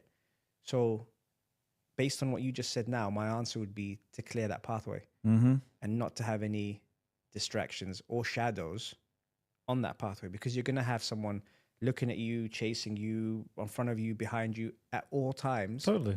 But when you said that word clear, I think, how can we clear that so we can only control what we can? And that's what I struggled with. So even now, when you got all these other coaches saying, you've nailed this, and you haven't, it's almost like, again, relating to what you said earlier about, I don't want people to really look at me. I kind of want to blend through. And funny enough, I had never said this on a podcast, but there was 4 blocks on our A license, and I'm doing it in the UAE with the Asian Federation, right? And on the first block, I didn't tell them I could speak Arabic. Okay, yeah. And the reason being is because I wanted to disassociate myself with anything that's going to get in the way. And so even though I understand Arabic, I may not be as fluent as I am in English, because English is my first language. But what I also didn't want is I didn't want to misunderstand anything they said. Okay, yeah. So in the first block, when each coach had to get up and introduce themselves, I introduced myself in English. And it's weird because you see me, I look more Arab than an Arab. so You're so well groomed for it. Yeah. So some people just looked at that and thought, that is weird. His name is Omar Al-Duri. He looks Arab and he's speaking in English. You're right, mate. Yeah, exactly. And then, so that was the first block of exams. The second block of exams, when people were talking and I could tell they were making an effort to talk to me, I would respond in English. Even if they were talking in Arabic. Okay, yeah. Because I acknowledged the fact they're doing that. And some of the coaches said to each other, which I was told recently, we like him, man, but we don't know if he's going to understand us. Oh, really? Yeah. They said, we like the way he thinks. We like the way he delivers. Yeah. And they didn't know about radio. So they're like, he's got this way of talking. You should get into radio. I'll consider it. Yeah, thanks. You know what I mean? And I was thinking, because when I presented, again, this never happened before. No one ever mentioned that before. It's only now they're mentioning it. But that's maybe because I've gotten kind of used to it. But at the time, I never got spoken about my voice or the way I present or anything.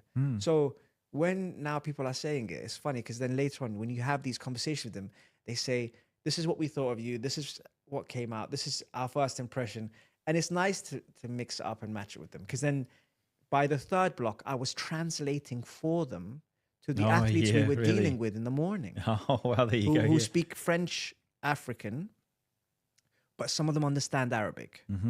and some of them understand English. So one of the coaches who doesn't speak English would say, could you come with me, please? And he'd speak in Arabic, and I have to relay that information in English. Now, the first block compared to the third block is where my role changed, but also I understood that I wanted to keep that low profile. I didn't want to be the person that knows it all, or be like, oh, this guy coming from UEFA, God, he thinks he's the shit.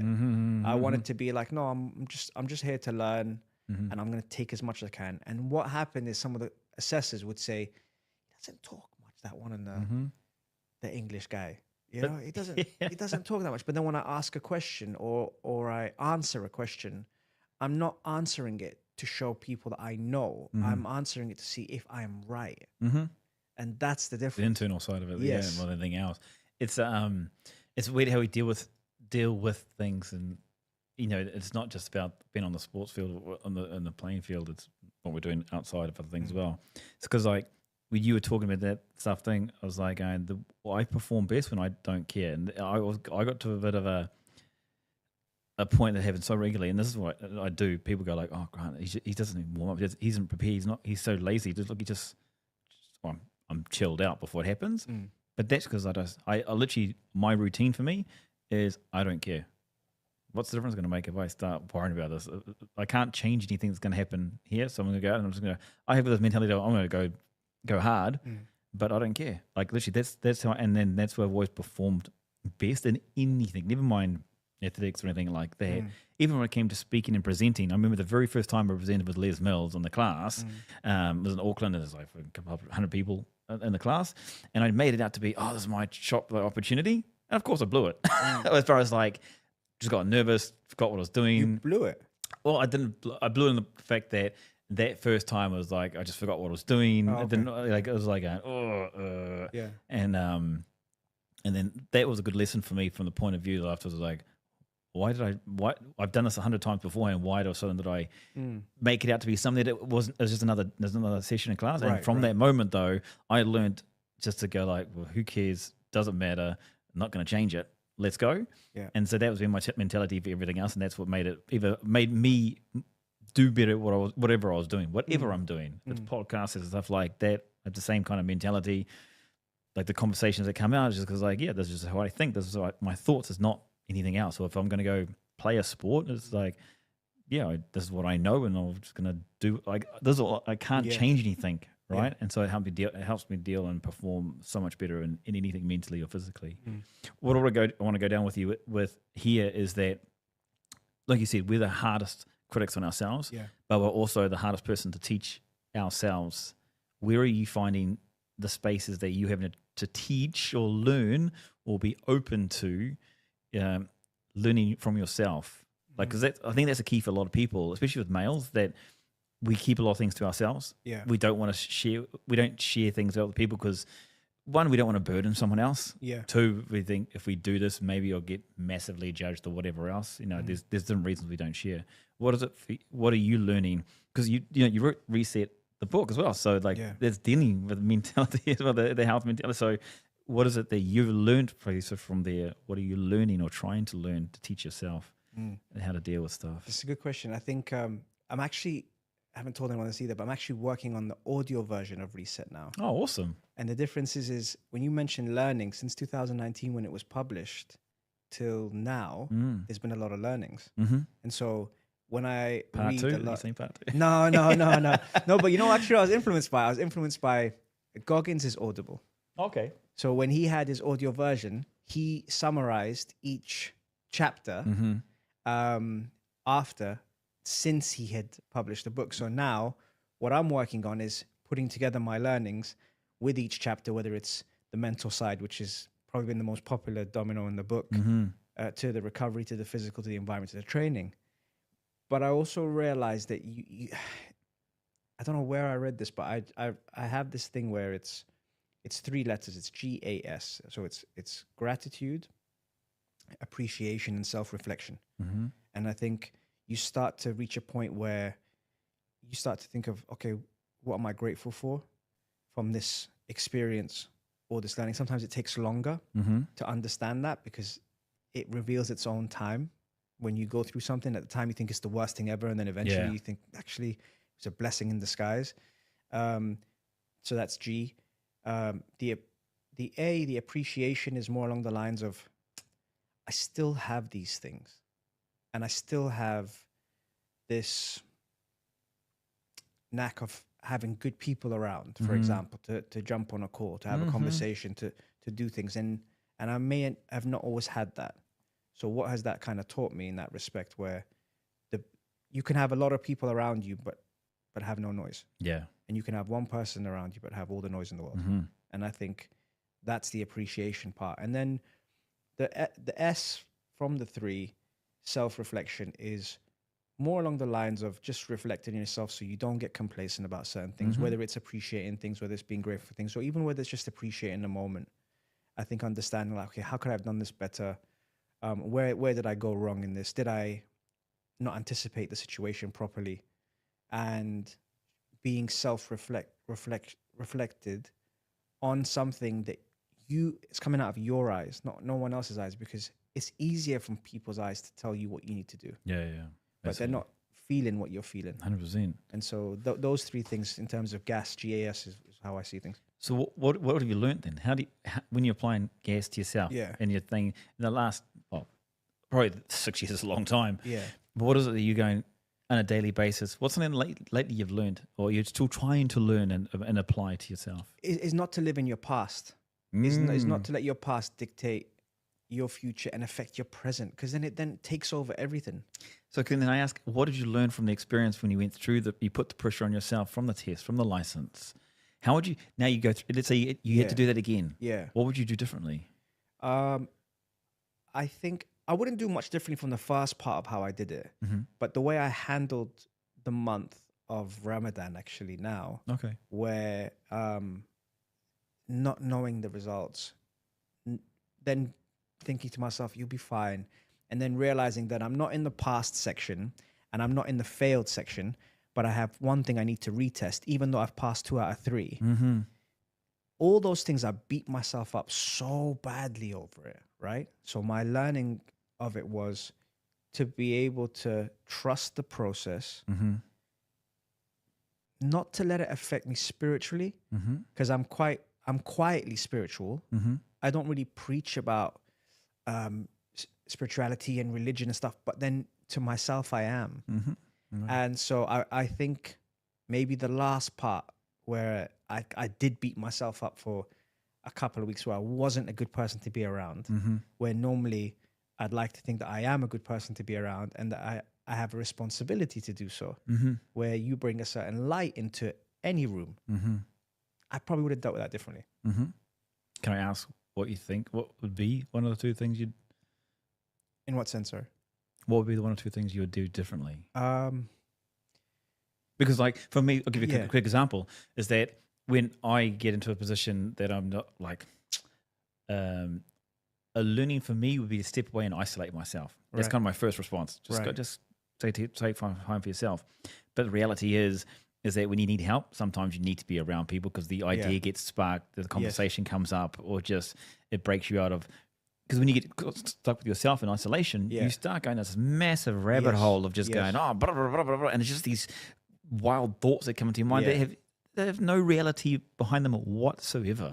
And it's not until you actually talk and openly about this with somebody, and that's the way I, like, literally now I'm going, like, I just want to go find someone and just tell them. It doesn't matter how dark or how wrong or whatever it is, because usually 9 times out of 10, it's like, okay, they've dealt with this, or they know someone, or they can relate, or they can just give some kind of thoughts about themselves, and then you go like, oh shit, actually, okay, I'll try that, and it snaps you into a different space to learn from it. So when it comes to, I've put pressure on myself before.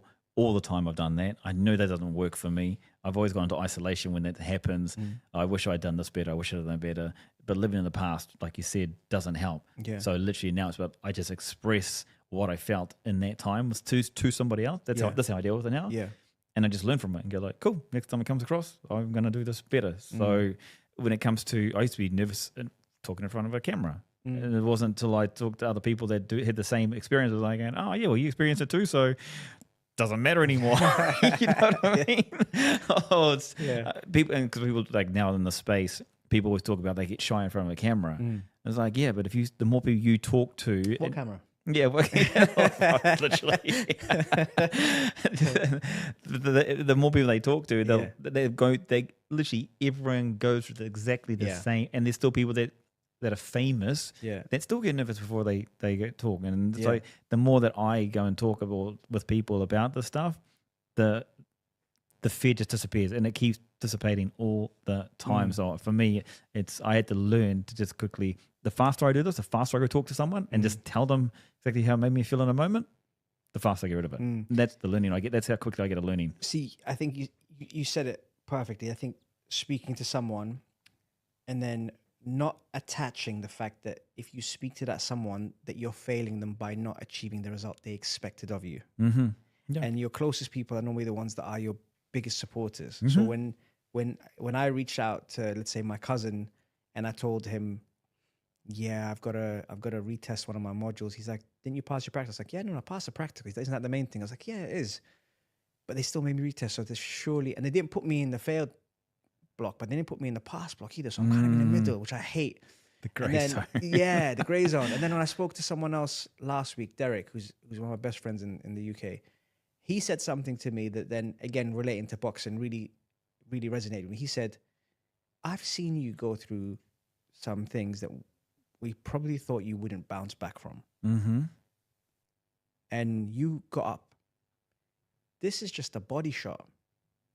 You feel it. It's got you good, but you're not out. 100%, yeah. And as soon as he said that, I was outside the barbershop, I remember. And I was speaking to him in the UK. And he's like, listen, he said, I've seen you. I've seen you coach national teams. I've seen you coach people. I've seen you change people's lives. And this is nothing, man. Like, even when you, at your lowest point, and I saw you then, I'll be honest with you, I didn't know if you'd get back from that. Wow. And he's like, and you did. Mm-hmm. This is nothing. Mm-hmm. And That's it's only awesome. when he said that, I was like, and I wasn't even going to speak to him, because what he said to me is, why didn't you tell me sooner? Mm. Oh, man, that's a big one for a lot of people to say that. Why didn't you tell me earlier? Right. And it was weeks, right? It was 2 weeks. Actually, what's so ironic is I got off the phone with him the first time, and then I checked, someone messaged me on Instagram and said, did you get it? And then I checked my email. It was one of the coaches, and he thought I was a certainty. Otherwise, you were not going to message another coach and say, did you pass? Because if he says no, it kind of dumbs the moment down. Did you get it? And then I was like, no, I didn't. And then I refreshed my email, and I got the email, and it said, you've passed your practical, you've passed your general, but you've got to retest your theory. And theory was subjective because it was showing you 5 clips on the TV, on the screen, and you had to design 5 sessions in an hour. And the clips were like 10, 15 seconds each. So you had to be really sharp. So it's subjective. So, and the fact I didn't pass that, that was the last time I spoke to Derek. 2 weeks later, he's then gone, I haven't heard from you. Is everything all right? I was like, I'll be honest with you. No, not really. And the fact I could say that to him openly, he's like, why? What happened? I told him. And then he was like, okay. And then he said what he said. And then I realized, I was like, he's right. And I probably would have said the same thing if he was in my shoes. But saying it to myself doesn't hit the same, does it? But that's where the support system comes in. Yeah. Like, that's something I had to learn, and that's why it's got me to the space I'm now, is because I've learned to just find good male mates that are just, but like, I'll just blurt it out. Like, and the second learning for me was to do it as fast as possible. Like, as soon as I just, if I feel down, there's a reason, identify it, and just go tell someone. And my mates half the time are like, what's wrong with this guy? You know, but that fear beforehand is completely gone, because like, I know that's how and the sooner I deal with it, the better. Like they say, the latest one I've heard from was this guy, Alex Hamosi, who was talking about, like, if you don't, like, the only way, if you get taught something and you don't apply it, you're dumb. And I was like, yeah, I don't want to be dumb. So I'll take something and I'll be like, the faster I learn, the better. So, and the only way I learn is if I apply it. So when I heard, when I found out and I identified that, yes, I feel depressed, cool. Tell someone for what reason you feel, just to get it out there, and it goes. It literally just disappears. So the faster I do it, I can't go into isolation. I've just got to go and call, message, say it. And I've had times when I don't find people, I'll put it on social media just so it's off It's out there. Yeah. And then now it's I've seen it's that. open. I've seen you do that. That's great. Yeah, just because it's reality and Yeah. people go through it and you're never alone in any emotion. We're not the first ones to feel what we've gone through. We're not the last ones we're going to go through it either. There's going to be other people that do it, and it just there's a massive relief about it. I think so.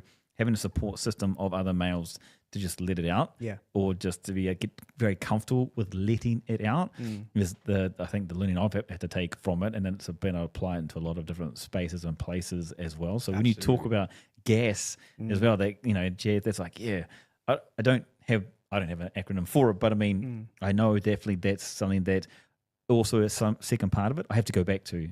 When I get to the point of I'm feeling depressed, but well actually I have a roof on my head. I got nice clothes on my back. I got a business that works. I don't have because that's what I think most of us get pulled down is these expectations of but I should be here. Hold on, stop. Okay, just have a look in the rear vision mirror for a moment. Just realize how long that road is you got to where you are now, and look where you're actually standing now. And it takes I think a moment to snap into that. That's crazy. Like the learning stuff had to just openly go I've got to step outside, or I've just got to go and do a workout. Doesn't matter. I also feel because it's in the moments you feel bad is where the hardest things to deal with, right? You're feeling depressed. I don't want to talk to anybody. I don't want to go do the workout. I don't want to go and step outside. I want to be alone. Leave me alone type of thing, which people face. And I just felt the faster I quickly go fuck it, let's go and just go, and then it just changes, instantly changes. It's the first it's the mindset of be grateful, and then that gives me that that shove. Push, otherwise you're stuck in the you just said then that you're stuck in that moment of you don't tell anybody about it. It's why didn't I tell them sooner? Yeah. Why did I wait the 2 weeks? And you approach things differently. So for example, for me, I've always been the type of person that's active and doing boxing, strength training, football, this, that. And then when this stuff happened, it's funny because I stopped doing the boxing, which is a de-stress. I stopped playing football because we weren't organizing. I'm the one who's in charge of organizing it, but we weren't putting the people together. And then I just stuck to strength training, which was slower, more focused, more technique, more weight for sure, just to try and lift something. And then it was strange because then the other things that I was doing, I stopped doing, and I neglected those things. Yeah. But then, and no one would know. Like going into radio, they'd see me as normal. Mixing it with, I had some of the athletes. It's so true though. I had some of the athletes that I was coaching that I didn't know before my license message me on Instagram. Hey coach, how are you doing? And you're not coming in this week because every month for 7 days we had exams for 4 months. So with that, just feeling that kind of, okay, no one can guess it. And yet at the same time, it was just a week ago when I had that conversation with Derek, and then when he said, this is just a body shot. I've seen you what a great analogy. Yeah, it was great. Yeah. It wins you a little bit because it does affect you, but not to the point where you can't get up and finish off the fight. Massively. I think that's the thing, We're human, right? Yes. And it is that journey. I know it's that cliche, it's the journey, but it is a journey. Fall in love with the journey, and then in the journey, there's ups and downs. Yes. It's literally in anything we do. Yeah. Any kind of learning. I think one of the other things too is I learned, and I've totally digressed off what we're talking about, but as far as mental health and men, it's to get through that space, like you said, I had something yesterday, and you're talking about recently for you as well. You had this conversation only a week ago with Derek, and man, it's this is the same thing that I think first thing I've got to do is accept it. Well, I have already accepted. This will happen again and happen again and happen again and happen again. I remember, and the learning I've taken from it is that I used to think, I'm going to fix myself and this will never happen again. I'll never feel bad again. I'm always going to be happy. But that's not the reality of it. Correct. It's because you do and will go through this again in some way, and it's how quickly you identify it and change it, and how you adapt to it. It's really interesting because I want to go on the side of, I do want to bring this back to sports, because you got this whole thing of sports. Well, you're a sportsman, you love sports, and you've just touched on the importance of you stepped away and then you went down. It probably pushed you, I'm assuming here, that further into the darkness when you stepped away from those things, and it just kind of shows the importance of actually prioritizing these things. Actually assist you to deal with it. Like if you had just kept your sports organizing, if you kept going with the boxing and stuff like that, you actually would have dealt. Do you feel like you would have dealt with it better? Probably, yeah. In hindsight, when you look at it, you think, I would have definitely managed things a lot better. It was also the fact of seeing people, because the responsibility I have for my communities, wherever I am, is to play a certain role. And when I'm having that conversation with myself that I cannot fulfill that role, is when I kind of then step back a little bit and say, all right, tomorrow I'll be back. I'm going to do what I need to do, because I feel the responsibility for others rather than myself. So I think stepping into the boxing gym and you say hello to everyone and everyone knows, okay, that's his bag. That's where he's going to be at. He's going to be hitting the shit out of that Everyone's bag. got their space. And then when you're playing football, they expect you to perform a certain way. So every single thing in general has its role. And when now looking back at it, obviously thinking that I can do those things and I can manage those things in a way where I don't feel like I'm letting anyone down. I'm still doing my 50% plus, and just it's not at 70% plus. You know what I mean? That's the difference. How would you? Okay, so there's you dealing with it, and there's others dealing with it, because we keep going about like we don't listen to each other. How can you do those two things where you go, this is how I would suggest others to do with it, but this is how I'm actually dealing with it? Because there should be like, it should be the same, right? Correct. It should be. Correct. But it's not. Like, let's be honest with each other. Yeah. Like, the advice I give myself, I'm learning to get better at whatever advice I'd give yourself. I'll try and do it myself first. Yeah. But man, it's tough. It is. It is. It is. But also because you're experienced and because we've experienced certain things, we can then know how others can deal with it, because we see the same platform, the same pattern that we've gone through. And almost like when you say, when we're growing up and our parents say, don't do that, you're going to get hurt. And then you do it and you get hurt. And they go, how did that happen? Yeah, exactly. And then when we become those people, right? You see something and for example, you face that situation and you go, yeah, that's probably gonna end a certain way, and it does. I face that with my wife a lot, because my wife's now playing pro.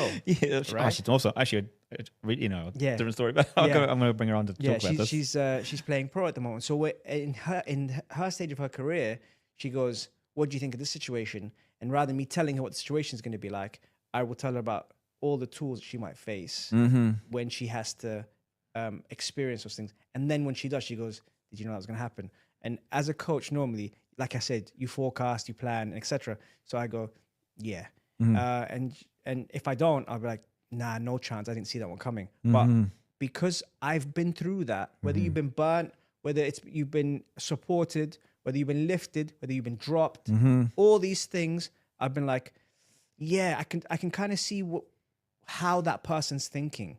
Whilst before, you'd be like, there's no way that person's going to think like that or do that. Now it's like, no, actually, I can see the direction that person's looking at, and I can see what's going to happen, and this is how it's going to play out. Yeah. But you don't tell them that because you don't want to influence their journey, massively, right? Yeah. And that's where, like, I think facing that, now that I'm coaching and she's an athlete, I think having that is where I understand what it takes, but I also understand how important it is for them to make the mistake. Massively. You know like what I mean? some people won't. It's easy to say something. Yeah. Theoretically and practically can two different things. And if you say, and that's right. That must be one of the hardest things. Well, I personally think it's one of the hardest things as a coach to identify where you just got to let them learn for themselves. 100%. Like I'm not going to tell you because I'm not going to say something because it will influence you. Like, when you give a question and you say like, this is what I feel. Well, then it influences someone's answer, Yes. So you know what's super interesting is, like, she went through something recently, which I went through 2015, and I had an opportunity where I just finished a major competition, and we did really well. We finished third in the major competition, and then we hadn't got rewarded for that. And then they were talking about the next major competition, which is the biggest stage on the planet, right, in terms of football. And we hadn't gotten rewarded for this major competition, and we have to step into this major competition, which is an opportunity of a lifetime. And if you say no, you probably will never have the opportunity to go to that competition again. And yet, at the same time, you haven't been rewarded for this one yet. So do you take that step and say, you know what, I'll do it, and risk maybe not getting paid? Yeah. Or do you take it and go, I'm going to leave it up to you guys Yeah. and everything. Now, when my wife faced it, when it was happening early on, I went, don't do it. She's like, why? I said, I can see where this is going and I care about you and I want what's best for you. Please make sure the ABC are sorted first. Yeah. Because if they're not in place, later on, we, not you, are going to suffer. And I say that because I've been through it. And I've been through it. Yeah. And then at the end, now when we're recording, we kind of know what's happened. And it was what we said 4 or 5 steps ago. Yeah, literally. And if I hadn't gone through that, then I wouldn't understand it. Or even how to deal with it now. Rather than panicking, look, we knew this was going to happen. So why are we surprised? Do you know what I mean? So yeah. So I expected it. So yeah. Ta-da. Why are you still complaining? It's like what we like to do. I mean, hello. But that's I do want to the relationship here of the expectations and the outcomes and how we deal with things is what puts us into a bad state of mind a lot of times, right? It's because we're like going, I expected to do better. Yeah. I expected to be faster or heavier, stronger, no more, blah, blah, blah, and it goes all that side of things. It puts us into the space, sadness, depression, anxiety, but stress, whatever you want to space you want to go down with it. I'm just finding this so hard. There is so much conversations like this. Everyone has this every single day. Yeah. And yet, I want to say we're so dumb sometimes because we don't learn from it. I'm including myself in this, everyone. I'm not just saying you're dumb. But, we do. And that's why I think I'm asking you about more and more of like how exactly you deal with things, because what you say to yourself and what you hear from others is a different reaction to this all, and it makes a massive difference. I'm trying to think of how do you break the cycle for youth? Like, we've given the advice, or we've heard the advice. The generation come down to us, and I know my grandmother would have told the same thing to my mum, and my mum's now told me. And if I have kids, then or whoever I pass on to as far as the information, There seems to be the repeat cycle. You've gone through this. You need to make your own mistakes. Yeah, well, why is every generation making the same mistakes? Yeah. And do you see a change in this happening? Do you know what it is? I think the thing is when we're grown up, we're provided with the answers, even though it's obvious, right? We're provided with the answers. But I think in dealing with youth nowadays, you have to ask them the questions for them to say the answers out loud. So then they can actually hear themselves saying it, where this is what's going to happen, rather than saying, by the way, you are going to trip on this cord and fall on your face, right? The question is, how many cords are there and what could happen if you're not careful about those cords? This is the most basic way, right? And then they'll be like, well, I mean, I could trip up on there. Okay. And if you tripped up on there, where would your face end up? Okay. Well, I could probably hit my head on the edge of the bed. Okay. All right. And how would that make you feel? Well, I'll probably feel in pain. Might chip a tooth. Okay. Okay. So now they've gone into detail. Now, consciously, as they get up, there's a cord there. If I'm not worried about that cord, I'm going to hit that. And if I'm not hit that, I'm going to chip this. So it's almost like rather than providing them with the answers, you actually provide them with the questions for them to say the answers. And I think dealing with... To generate more awareness. Yes. Yeah. And then understanding. Like working with... When I was in London, I worked with a high school. So year 7, year 8, year 9, year 10 seniors. Then I went to Culture College, just seniors. Then I went to work with under 20 Ghana men's team, right? Then I got to work with UAE women's under 15 and under 17 national team. So we've gone from men to women, boys to girls. Then I worked with adults. Youngest was 22, oldest was 44 in an amateur men's football team. The correlation that they all have in common was asking them the right questions rather than telling them what to do. Because telling them what to do can trigger something on how they were brought up. Who was their supporters? Who was their circle of trust? Who was the people giving them the advice, even if they weren't people they trusted? Yeah. All these things. So then providing the questions for them to answer it gives them the pride to say, actually, no, I answered that. You just asked me the question. Except as a coach, no, I asked you the right question. Literally to trigger that, Yes. to help you think about it. And that's how I deal with that scenario. Because that's something like, again, this has been repeated a million times over.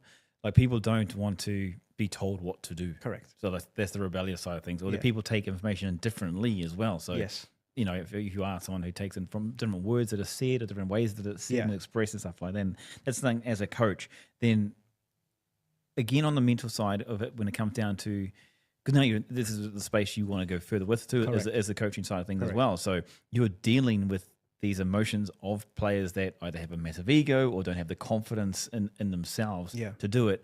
Where's your advice, or what's your advice for someone that is from that player perspective that wants to get better, whether it be on a sports field, whether it be in a fitness facility, in a gym? What's the advice that you give them now after seeing the way people deal with stuff, that you say, okay, this is how you can improve faster, or like if you want to improve faster, you need, like usually like the example of the cable was about understanding. Yes. So like how are you, or what advice would you give to people to be open to understanding, to open to learning, to open to development? Do you have any advice for people to like be better students? I suppose that's what I'm saying. That's the question. So the brain coach himself, who I spoke to, Jim Quick, said, we all know what to do, but we don't always do what we know. Oh, okay. Yeah. Oh, where's a pen and paper? The light bulb went off in the back of my head, and I thought, brilliant. Yeah. And I'll say it again. We all know what to do. Write that but we one don't down. Always do what we know. Jeez. Yeah, exactly. And I had exactly the same reaction, because when he told me, I thought, oh, he's so right. And then now how do I implement that in my coaching? When you start to remove the distractions, when you start to focus on being better at what you're doing, when you start to remove the layers of things that you don't necessarily need, which we all end up experiencing as we get wiser, not older, but wiser. These are all the things that I feel how to learn better and to be a better student of the game, whichever game you follow in life. The infinite game, not just in sport. Yeah. Because effectively, that's what we're trying to do. We're trying to be better at what we love so that we don't feel like it's a chore. Yeah. And then when you start to be better at it, you then start to feel more confident. When you start to feel more confident, you have more assurance in how you deliver. When you start to deliver better, then people can absorb the information better because they know you've invested in yourself rather than investing in what everyone else thinks. And I think that's my way of coaching it to people, where we start to kind of write things down where I say, and again, it's asking the right questions and making them be a better learner, is what is it that you want to do, and why do you want to do that? Is it something that you like the way people respond or feel or are impacted? Or is it something that you like to entertain people, where you like to make people laugh, or you like to educate them, for example, or you have your own way of delivering a message? Because you can have all the knowledge in the world, but not have the delivery. So that's what makes a massive difference. Yeah. So the more you learn, like I said before when we were talking, the more you realize how much you don't know, whilst other people feel like they know more than they've learned.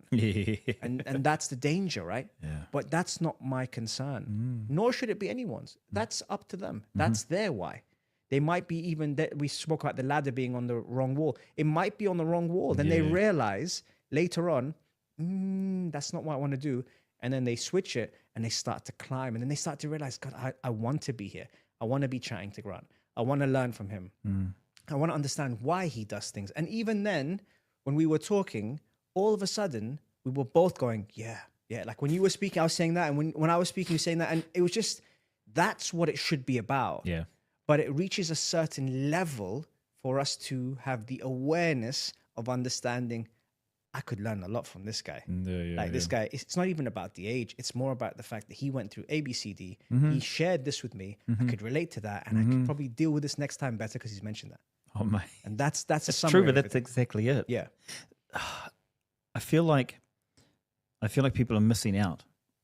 You have like your academic gas to help people just kind of realize what they're doing, where they're at. But then, is there another thing that you use? I mean, I know for some people this works when they just think, okay, it's a gratitude, appreciation, and self-awareness. I've got to do that. But then because when it comes to that, when you talk about that learning, I think people just take too long to accept I should do things better or differently to develop themselves, to learn. Like this, it's really easy for us to sit here and say this, right? But until we've applied it, we're going to go in that same circle. We're going to make those same mistakes. Is there something that you've used and you've learned from people, how to apply faster? Yeah, it's embracing discomfort. It's embracing the challenge, which puts you in a very vulnerable situation. Because being in a vulnerable situation is out of control because you don't know what's going to happen next. You've never experienced before. You've never been there. Of course, exactly. But being able to embrace that and being able to understand that it's part of what you're doing is something that all of us, irrespective of how much experience we've had or where we've been or what accolades we've achieved, is understanding that emotion, that feeling that we are now encountering as being vulnerable, as the discomfort, as someone telling you you're wrong, right, is something we need in order to say, well, I mean, if you, like what Derek said, this is just a body shot. Why? Because when the worst part happened in my life and I was facing all those things, no one would have guessed it. It wasn't in the book. It probably more like a movie scene. And yet you're thinking to yourself, no one would have thought that this person sitting in front of me now had gone through all those things and been accused of A, B, C, D, and still got out of it. And now you're worried about an exam and you're worried about a result. Whilst you probably feel in this specific moment it's the worst thing ever. But then embracing that. Those walls, those bubbles that come around you. Like, oh, this is it. This is my world. Just embracing that discomfort and that vulnerability and thinking, why has this happened to me? Is there something you've done to identify or to embrace the discomfort? Is there something is there a daily practice? I mean, maybe there is, maybe there isn't. Anything for you particularly that maybe that space? Like I've like for me it was like go and tell someone. Like I took the emotion out of it, then that's what like I put on. If I can't find it, I'll put it on social media. Just and then, not for someone to see and read or whatever, but just to get off my chest. I just want to get out there into the world. And because I obviously deal with it. So the way I deal with this to make that discomfort, 9 billion people in the world. I'm one of 9 billion. When you put it into a scope, and sometimes if you look, I'll put it into like words on a page. There's only a few thousand. Like you have to pull out the vision to understand how big the word 9,000 is. 9 billion. Sorry, 9 people. Right. So how small this little matter will be. So if people jump on social media and if 100,000 people see your social media thing, that's still no one compared to everyone in the world. No one actually will see it. But people have the stigma about, if I put on social media, everybody's going to judge me. Nobody's seen anything. It doesn't matter if you've got 100,000 followers. That's no one. Like who's judging? Who's judging you? Or does it matter? There's still another 8,900,000,000 people in the world, so the majority of people won't see you or won't be affected or won't judge you. And we just put down to little bubbles of but these 4 people saw my post and they judged me, they didn't like it type of thing. It's true. You're right. You're right. Like, you got 500 people interactions on your social media and only two people liked it. Is like going, oh no. But actually, the world's judging me. Relating what you the world doesn't give a damn. Related to what you just said now is especially like if we compare it to training, the moment we stop worrying about what the workout looks like, and more importantly what it feels like, is the moment our body will appreciate us more. This is the same thing with people. The moment we worry less about what they think we might look like and focus more on how we feel is the way we'll project better body language, better conversation, better understanding, better awareness. Literally everything holistically will fall into place because we're not concerned of the uncontrollables. This has turned into more this is more of a mindset discussion there has been about the sports side of things, but I mean there's still massive value here. And literally I've just looked at the time, it's actually we've sadly got to stop. Part 2. Comment in the box if you want another session. What are you doing about 100 episodes? That's what I mean. So it's always so good, bro, to bounce with you and just to knock these ideas. It's just awesome. And then We didn't get into about the book of Reset too much, but it's available. I've seen you've got a massive amount of links. We're going to put the links down below as well. Thank you. For Reset. People go into the 5 dominoes and to go through that. Because it's the more awareness, the more people can just get involved with something. Yeah. Anything. Read, listen, talk, just do. Yes. You know what I mean? It helps. I think that's the comfort we just kind of tapped in. You've just got to get comfortable being uncomfortable. Yeah. And the more you do something with a variety, then the more comfortable you can get. So, but keep doing what you're doing, brother. Thank you, man. Thank you for having me, man. I appreciate you, man. No worries. Events. Why is it so popular? Why are people getting into it? Is it a trend? Is it a fad? Is it finally people are clicking and getting into the space of, I want to be part of something like a movement? What's your thoughts on that? I think for me, there's probably two main reasons. Now the first one is probably the obvious one, which is I feel like an event is a really, really good opportunity. It provides people with a really good opportunity to showcase where they are in their journey, whether that's a fitness journey, a personal journey, whatever it is. An event is something which allows people to go to it, showcase their skills that they've developed, the skills that they are developing, in a cool place. I mean, it's cool to go to. There's a decent audience there. There's people there, but also it just provides you with something that's a little bit independent to measure yourself against. Mm-hmm. The second one, honestly, I think is I think that events and especially like these fitness events that we see, or sport events or sport occasions, they are a really, really good way for people to socialize. And I think it is as simple as that. Certain people like to socialize in different ways. Obviously, UAE the UAE in particular being a place that's extremely health conscious. Yeah. People see these events as an opportunity to come along, do something that's number one, good for you. Number two, good fun. And then number three, I mean, these events are booming. There's thousands of people there. Yeah, thousands of people that instantly share the same interest as you. Yeah. So it provides a fantastic opportunity to socialize, interact with these people, to get that social connection that we're all crying out for.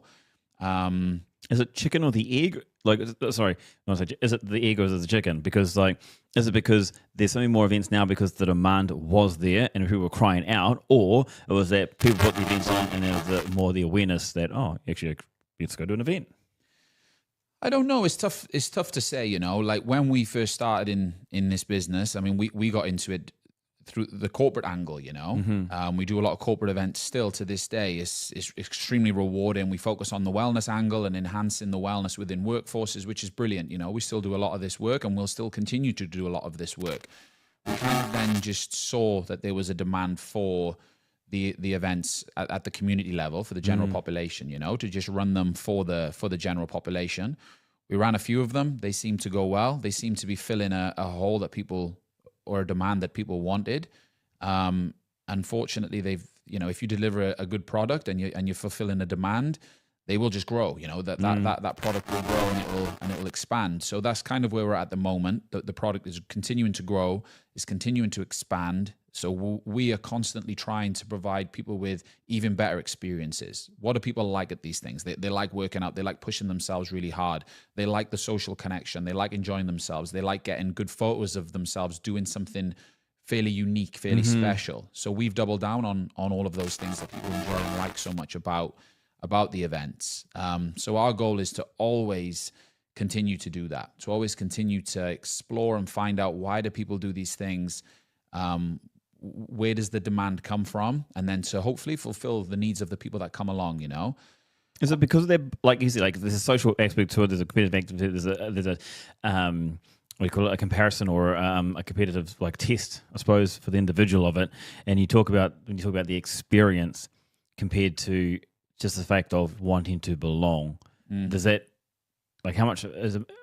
What are you seeing as far as people? Is that what's important to people? They want to just want to be there. I'm in the picture because I'm here with other people. They're trying to rub their brand or themselves against someone else, or change their own environment to be amongst another environment. Is that something you're seeing from people? That because how many people go to compete and then stop and watch? 100%. I think you make a really good point, and I think you are right, and I think that is. That is why people come. I mean, there's the obvious one, which I think a lot of people assume that the main reason why people come is to showcase how good they are at a certain sport. You know, I'm speaking specifically now about fitness competitions, you know, so whether that's a High Rocks or whether that's a turf games or a precision series or whether it's like a primal race or something like this, you assume that the number one and only reason that people come is to be like, this is how awesome I am at this sport. Whereas in reality, yeah, there is a big part of it. And I think it is really good to provide people with this opportunity to have something to train towards, because I feel like in functional fitness and in the, you know, it's an extremely fast growing sport. But if you're just going to your gym, some of the gyms have amazing communities, by the way. They offer fantastic programs, amazing classes, extremely fulfilling. But if you are, I think it gets to the point where you go into these classes, you're training really hard, you're working really hard. But what are you working towards? Yeah. You know? What's your purpose or your point? Exactly. Now, if you're like, you look at like a more traditional sport, let's say, or a sport that's a little bit older, like rugby. You know, my background's in rugby. You go rugby training 2-3 times a week. You turn up on Tuesday, Thursday night. I mean, it's fairly obvious what you're training for. You have games. You know, get better to win the match. Exactly. Like, why do you go training? Well, I want to get better because we have a game next week, and I want to be able to perform in that game to the best of my ability. You know, with my team. So I feel like a lot of people who go to the gym, you know, some of these people, they go every single day. They go 5-6 times a week. They train really hard. They're doing these like WODs and stuff in the classes. They're following a program. Brilliant. Really, really good. But if you're not aiming towards something or moving towards something, it can sometimes be a little bit difficult to maintain that level of motivation. Yeah. So I like to think that, you know, if you've got an event coming up, could be one of ours, could be someone else's, it's coming up in 8 weeks, right? I'm going to do a program. I'm going to follow it. I'm going to train towards that. Then you come to that. It's fun. It's exciting. You get to do things that are a little bit different. You compete against people who are a little bit better than you, a little bit worse than you. You're competing against yourself, obviously. You compete with people in the teams. So fulfilling, you know? And then you finish that competition, but then that motivation then is fueled further because like the endorphins and the experience, you come and you're like, wow, that was awesome. And then it's like, right, when's the next one? Yeah. You know, I think without the events and without those occasions, I feel like maybe the motivation could wane. It takes a very strong person to continually put the graft in. If you're only training for, let's say, I don't know, aesthetic reasons or something, you know, if you're just training to look good for a summer bod for a photo in Zante, you know, you're off to next. I mean, yeah, brilliant, congrats. But totally. And it's good to have small targets like that. But I think sometimes it's good to have bigger targets, you know. You're on both sides of it too. You're see, the main thing you've been doing mostly has been, you did the rugby, then you're going to organising all these different events, and now you're competing yourself. See, like from your perspective, is it the same for you as to compete to like for yourself, test yourself, or is it because as an organizer you want to find more like not research the competition, but like you want to compete yourself, or is it I mean, competing for me, a very loose term, you know. I just turn up and try not to embarrass myself. But success every time for all of us. I think it's very good to have multiple reasons for doing anything, you know, because then if like the one thing that if you only have one thing that motivates you, and then, you know, things change, like that thing might disappear, and then you don't want to be like, oh, well, I'm not motivated to do this anymore. Now, for me, my reason for doing events and for competing specifically, I mean, the number one reason for me is always enjoyment. You know, I've never actually done a primal race, for example. We've run the primal race 11 times now. So I've always been the event manager. I stand there, I watch people do it, and I always think... Did you do think, it for the first time lately? Did you? Yeah, exactly. So see, I follow you, mate. So yeah, 11 times was I watched people, you know, it just looked like primal's so cool. It's so tough, mentally, physically challenging. I'm looking at all these cool people rock up. They're doing it. They're pushing themselves to the absolute limit. And, you know, I've organized it and I'm the event manager, but I've never experienced it myself. You know? And I'm stood this crazy FOMO, just like, what can I do to do this? So then when the last one came, you know, we did the one in Dubai. Board.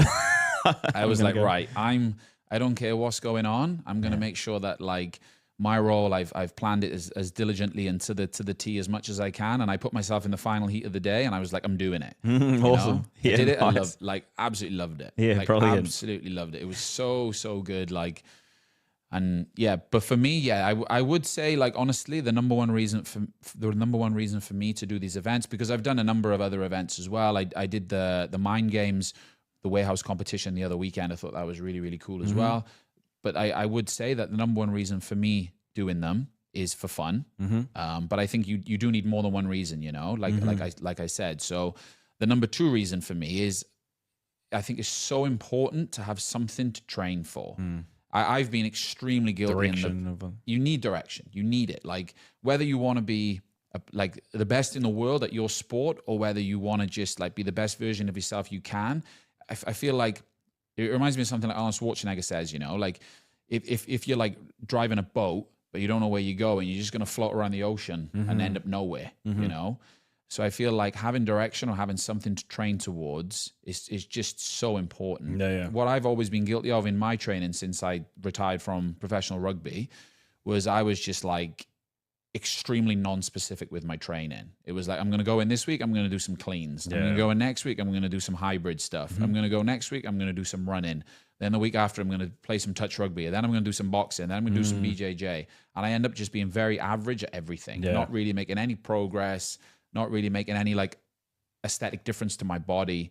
You know, like I'm not getting any training effect because I'm not committed or following a specific program. So for me to have, to be honest, it was actually another event that got me to really appreciate the importance of having a target and having a goal to train for.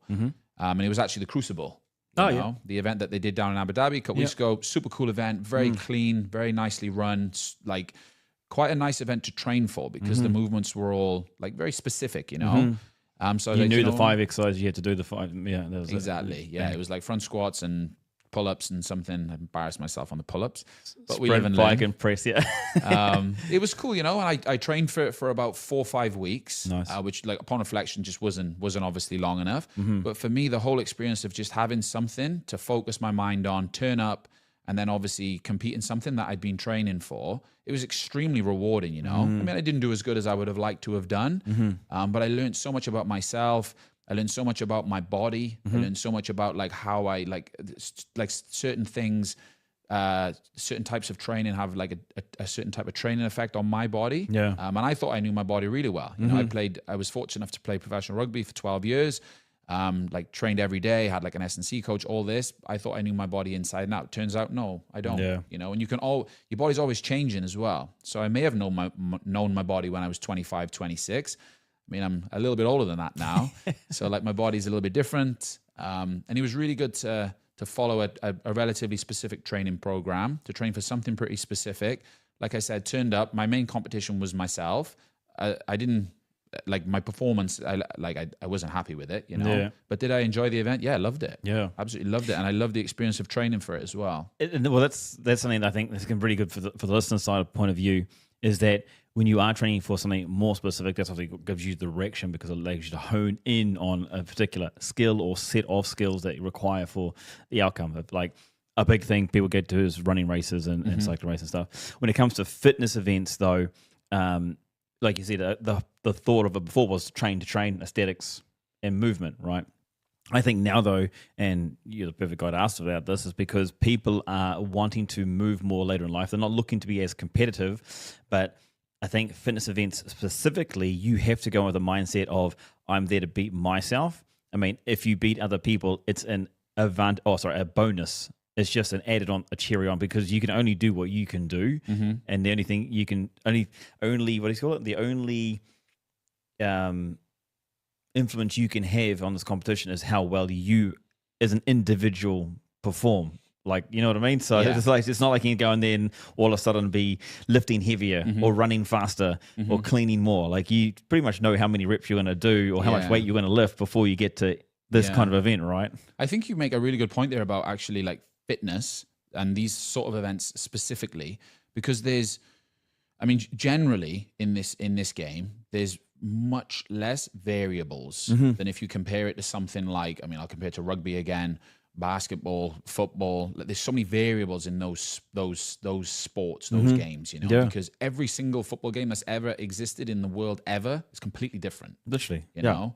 Whereas like in something like, you know, a CrossFit competition or a functional fitness competition or like a hybrid race or something like this, the variables are much less. It was a very specific layout, right? Yeah. It's going to be this reps, this distance, or this time to get across the line. Yeah, to line. like you pretty much know. Like, look, there's some amazing programmers out there. Like we recently had the experience of working with Jake Henry from Eliath, a fantastic coach, amazing programmer of workouts, especially like event-specific workouts for top-level athletes. Some of the workouts that he did for the Precision Solar competition were just insane. So cool, such a good stimulus. But a lot of those athletes, because they know their body so well and because they know their limits so well, they would have pretty much known like how they were going to attack each of the workouts.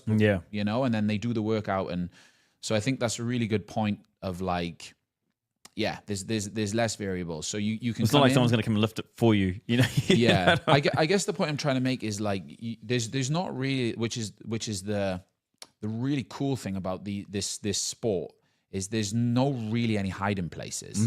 Yeah. Because it's like you can't really blame anything external. Like it's on you. Yeah. You know, like you turn up and it's like, oh, I didn't do that well. Well, who's there to blame? Yeah. I mean, the barbell's the same weight for everyone. Yeah, exactly. You know? So it's like you either didn't prepare enough or whatever. So that's why I think it's just where you're at. That's just where you're at. Like the acceptance of. Exactly. And that's why it's so good when you're in this game.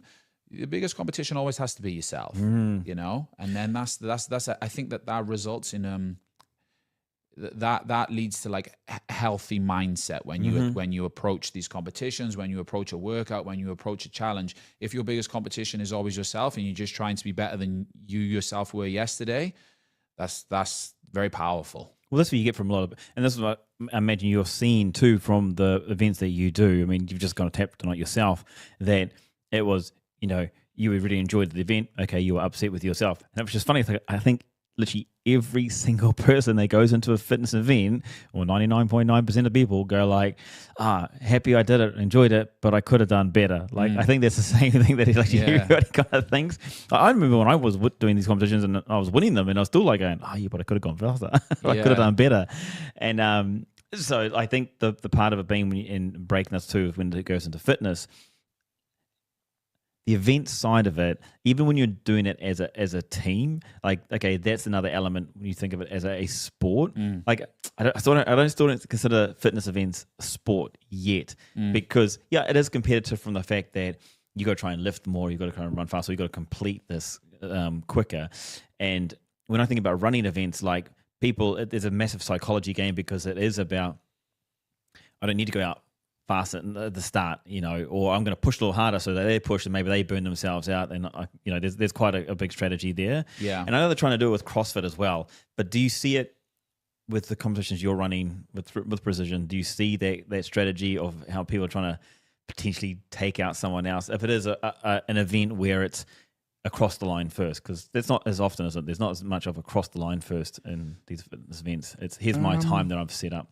Like even High Rocks is a little different. The elite side of it is they race, gun start, and the first across the line. Yeah. But the majority of people that participate in High Rocks is your time. You start now and you compare your time later on to someone. Yeah, you know, they're well ahead of you than someone else as they go in waves. So I don't know. I think what I would say to that is that I feel like, I mean, I've got quite a lot of experience with the community here in the Middle East, Saudi and UAE and Bahrain and a few of those places. I feel like the culture around the sport is amazing, you know, super supportive of each other whilst also being very competitive, you know, and I think that, like, I mean, we've done countless events now and we see it at all of them, you know, everyone is extremely supportive of each other, you know, whilst also like watching each other really closely, really intently, like, oh, they got this, I need to do that. And I love it, honestly. Like, I feel like it's, that's what does make it a sport for me, because sport, I feel like, is all about supporting each other, bringing the best out in each other, bringing people together. And you see all those things in fitness. You see it in High Rocks, you see it in the functional fitness competitions, you see it in CrossFit. Like, and that for me is what I would say that is what makes it a sport for me. Yeah.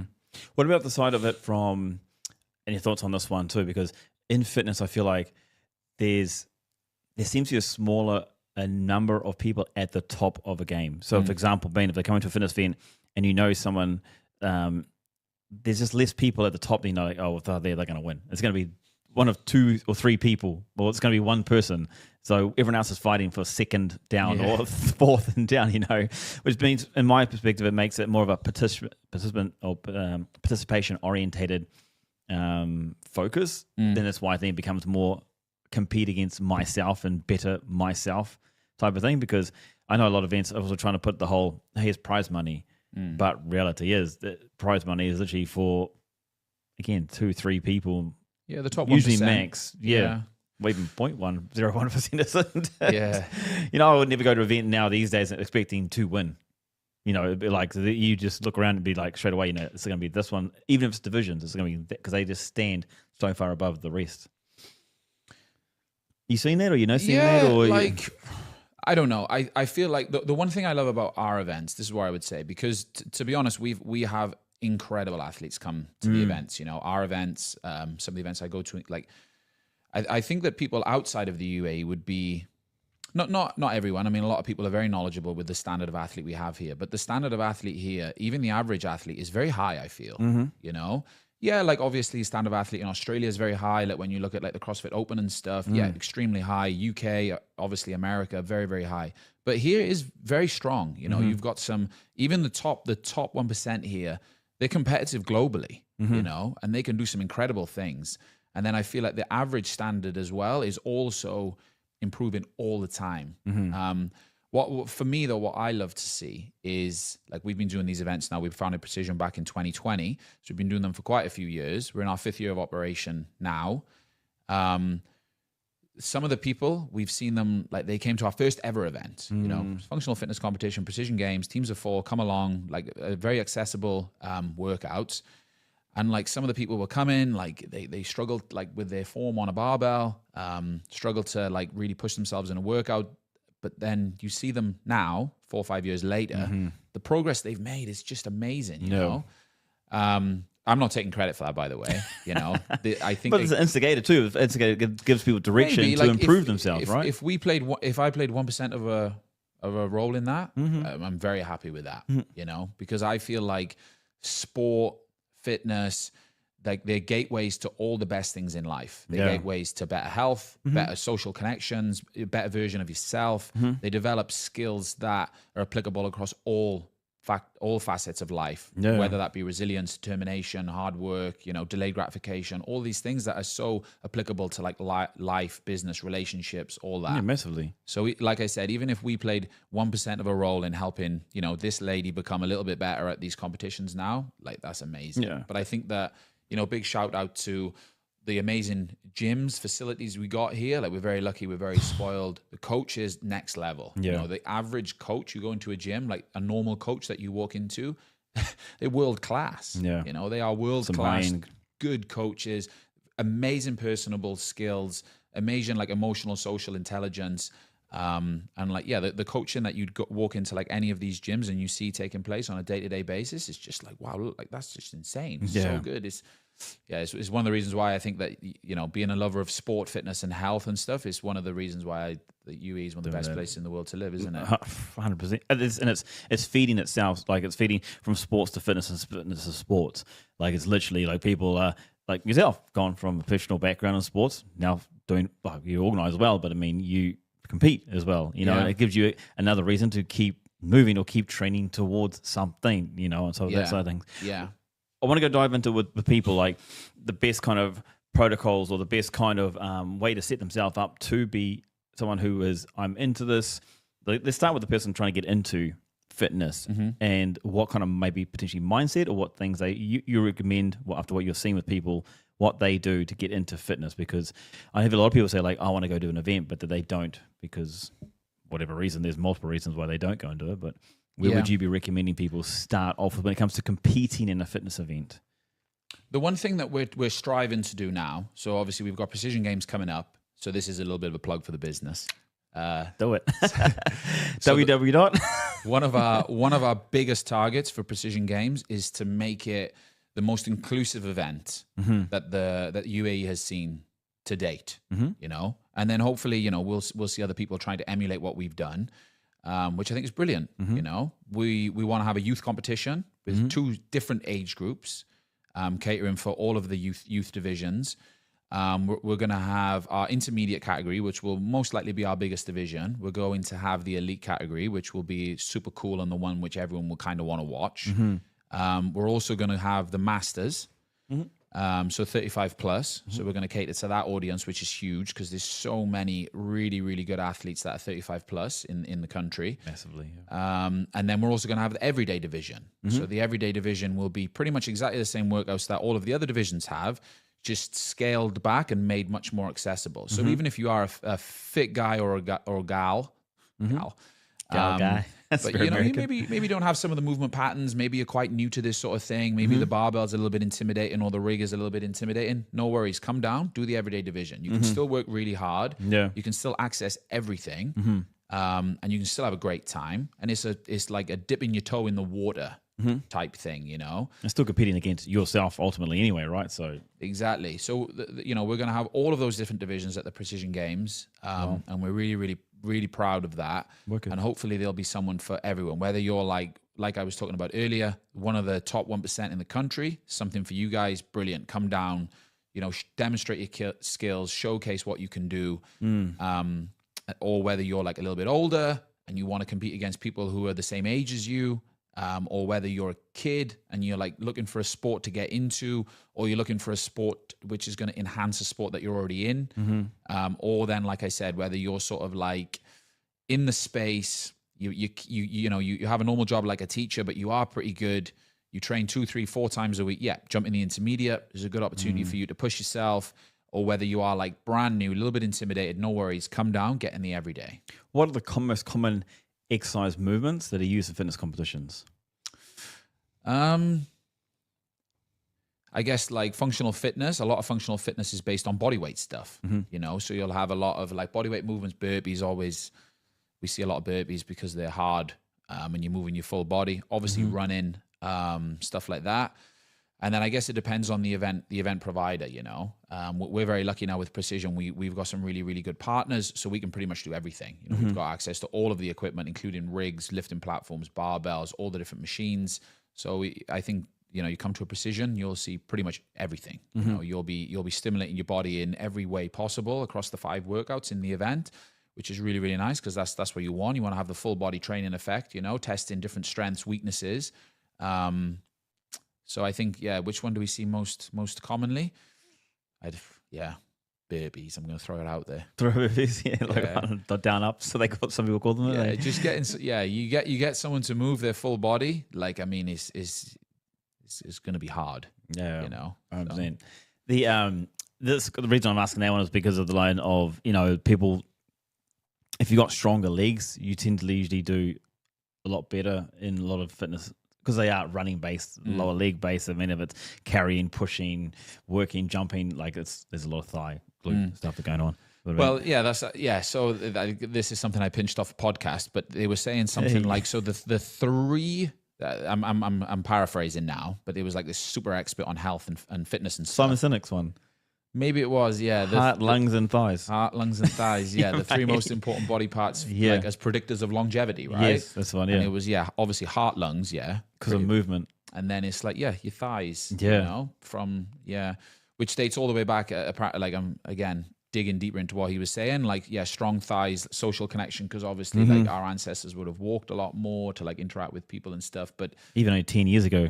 Yeah, like just then, never mind. 100 years ago, people had to walk, people had to be active to be socialized. 100%. Yeah, so that one was a good one, very good one. Yeah, like a lot. I mean, I would say in pretty much every workout in a functional fitness competition, you are working your thighs. You know, wherever the workout is, even if it's like dominant press, you know, overhead press. I mean, there will be an element of that workout where you are testing your bigger muscle groups. You know, mainly your thighs, glutes, and thighs, I guess.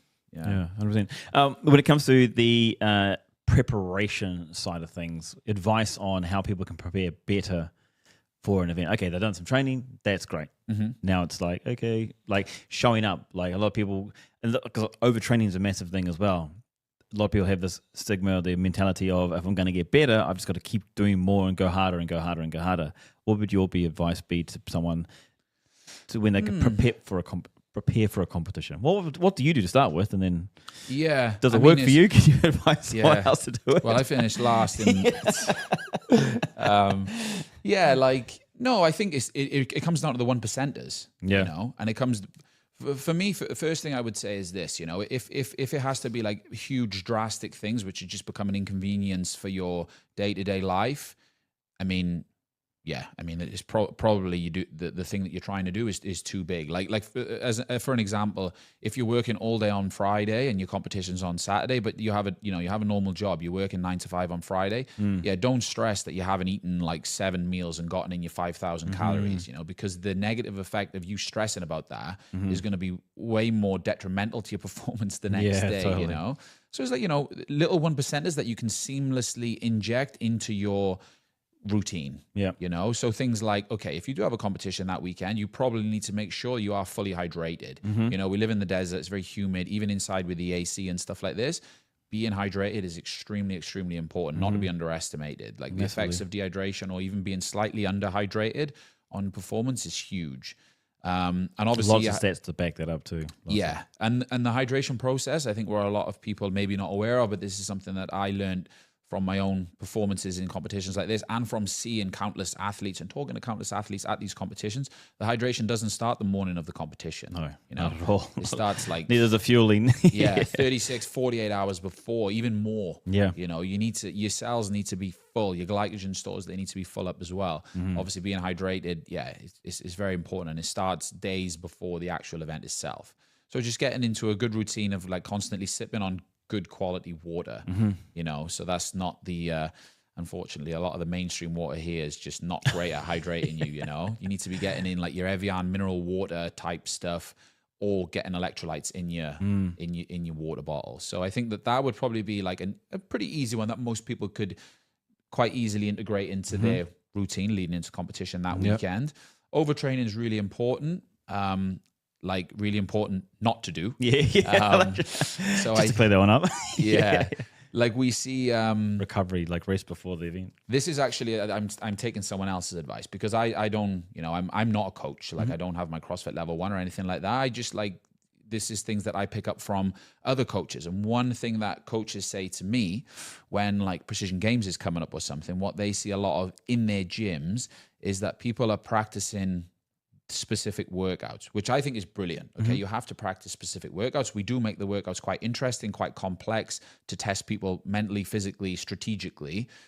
But what coaches then say to me is like, they'll see people practicing this one workout 8 times, you know, in like a week. Like, oh, okay. So you're like, if let's say the workout has a lot of toes to bar in it, and you've practiced that workout 8 times in 8 days. I mean, you've done way too many toes to bar then. So the chances of injury go up, you know, the fatigue will kick in faster. Fatigue kicks in, the competition comes around, and you probably perform worse because you're so fatigued from doing so many toes to bar. Literally, yeah. So I think overtraining is good. I think training, and that goes hand in hand then with training smart. Yes, trial the workouts, but, you know, break them down, try them in parts, or try them try doing complementary movements. So if, for example, this is very much off the top of my head now, you're really testing my training knowledge and stuff. But let's say in Precision Games or in Turf Games, rather than keep referring to our own competitions, in Turf Games, there's a complex, and it's a clean jerk, you know? Instead of for the 4 weeks leading into the competition, you're doing clean and jerk. How about doing some like clean high pulls? You know, breaking it down, doing some hand cleans, really focusing on the catch, really focusing on getting under the bar, and then breaking down the jerk and doing some strict press, maybe some push press, then working on the jerk, but light, you know, really like focusing on speed under the bar, moving the bar quickly, rather than what we see is a lot of people, they just go, right, it's clean and jerk. The lift has been announced. I am going to lift, clean and jerk as heavy as I can for the next 4 weeks. Which I found like lots of people make mistakes in. It's like, even like in sports, right? It's literally about, for me, it was always about when it got closer to competitions, it was about technique. It wasn't about intensity. Literally, the intensity went out, like, see you later, it's gone, especially the few days beforehand, because you're never going to improve that much before an event, like a few days out, a week out. It's not going to, if it's a heavy lift or it's a fitness thing, it's literally about, okay, what are the subtle technical things that I can do to improve. If it's about a running technique or it's a lifting technique or something like that, it was always based around. Got to if it was week out, it was about technically you do better because I was saving myself from blowing out before getting to a weekend. So it would be like, okay, if I was skipping involved, I was just like, wouldn't do a lot of skipping. It'd just be honing in on how to skip better or more efficiently or more effectively. Doing short splits of that. So it's I think that's really good advice. I think that's good advice. I think that is good advice. And I think the last piece of advice I would give people is, so as we mentioned earlier, we've got extremely high quality athletes here in the country, you know. And I think the world that we have now with like YouTube, Instagram, TikTok, all that stuff, Snapchat, I don't know, maybe the kids are on Snapchat, I'm not. But massive in Australia, massive in the Middle East actually. It's huge, you can the great thing is you can look at what the top athletes are doing. Check out their Instagram stories. Okay, so this athlete's doing the same competition as me this weekend. Yeah, they're doing the elite division. I'm doing the everyday division. Fine. Okay, what are they doing on Thursday? Competition Saturday, what are they doing? They're probably going through their movement patterns. Maybe they're doing one more tasty workout on a Thursday morning, Thursday afternoon. So you can look and, you know, copy them, you know. 100%. You know, like... And you'll find people that are related to you as well to be able to do that. Yeah. It's very good advice as well on that one. What was it for when it comes to a realistic expectation of development, because there are so many more competitions on these days and people can progress and everyone progresses their own state and their own pace. When it comes to realistic progression of what you think people, what do you see in people? Like you said, like before, like 5 years ago when you first started precision, the games, that there was people doing certain things that had bad technique, now they got great technique or much improved since then.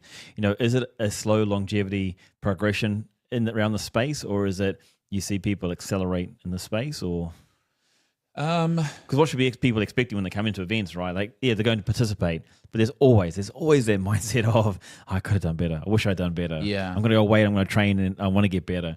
I'm going to throw a buzzword out there, and for me, it's like CPD. You know, it's continuous professional development. Yeah, it should always be. It's a journey. There is no destination. Literally, yeah, and that's the hard thing for people to understand, I think. Yeah. I don't think that coming to the events is brilliant. You have a great time. But the real magic and the real special thing is the journey. Yeah. You know, you turn up training, you go to your box or your gym or whatever, and you've got those social connections. You're all there. You're all training towards something. The journey of that and the journey of your own progress and the journey of, I've hit a PB and I've done this. It's all part of the journey, you know. There's no finish line. You're not going to wake up one day and be like, I won precision games. I'm done now. Yeah, you know, you're gonna win precision games, or you're gonna come 50th in precision games. You're gonna wake up, hopefully, still be like, oh, that was fun. Yeah. Okay, what's next? Yeah, you know, and then it's on to the next one. And that's the spice of life, though, isn't it? It's like, how can I just continuously be progressing, continuously be getting better? And I think that's what gets us up in the morning. The other side of that too, like now you bring this up, is because in fitness, there's so much. When it comes to fitness competitions, there's always different elements usually in a competition, and within those elements, you don't see someone going first. Right? It's always, you know, you're trying to get the highest number of average finishes as high as you possibly can, and then I think that's what makes fitness so unique. I mean, when you look at most other sports, there is a particular type, like if it's a high jump. You know, it's trying to get up and jump the highest. Yeah. But it's one discipline that you're setting to do, right? Or if it's a sports competition like rugby or football, that it's to win the league and then kind of back off and you go again next season. Where fitness there's so many, it's just continuously more and more. And I know they're trying to break it down into seasons now, but still there's so many competitions around the world. At every time you can literally just keep going and keep going and keep going. There's always going to be people in a competition that's going to be better at some places or another. Yeah. That I think that builds resilience, I feel, though. You know, like going to a competition and not being the best at all of the individual workouts is good. It's very healthy. It helps to build that resilience in people.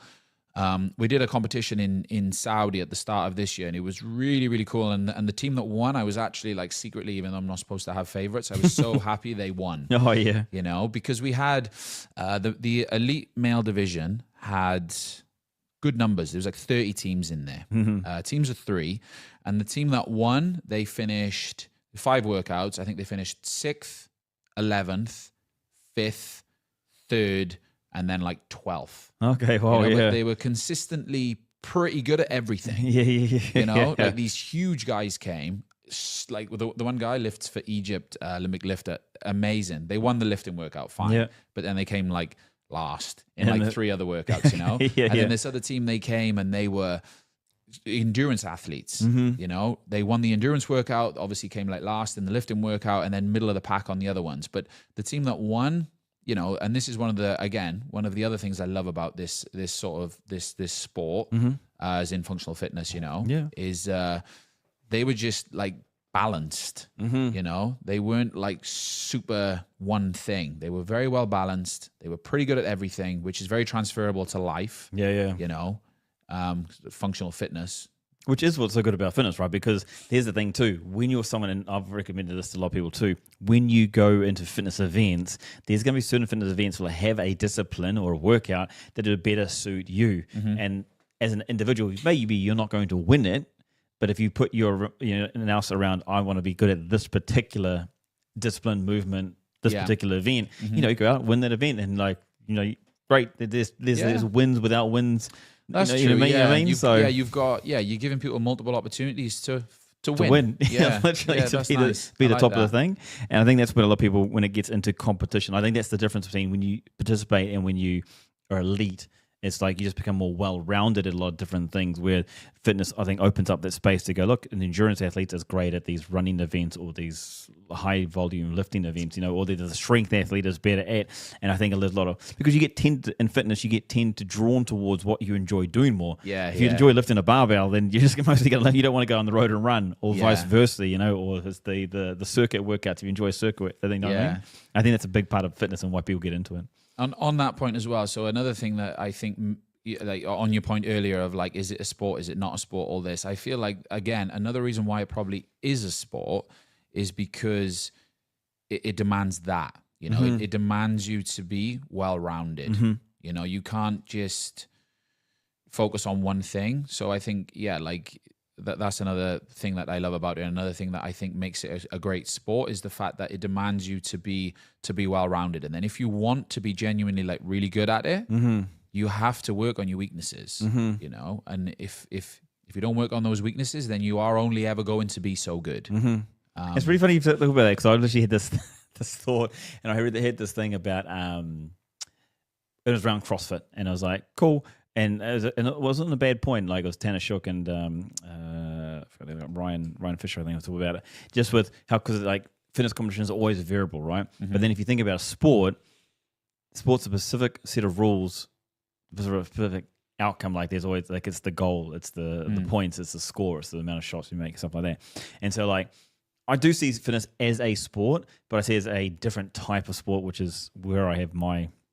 I mean, I don't care either way, to be honest, but I mean, like, I like the thought of there's sporting aspects in fitness competitions, because there's the competitive side of it, you know, and that's where I personally would break it down. It's like, it's more of a sport within a space, because there's individually, you're a strong person, you're an endurance person, you're an athletic person, you're a cardio, you're a mobile person. Like, now there's gymnastics and a lot of these different things as well. So you've got to have this balanced aspect that's coming into it as well. And that's where I think that's where the sport is, because those particular individual disciplines is where people will look to improve, like, which is the competitive or the where you start to compete. Like, I can handstand walk 200 meters or the longest or whatever, something like, you know what I mean, like something like that. And so that's where I, like, for me, it's like a decathlon. That's what fitness competitions are, and like decathlon's a sport, so that type of thing. But you know what I mean. So that's what kind of when it comes to the competitive, that side of thing on sports, because when you hear someone says like, how do you get better at fitness? It's like, really good question. How do you get better at? Because is there one right answer to that question? Probably not. Well, the closest thing I think that's got to at the moment is potentially like the Crucible or like High Rocks. High Rocks probably more so at the moment, because High Rocks is the same workout over and over again. So, you know, there's a discipline that you go like, okay, that's where then you can compare, for most part, like a marathon in Boston to a marathon in New York to London. Like, you know, you have a marathon, you have a set distance, and people train and they compete on the even kind of basis. Whereas with fitness competition, it's harder to do. But I think, I know, I definitely am interested to see the evolution of the sport of fitness, to be fair, of how competitions do evolve, or make it a level playing ground? Because that's a tough one. You know what I mean? It's very Because it's otherwise sometimes I think CrossFit's very strength dominated. If you just could be a good Olympic I think lifter. it goes through trends, right? Like it went through a bit of a. I remember a few years ago. It was very gymnastic and strength power. Like there was a lot of Olympic lifting, there was a lot of gymnastics, and I feel like recently has moved away from that a little bit. It's kind of adopted a lot of the stuff that we're seeing with the hybrid athletes. Like you're seeing a lot, like a little bit more running, a little bit more body weight type stuff. I love it when they throw in some real spicy stuff like mountain biking or something rogue like that, or like paddleboarding or something. You know, something really. Really like rogue outside the fitness. Yeah, that's realm. cool. I saw a really good one as well. It was one of the big ones they did in America where they had to like sprint, but they were jumping over obstacles. I thought that was super cool, extremely functional. Like you know, I thought that was like a real interesting test, and you did get to see like how well rounded some of these athletes are. You know, like I wasn't a fan of CrossFit when it was sort of 2019, 2020 because it was. Like there was a lot of seemed to be a lot of gymnastics to me, and that's a huge weakness of mine. Okay, you know? I mean, I don't have any shoulders. So. But I think of course what it is fit for purpose. Like it just got more people involved because there's a variation of it. I think you brought a really good point up earlier on when we were talking about how fitness for me is the impact it has on people's actual lives, the discipline, the structure, the management, the social aspect of fitness. That's and the impact that it has on people mental. Like there's so many like people talk about fitness all the time. It's become a talking point for everyone. Like actually I had a conversation today and it was just talking about how, you know, 5-10 years ago it used to be about let's get a protein shake, and people knew about protein, and that was the extent of their knowledge. And now I even talk about amino acids, dopamine, testosterone, adenosine. They're talking about the knowledge base of the general person is so much higher these days, and the same now with fitness is. And I've had this conversation with trainers. Is like I'm struggling to get work. I said because a lot of people now know about fitness beyond the whole how to squat, how to do a push-up. You know, every magazine used to have a push-up article or how to do a push-up. Nowadays, push-up's it's still a basic exercise, and exercise that's essential, but most people, well, not most people, but a lot of more people know how to do a push-up or do it regularly part of their routines. And where competition, I think, allows people to give them direction to, now I can compare myself in, if it is a push-up, that maybe there's a push-up in certain competitions, they can compare themselves to other people or rowing or whatever else that goes on. So it's the impact of this, anyway, so going back to what I was asking you, is the impact that you see the growth of fitness competitions on people's lives. You kind of tapped on before. Is it the environment? Is it social groups? People, like you said, people aren't going out on the weekends anymore. Do you feel like yours has grown, like your competition's grown, or the community of fitness is growing because of that? Because now there's more awareness, there's better environments, there's what's leading to this growth? What is it that's, because what's the real crux of why people should get involved, right? I mean, it's not just a do fitness, which people hate because it's hard work sometimes. Yeah, like I would probably say, like growing up in the UK, coming from like rugby background again, you know, drinking culture is huge. Like I was kind of brought up, not like my parents actually don't drink, but you know, growing up in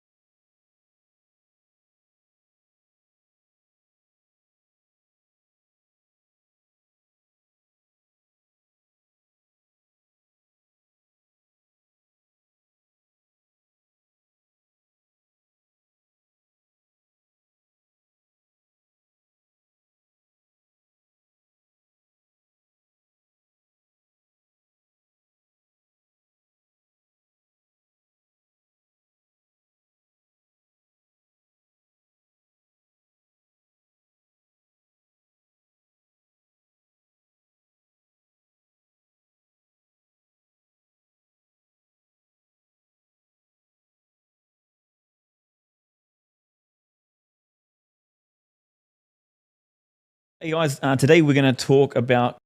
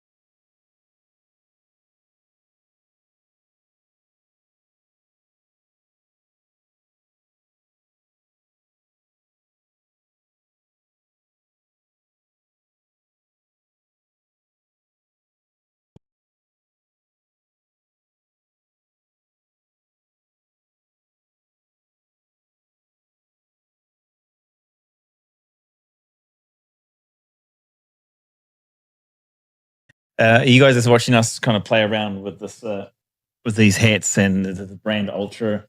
And I've got the founder of the brand in here to talk about his journey, because his journey is very unique. Where, well, we randomly just connected about orienteering, miles where I was running around and stuff like that. And then at night. Oh, that's awesome.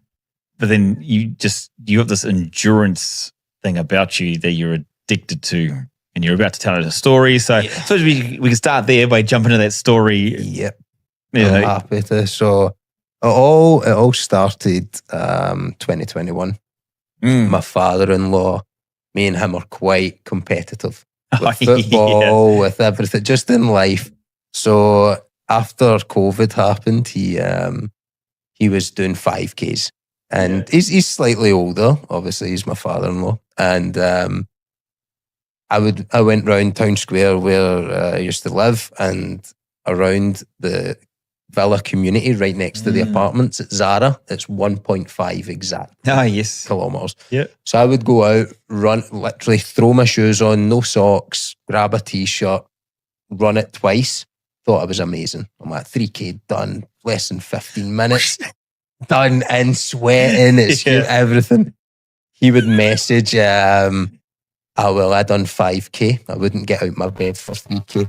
I'm like, right, okay, so from that, stick it to you. Right in. So from that comment, my next run was 5K. The next run right after it was 10, then 15.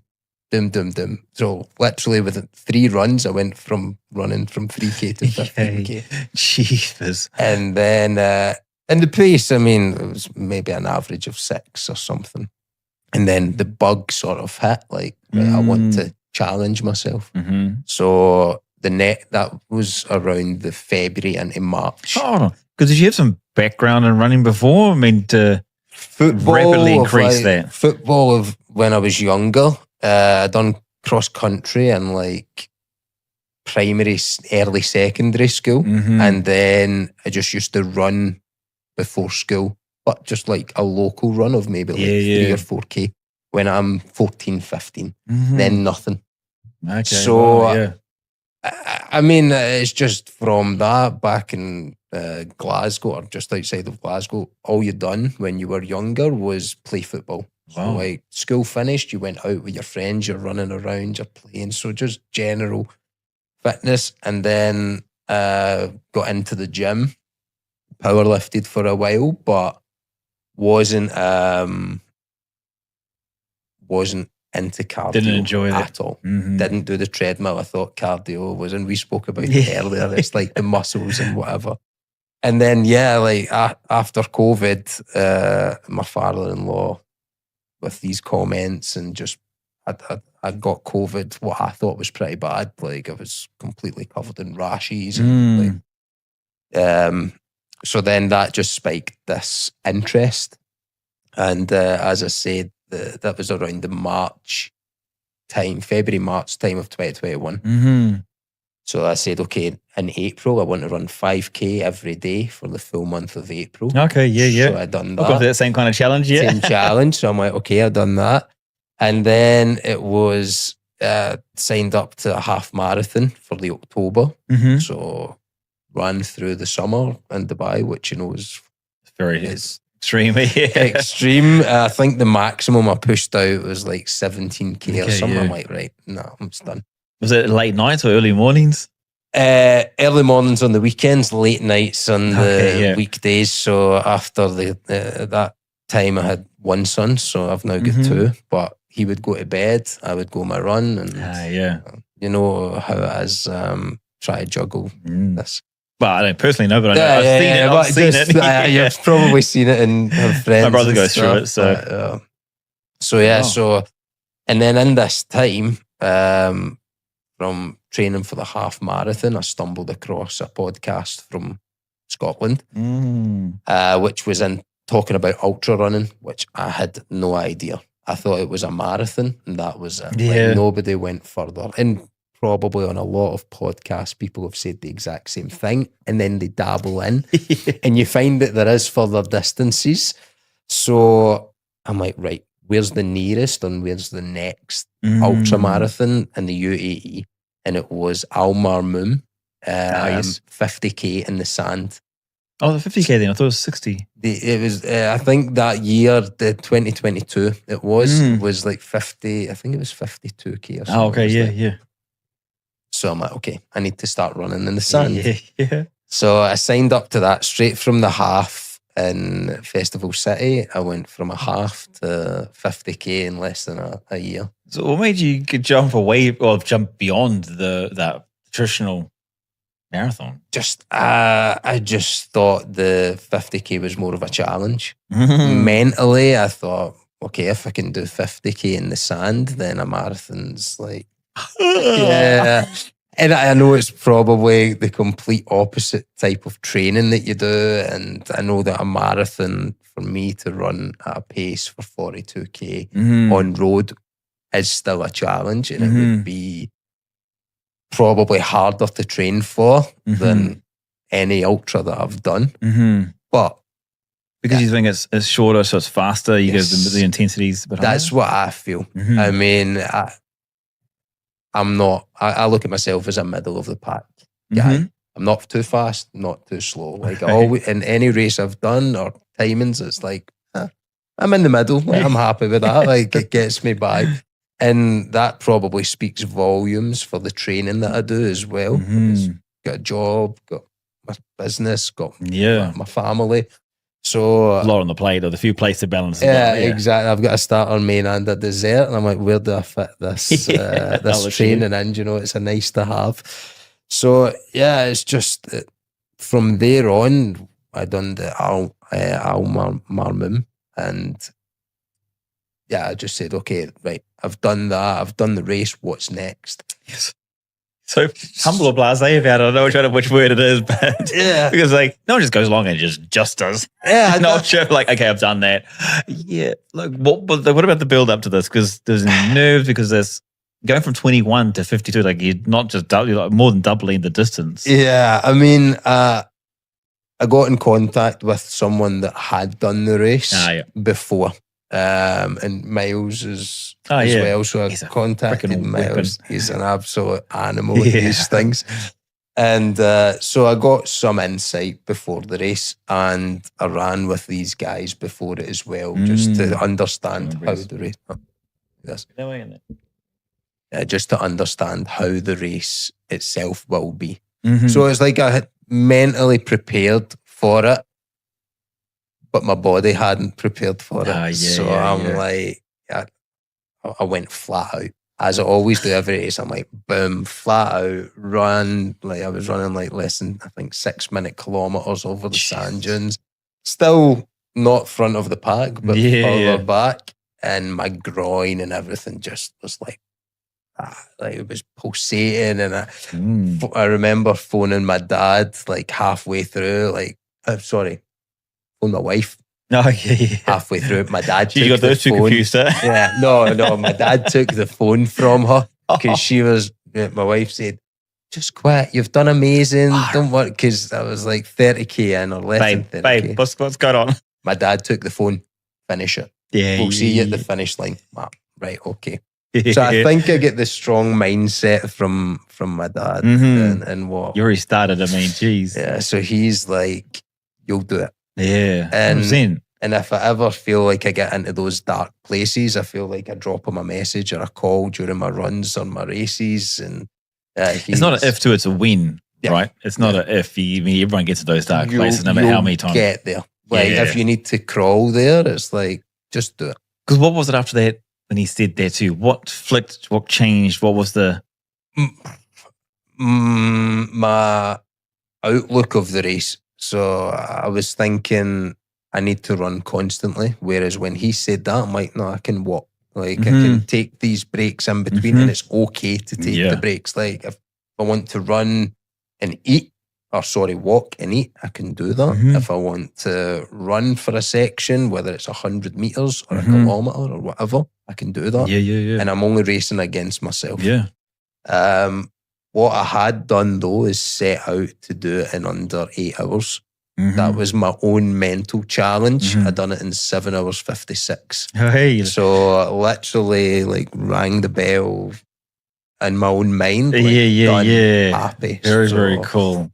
But I wouldn't have done that if it wasn't for that phone call. I would have simple few words, eh? Amazing the power of words, huh? Insane. Did it change when those words are said to you, and were you tracking the time to make sure you got under your 8-hour goal, or were you thinking, okay, I'm going to walk, I am going to run, but I still want to keep my 8 hours? Yeah, I think because by that stage, because I went out fast or faster than I predicted or planned ahead of the race, I knew that I had a sort of buffer for the 8 hours. So I looked at the time, clock watched for a while, and then it just sort of came to me, and I've found over the past couple of years with these runs that at the later stages, I sort of kick back in. Like I feel this inner strength push me through. It's like, no, you'll get it done. Like, and I think that helped. Like just because like you do need to go through that. So I get to, even I'm going for a casual run, but it still gets these certain time frames of like, oh, it needs to be under this time, so I'll speed up. Yeah. I mean, that's what I feel as well, the difference, or for what I've noticed, the difference between people that do ultras and people that focus mainly on roads. It's like if you finish a marathon, someone, and I've said this many people and probably copied it from so other many people, is when you finish a marathon, the first question people ask is, what was your time? True. Whereas if you say to someone, I done a 50k, they're like, wow, time. It's like they don't care. They're like, what were you thinking? And in hindsight, it's only 8k more. But just to say I done a 50 or I done an ultra marathon, it just blows people's mind. Like, what are you going through? Why would you do this sort of thing? What are you running from? That's a question I get from my friends. Like, why are you going out for so many hours? And it does take a different mentality. And this is again what the whole thing of chatting with you about this is, because you went from sweet bugger all to doing ultras, off the back of no training, or okay, the footballs there's that there, but that's not ultra running type of thing. And so what is it for you? Like from your point of view, from the whole, why go so quickly? I know you said you're competitive. I know it was like one thing led to another.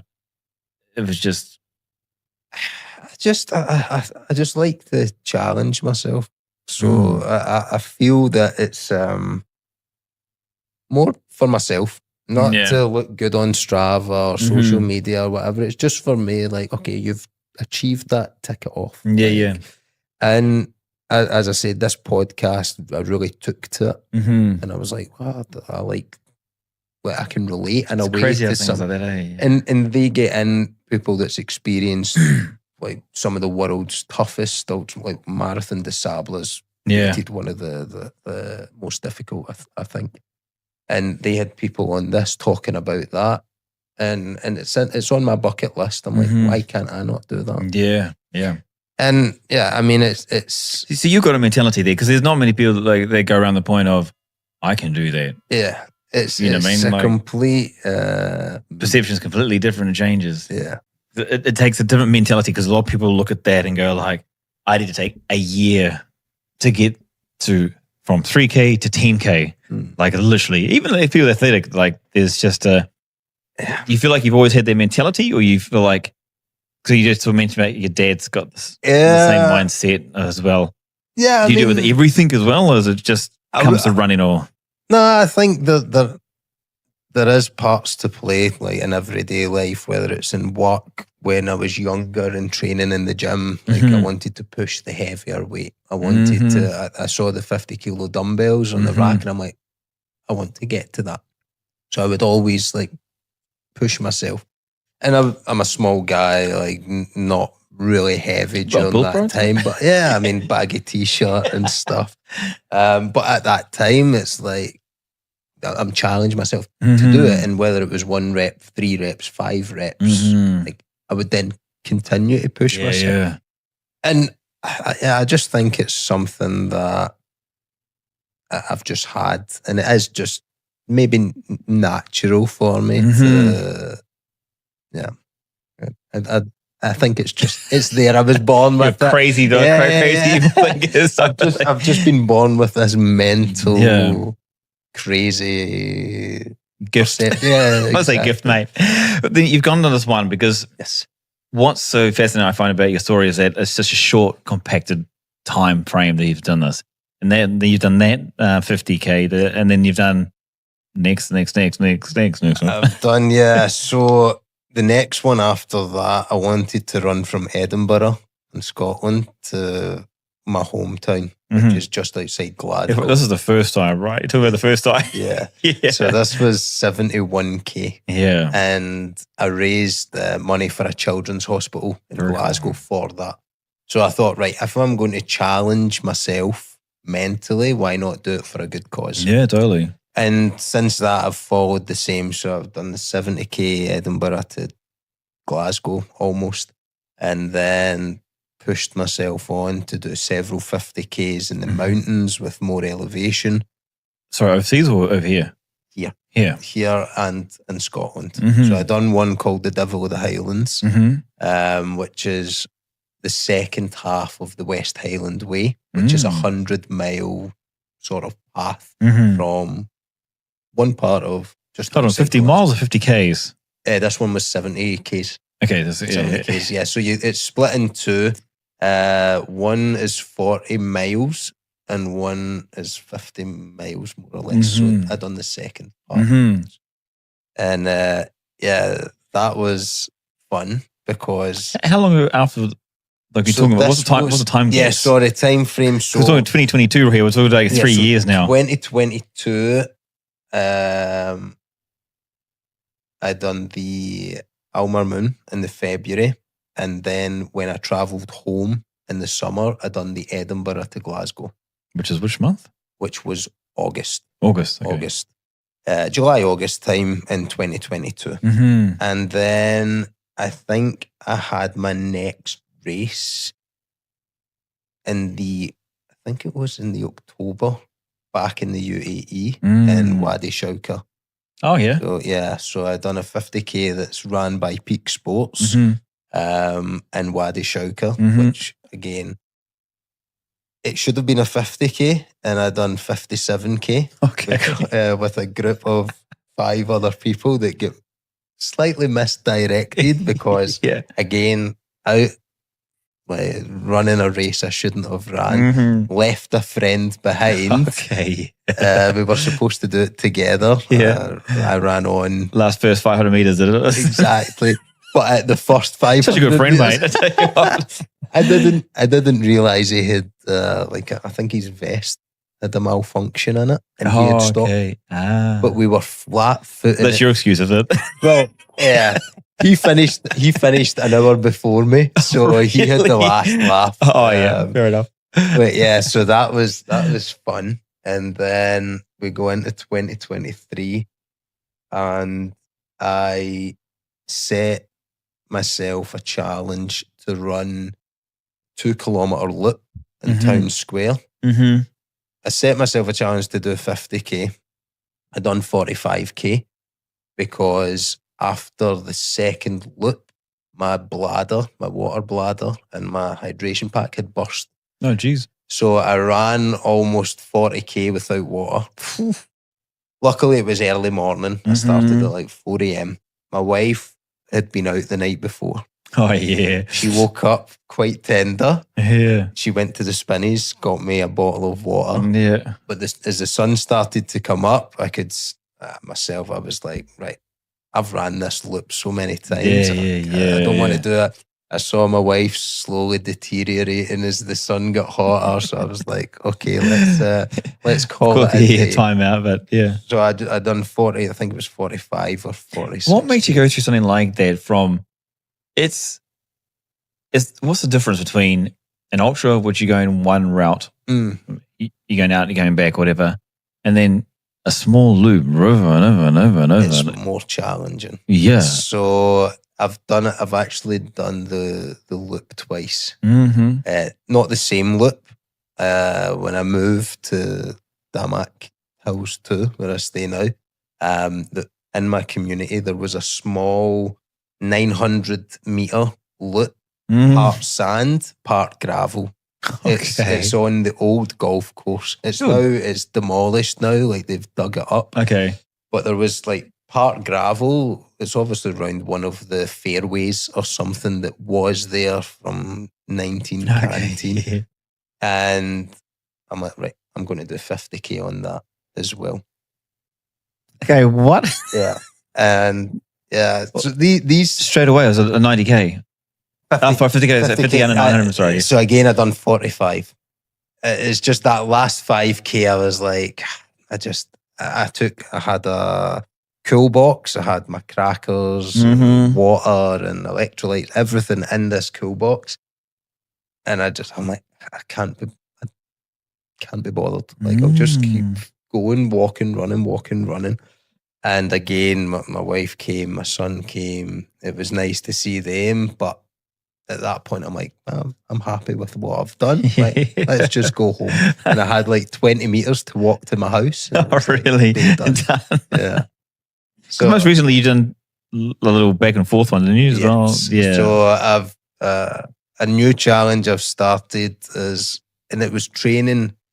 And I don't know if the training is good. I don't know if it helps, but I was doing the back and forth, which is around 180 meters. It's less than 200 meters from one side of the street that I live in to the other side. And it was more to mentally prepare me for the 100k that I done, because the 100k was alongside the bike track around Al Qudra, which is just a straight track.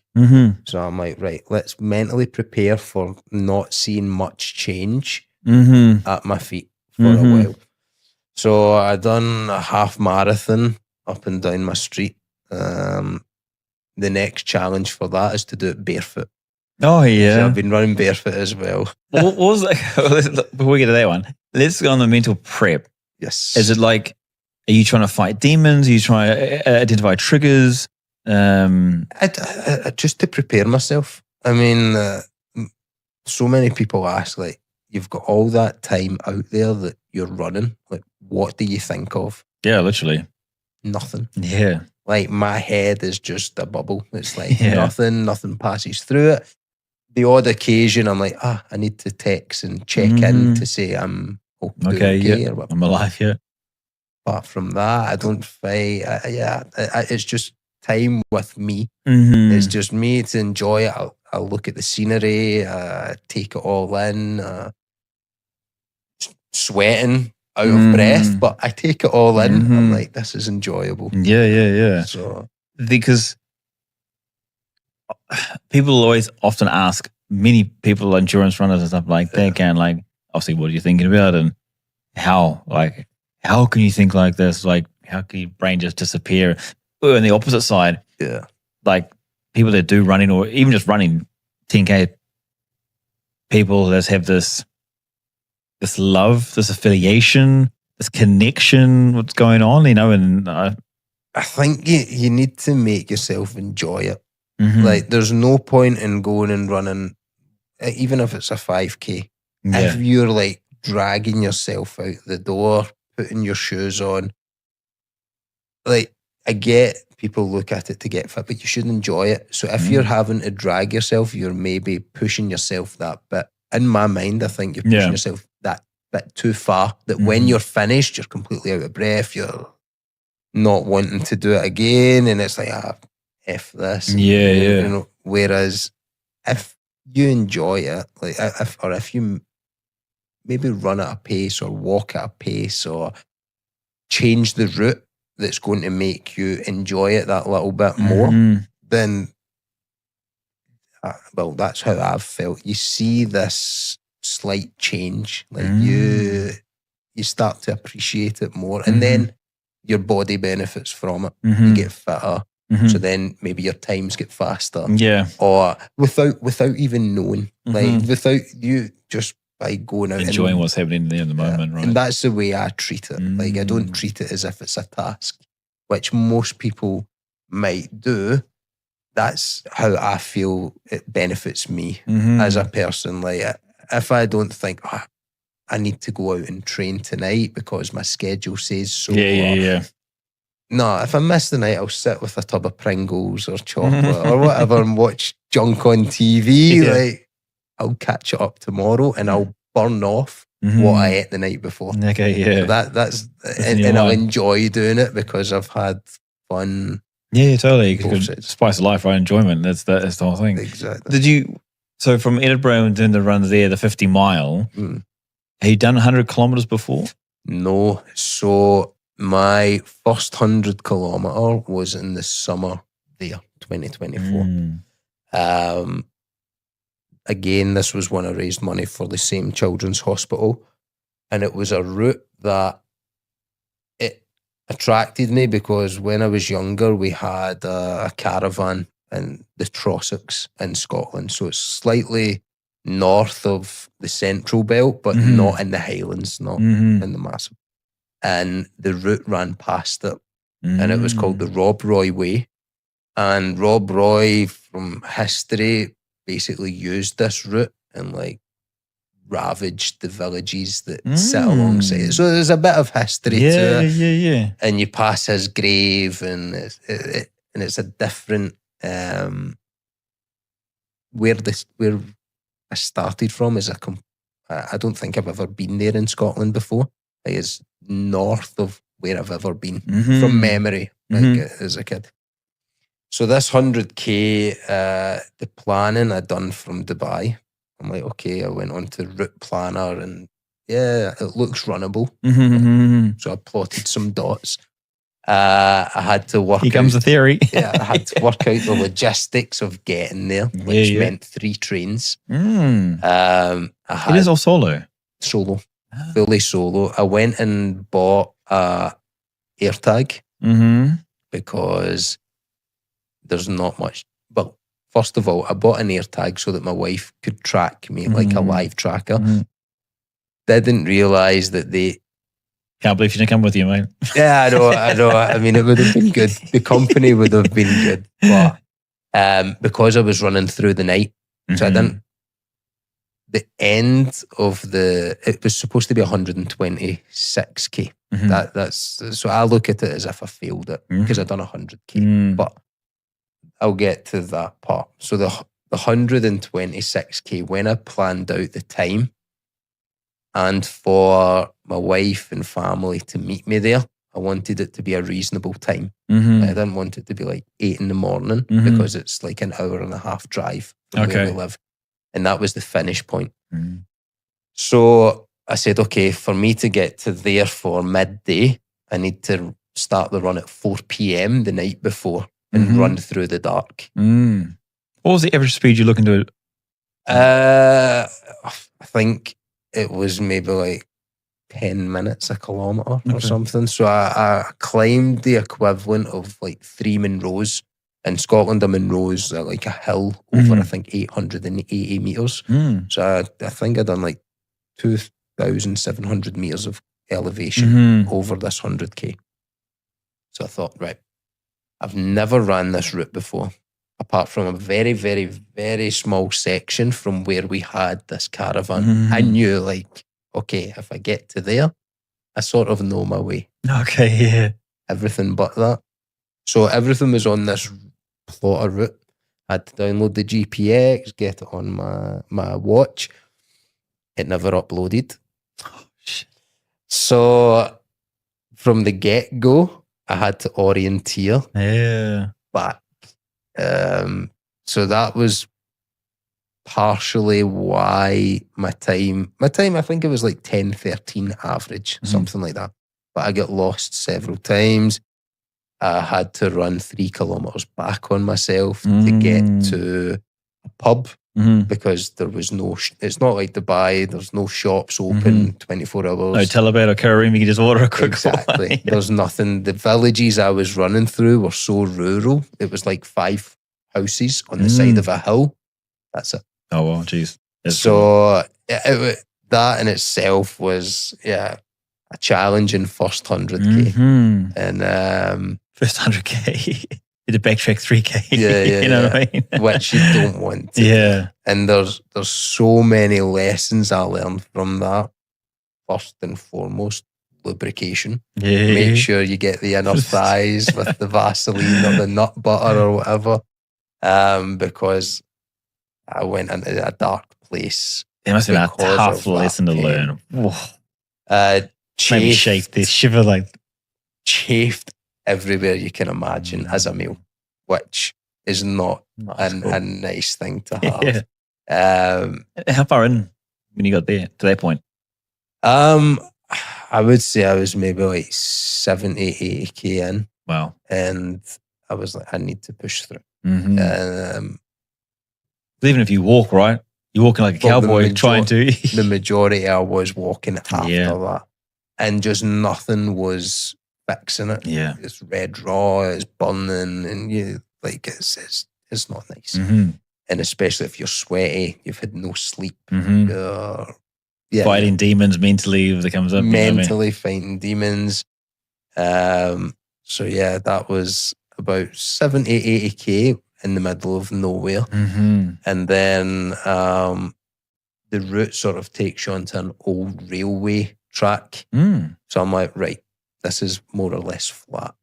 So that's when I had, like, I used the poles the majority of it, but I was like, right, these will support me through the next. And I finally got to the small village where we had this caravan, and I was in 95k. And the GPS signal and the air tag must have came on because my wife was like, you're in calendar. Oh, yeah. Yeah. And how long ago? How under the 2 days, 1 day, 20 hours, 40 hours? This was so in total the 100k took me 18 hours. That's including like me stopping and everything. So 18 hours total. So this would have been maybe 16 hours, 17 hours into it. I got to there. And like there was a Tesco, which is like Carrefour. And my face, I'm like, I need sugar, I need a bottle of Coke or Iron Brew it was. I said, I need a Tesco meal deal. Like I'll go, I'm so happy. Like get a wrap, get a packet of crisps, chocolate. I didn't eat any of it. Oh, really? I was like, I literally sat staring at it. Phoned my wife, like, look. So you bought it and I bought just it. looked at it. I looked at it. And I'm sitting outside this Tesco. Bear in mind, people's woke up for work because this was like a Wednesday. Oh, yeah. They're driving in, looking at this weird creature of a man, like covered in mosquito midges, flies, muck, everything. Yeah, jeez. Smelling of complete, utter disaster. And I phoned my wife and I was like, I'm done. I'm like, if I continue, I'm going back into the wilderness. I had been up since 5 o'clock previous morning. Oh, wow, yeah. So this was now around 7 a.m. So you had to travel there first before you did everything and then leave at 4 p.m., right? So, yeah. So through the night, I was drinking from the side of the road, water from the waterfalls because nothing was open, which I had all planned and prepped. Like I knew I would prepared for that. But I didn't plan good enough because I didn't take the tablets to clean the water. So a few unsettled stomachs as well, which are all learning curves. Like I look at it and I'm like, what an adventure. Like that was amazing. Oh, massively. What a learning experience. Learning experience. I look back at it, I'm smiling, I'm laughing. I'm like, that was amazing. Probably at that moment, I'm like, what are you doing? Yeah. But I said to my wife, I said, look, get me in calendar. It's a 45-minute drive. You know where we are. You've been here before. I'm going to go and finish from the 95K to the 100K. Yeah. I'm getting the 100. I'm marking that off. Is it like a because what people know the 100 kilos in a squat? Like, is it just exactly? It's like 3 digits better than 2 type of thing. You don't stop your watch at 4.98 on a 5K. Like you go that extra, no matter how hard you push. And that was it. And I knew there was a small park with like a nice lake or river. So I thought I'll run around there. And it's just takes mindset out.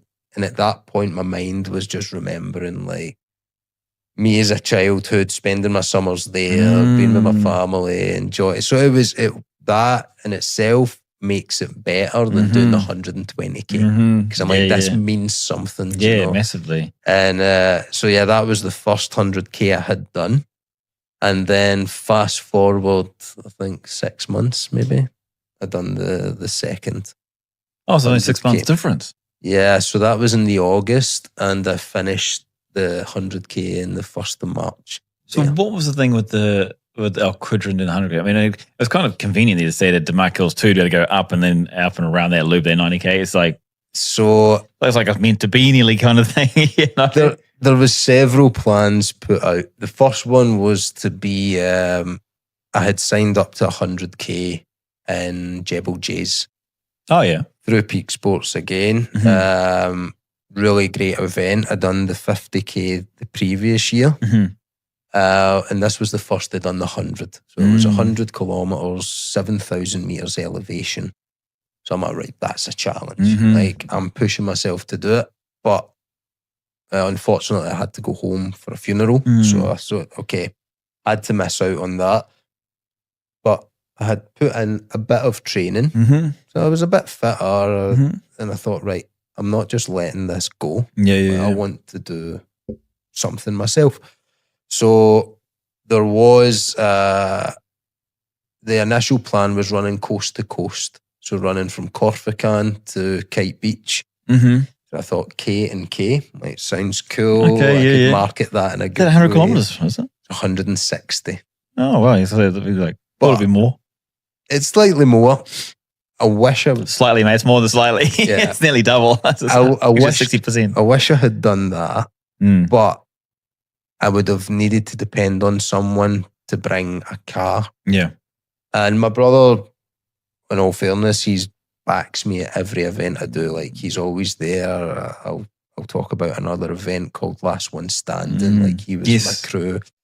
And he was like, I'll do it. 100%, I'll back you. I'll drive behind you if need be.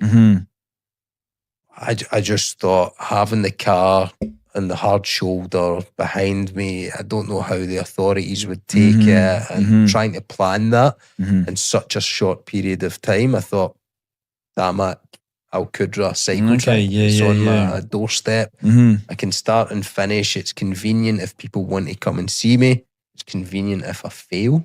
Like if I get to a point and I'm like, I don't want to do it anymore, and my wife can pick me up, my dad can pick, I'm like, and it was so good because, and the convenience as well, because my brother met me before I went into the desert on the cycle track at the Dewa plant. Yep. So he gave me, I don't know if it was a good thing or a bad thing, because he gave me an electrolyte, and as soon as I took it, it upset my stomach, and I projectile vomited twice. And he was standing just looking at me, and I'm like, I need to go. So and I plodded on. So all the gels, all the nutrition I had took leading up to that was like wasted. Body, geez. So he met me there. Then he met me at the Bab al Shams side, and then 80k in got me back to Zad's, where we done the orienteering checkpoints and stuff. And end of the stick. Yeah. And end of the stick, yeah. And all my family was there. My wife, 2 kids, my mum, dad, my brother, his fiance were all there supporting me. So it was nice. That's awesome, yeah. And again, like my mum and wife was like, you've done enough. Just come home. Like the cars are there. Has your wife not learned yet? I mean, after everything else you've already done. Exactly. I think it's just I think it's more just for me to like rub it in. Like, nah, I'll see you in a couple of hours. Take care of the kids. Yeah. I basically walked, slightly walked the stick back up. And I've walked there myself. I enjoyed it. I was like, yeah, sweet. It's nice. You hear a couple of cars passing by. But there's that mentality too, and it's funny you've seen that you mentioned it a couple of times, because I don't know, I've got this thing where just, if I've said 100, I'm doing 100. Like, unless I'm dead. Yeah. It's spring. It's just like, there's something about it, you just want to go get that distance, whatever distance put out. Yeah. There's a certain mentality. It's I mean, to be honest, that one should have been 115. But I got to the bottom of the stick, and I know KFC is in Town Square, and I didn't want to run an extra 15k and then wait on the delivery. So I said to my wife, I'm like, I think I'm finished here. That's hilarious. So your wife couldn't convince you to change your mind, but KFC could? So that's what we said. Like, let's go get a KFC. So my wife was there. She was waiting on me. I went, had a shower, changed. We went for a KFC. And yeah, it's just these things. It's like, but it was because I had achieved 100. And I'm like, I said, I've proved to myself. There's 3 wheels later, there's 3 digits, yeah. I'm like, what? Like, I know I can walk the other 15k, but like it's going to maybe take me an extra hour, 2 hours. If it was, I think though, if it was a race, then that mental side it's going to be there. Like you're going to push through and make sure you finish that race. And I know in myself I can do it. Yeah, totally. But when it's these solo runs, I'm like, I've proved to myself, like, I've got 2 kids that I run about after. I've got a job. I need to make sure that I don't do that a little bit too much. But yeah, so that was the KFC was, and they were at the time they were doing these spicy chicken strips, and I'm like, these are. There is something though with it's common, like, as much as I'm looking to promote KFC and these guys, but like, you know, even I've had these moments, and I know so many people that endurance races, they get to a point where they get after a race and they want to go have a McDonald's burger, they want to go KFC, they want to have a Burger King or something like that. This was smashing really bad for them. Like, it's completely bad for you. I don't recommend. But I think. What's the draw card? I mean, well, I'm just saying, like, I had burnt like 7,000, 8,000 calories. I don't eat solids when I run, so my full day's food, I think I think I had half an Oat King bar, like half, because I'm like, I need to try and eat something. Those are tasty too. They're so tasty, but they're heavy in the pack. Yeah. Literally, they are bricks. Thick guys, man.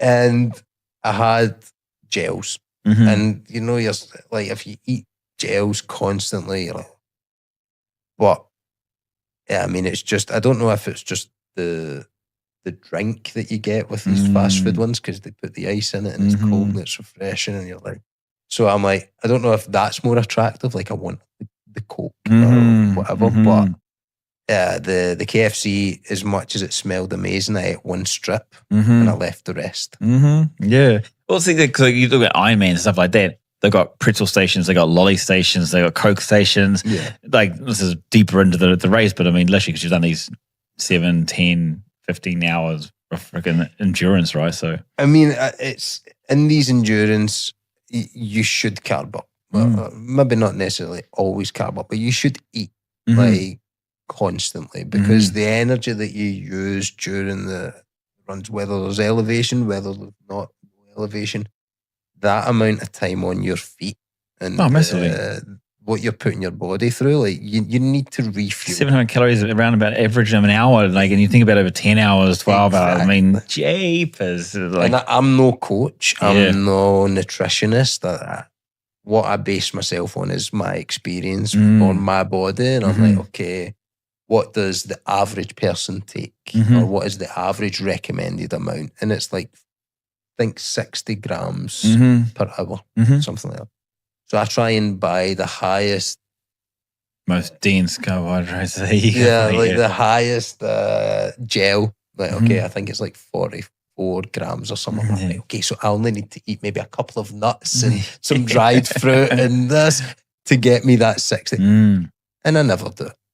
Maybe the first 6 hours, but then after 6 hours, mentally you go somewhere. Yeah. Like I said, I go into this bubble. You don't think about anything. You just think about finishing or getting to the next point where there's maybe a water station, or there's, like in this case, because it was a solo run, the next shaded area where I could just sit down, take some time to myself, chat to people, because there's people there, and I love to chat. You can probably tell. And just like, that's what makes these super cool. That's amazing. Yeah, it's achievement, right? It's a challenge's achievement. Exactly. A challenge's achievement. And like, what else is coming out is this Ultra brand now. Yes. So the hat. Tell us more about that. Like, it's what started off as, it's still, I would treat it as a hobby, and I said to you earlier, it started off as, I don't want to go and buy running hats continuously and wear them and ruin them. And I thought, why not make them myself? If nobody likes them, then I've got running hats the rest of my life. That's the way I looked at it. I look the same way, so it's okay. It's like, you're preaching to the choir, right? Exactly. So, and that's how it started out, and it got some traction. And I'm like, people like the idea, people like the designs I'm doing. There's affiliation too with you, right? There's the belonging. It's one thing you've created. So it's like, and I think as well that the brand, and as I've said, with these solo runs, I've tried to create a sort of sense of community with the brand. I do a lot of giveaways with the brand. I do a lot of donations for the solo runs to sort of fit. Like, if someone's challenging themselves to do a marathon, but they're raising money for a cause, then I'm like, right, donate what I can from the hats. I've got a connection that's running the Marathon de Sable this week. So I've sent him some of the products, because I'm like, look, you need water bottles, you need or flasks. It's hot there, so. And it's hot. Wear a hat, protect yourself from the sun. Obviously, that's the main reason why I started to protect myself from the sun. And from that, from the early stages with the traction, that people started to like it, it then sort of grew. And there was a big help to the running communities in Dubai to give it that traction as well. And yeah, I mean, it's something that I've dabbled in different things. I'm wearing one of the sample tops just now. It's just like a leisure top. What's the barcode? Ultra. I say yes. It says Ultra. Very cool. So yeah, I mean the barcode says Ultra. On the back it has our logo upside down, and then it has our slogan, "Be Extreme." So Ultra, when you look at the definition, it says going beyond others or beyond your limit, be extreme. That's the meaning of Ultra. So that's the mindset that I think I have. Like, let's see how far you can push yourself. You definitely got that, yeah. Totally. Let's see how far you can push yourself. Let's see how far you can get that high. You know? That's this one too. Look at the name. It's not like you went very far from the tree. They wasn't very far, did it? When it came to the name, it didn't. And it's one of those. I thought, you know, try and associate it with ultra running because that's what my passion is. Like I like that endurance. I like the idea of it. So I thought, why not? Like ultra, it's catchy. So I threw a dash after the T. So let's split the word up. Like, is there a meaning behind it, or is it just you wanted to do a dash and then just split the word up and just split it up? Like I'm like, it looks a bit cool. It looks as if the RNA is trying to catch the ULT. And people look at things too. They look at like some branding companies put mistakes in things purposely. So people are like, hold on, that's spelled wrong. It makes them pay attention a little bit longer as well to it. Look at it. Or another way to put one word and just spell it differently so it's the same but different, you know what I mean? And if anyone talks, it's like, it's ultra, you know, like that's the way you say it. But and it's it's going well. What is the plan with that too to expand? Like to do it now, sample tops, which is the first time I've seen the top thing. So I followed you for quite a while with this, obviously. I've kept it very low key. I've always thought that I dabble into active wear, sports. The market's so heavily congested, and I've not got that type of following where I know it's going to be like worth my while investing so much so soon. So I'm like, okay, I like oversized tops. I like relaxed fit. I feel that it also blends in a way with the style of some of the hats. So I'm like, let's just get something that's more for once you've finished whatever training, whatever endurance, run, competition you've done, either pre or post, you throw it on and you look cool exiting. Feel good. Yeah, totally. That's my thought process behind it. And again, if no one's interested in it, samples are all for me. I wear them, and it's free marketing for the brand. Exactly, 100%. So yeah, that's the thought process behind it. In saying that, you've now got a few ambassadors on board, right? Yes. Help out. So big shout out to my ambassadors. I had 3 from around summertime. There's a guy called Scott, Leah, and Matt. And those guys really helped build the brand. They really helped with even just with their content because, as I said, it's still a sort of hobby business. So at that point, to go and get a videographer or a photographer arranged, and it costs money, and you know what it's like. So taking these ambassadors on, they really helped me develop the brand and get an understanding. They would give me feedback on the hats. They would tell me their styles that they sort of liked, colorways, whatever. So I've looked at it as a team, not just like, here's some free hats and run on. And you want involvement, you want engagement. So yeah. And I'd like to think that they felt the same. I'd like to think as well that my brand helped develop them in some way, maybe got them extra followers that were following the brand and started following them, and each of them have sort of started up their own thing. So there's Jebel Endurance, which is Matt's very cool tour company. There's a coach, so it's good to collaborate with them. And and now we've expanded more. We've brought on extra ambassadors. We had a photo shoot a couple of weeks ago in Maliha. Yep. That went really good. That was so cool. I've never nice done space one. too there. It's like very nice space. I think the guys and girl enjoyed it. And it was just cool to experience that as well. Yeah. It's just and looking at the photos I've received from Teddy, they're phenomenal. I'm sitting, I'm like, this is so cool. Like, why have I not done this earlier?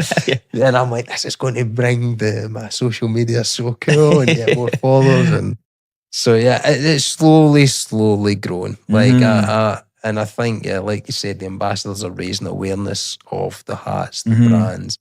I forget the T-shirts on board, the water bottles I'm going to try and kickstart again. And yeah, I mean, they bring a lot to the brand itself. And that's supporting the people too, isn't it? That's the big thing. I think one of the biggest things with ambassadors there, you need people that really do believe in your product, because there's too much in today's world where people just pay to say I like it, but they don't actually give a damn about the product. And then it's like, well, what's the point? So, and I think each of them are very outgoing and adventurous. Each of the ambassadors, I either know them on a very personal level, or I've ran with them before, I've trained with them in some way, or just interaction from maybe being a customer of Ultra, and I've got that relationship with them, and just seeing the stuff that they do for themselves, the fitness that they're doing, the competitions, the challenges they're doing, I'm like, use fit exactly what I'm looking for. And it's so cool. It's really it's really what cool. a journey, man. It's so cool. So what's the next big thing for you then? I actually don't know. You be a choppy bake? I'm going to need. I think I'll plan another run. Corsican to Cow Beach. I think that's the next one on the list. I'll probably look at doing it after the summer. Yeah. There's a few races in the UK that when I'm planning to go home, they might align, which would be amazing. Yeah, nice. The other thing that I've still not got signed off by the boss, the wife, is there's a race in Turkey, a 96 kilometre race in Turkey. 96? 96, slightly small. I'll run past the finish line to mark off that. No, I'm joking. But it's in, I think it's Bursa, you call it, and it's like their ski resort just outside Istanbul. It looks so nice, like the mountains, everything, and it's close by. So I'm like, maybe that's what I do next. Other than that, as I mentioned earlier, I'm going to try and do a half marathon barefoot. Why is that one? See, I've saw and heard a lot on social medias that the benefits you get from it. And I normally run in trail shoes, even on road. So I started off running with the Nike Wild Horses, which I think is like a 4mm drop, quite a hard sole shoe. I felt it was better for my legs and my shin splints running in those than the sort of more spongy. Spongy, yeah, totally. I can't do spongy myself personally. It's just bang. There's one shoe that when I bought it is a Nike Invincible. That's like running on clouds. Yeah. And I bought I think it was the version 2, and then the version 3 wasn't really interested in that. But I just felt that going from the trail shoe to running barefoot, I just felt my ankles felt stronger, my hips felt better, my joints, I get no pain, apart from when you stand on a stool. Yeah. Which is... obvious reasons. Yeah. And one thing, I read this book like 2 or 3 years ago called Born to Run. Yep. Amazing book. Man, if that doesn't get you barefoot running, like, I don't know what will. And I have been a fan of the 5-finger shoes. Vibrams, yeah. Vibrams. Never bought them because I think my wife would disown me. I don't want to see you. And then she even walking out barefoot, she goes into the next room. She's like, I don't want to acknowledge what you're doing. You're a bit of an idiot. But yeah, the whole thought process behind it is I feel myself. It's made my joints a lot stronger and a lot more comfortable. Feels the ground. Right? Yeah. You go at a much slower pace. Like, don't get me wrong, because I've done like a 5K, a 10K, like that. But I think over time, it might be something that I'm like, okay, how far can I do in my feet? You see, there's a news article of the guy who did the marathon in barefoot. Yes. I can't remember which marathon it was, but was it was the one with his eyes covered. That guy. There was one on social media I saw. I can't remember which one it was, but he'd run it in a 4:30. Oh, so he did a 4:30 pace for the marathon and barefoot.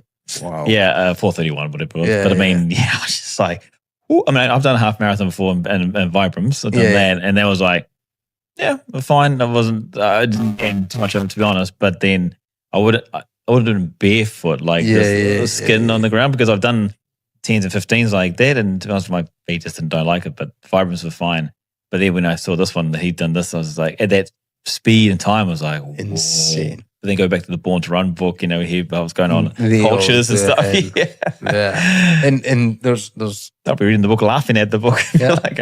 There's people all over the world that do these probably crazier things, that more in longer distances. I'm sure there was someone that ran, I think it was from Hatta to Mushrif, barefoot. I couldn't hear that one, but maybe 2 months ago or something. I'll try and find it and send in. Maybe you can put the link in the podcast or whatever. And it's like just these people, it's like that's inspiring, and that's what maybe makes me want to do. Totally. Like, okay, if they can do that, why can't I? 100%. Yeah. And that's just my thought process. So yeah, to answer the question, I think the next thing is something bigger than what I've done before. Whether it's with shoes, whether it's without, we'll see when the time comes. How close to the edge can I get before I break myself? Literally, right? Yeah. Where can people find you, man? Check down their camera right there. Yeah. And just let them know where they can find you. Oh, for just Jet, Ultra, yeah. Okay. So, yeah. Oh, this one? Yeah. Okay. Yeah, so follow us on Instagram. It's ULT_RA.DXB. And you'll see our content, our hats, our website, our links. There's some YouTube videos as well of runs. And and myself, I'm normally tagged in that, but I don't want to. I'm private. Community grows. Yeah, exactly. No, awesome. Pleasure to find the story and dive deeper in with you, and then the mentality and covering the mentality of this as well. You're a crazy man. No, but a good crazy man and a normal, I think needs to be normalized because there's just a big world that people can explore when they do things like this. So. Exactly. And I don't think we would have connected if it wasn't for these crazy ideas. I mean, going back to the orienteering. It was wild. It's like running in the night in the sand. Where exactly. I've never read a map since. Yeah, really?